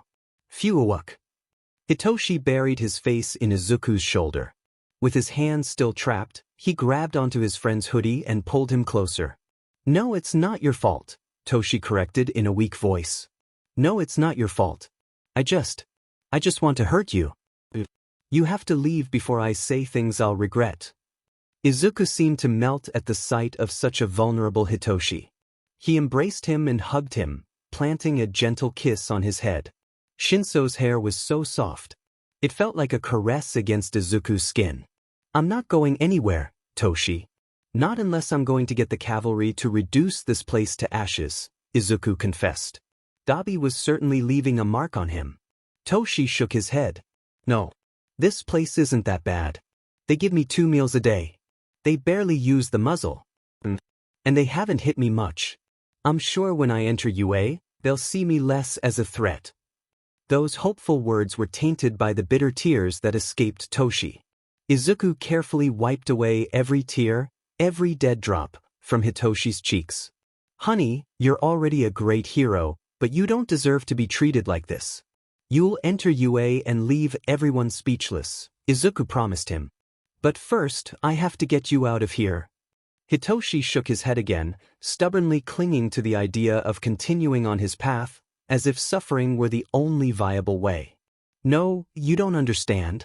My foster dad is a secretary in the police. No one would dare to investigate him. If I leave, it will stay in my file, and that would mark me as a potential villain because of my quirk. They would brand me and bar me from any hero school. Not just UA. All of them, Aizu, all of them. I can't give up on my dream. I want to be a hero. I want to prove them wrong. Izuku understood the desperation in Hitoshi's voice well.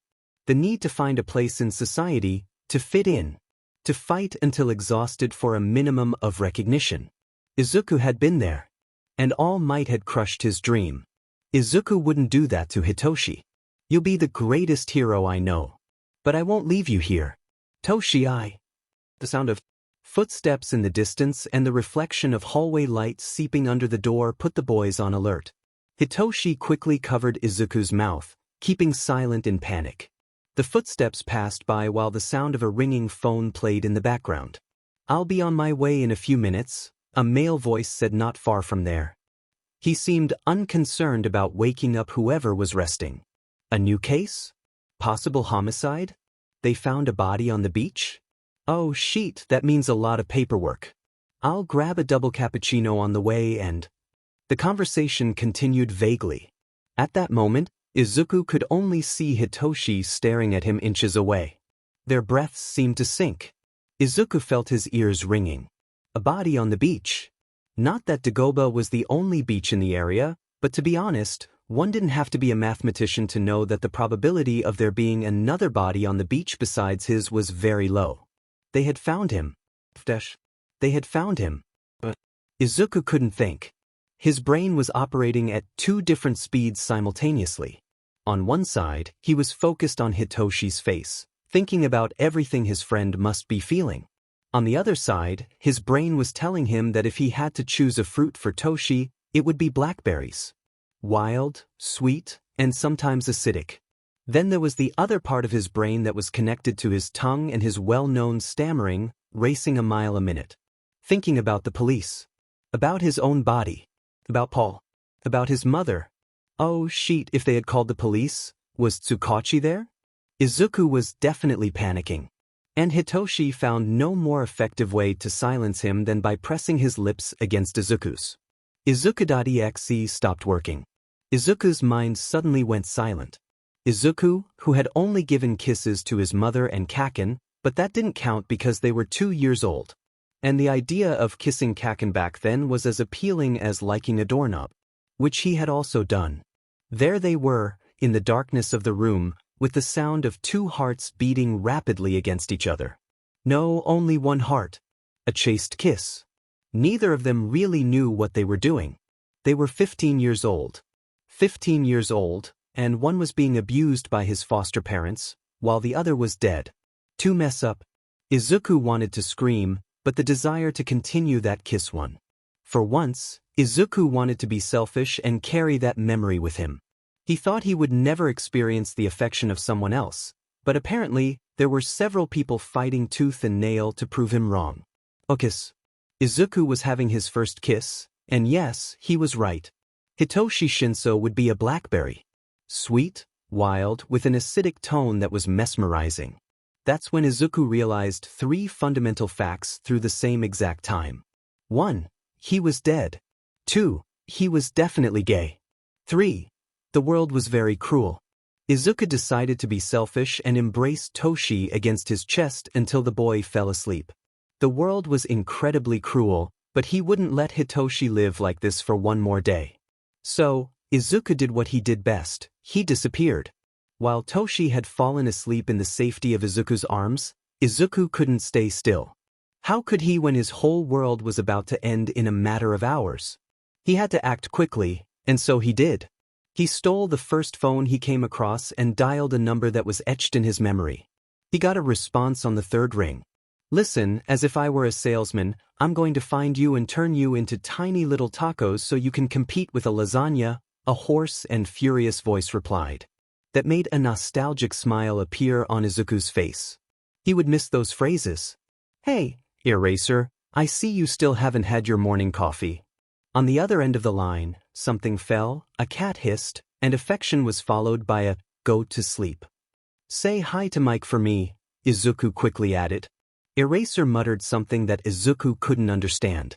He was probably explaining to his husband who was bothering them so early in the morning. Problem child, are you okay? Demon, that question stung. No, Izuku admitted, holding back the urge to cry unsatisfactorily. I'm so sorry, Eraser. I'm so sorry. Hey, kiddo, is this about the library? Look, problem child, no one has to know. You don't have a fire quirk, okay? Oh yes, Izuku's intuition about Eraser knowing that the library was his doing was correct. Maybe Izuku wasn't as elusive as he thought. Izuku sobbed painfully. A pain that no band-aid could heal. Eraser. No, it's not that. I'm so sorry. Are you hurt? Izuku, where are you? He could already imagine the pro-hero putting on his capturing scarf and jumping out the window. A part of him wished it were true. I'm not hurt, it wasn't technically a lie. Well, technically he didn't know how to classify it anymore. But I need help. Can you come? I'm on my way. That reassurance comforted Izuku. The next words that came out of his mouth were nothing but more lies. After all, Izuku was already too used to it to stop.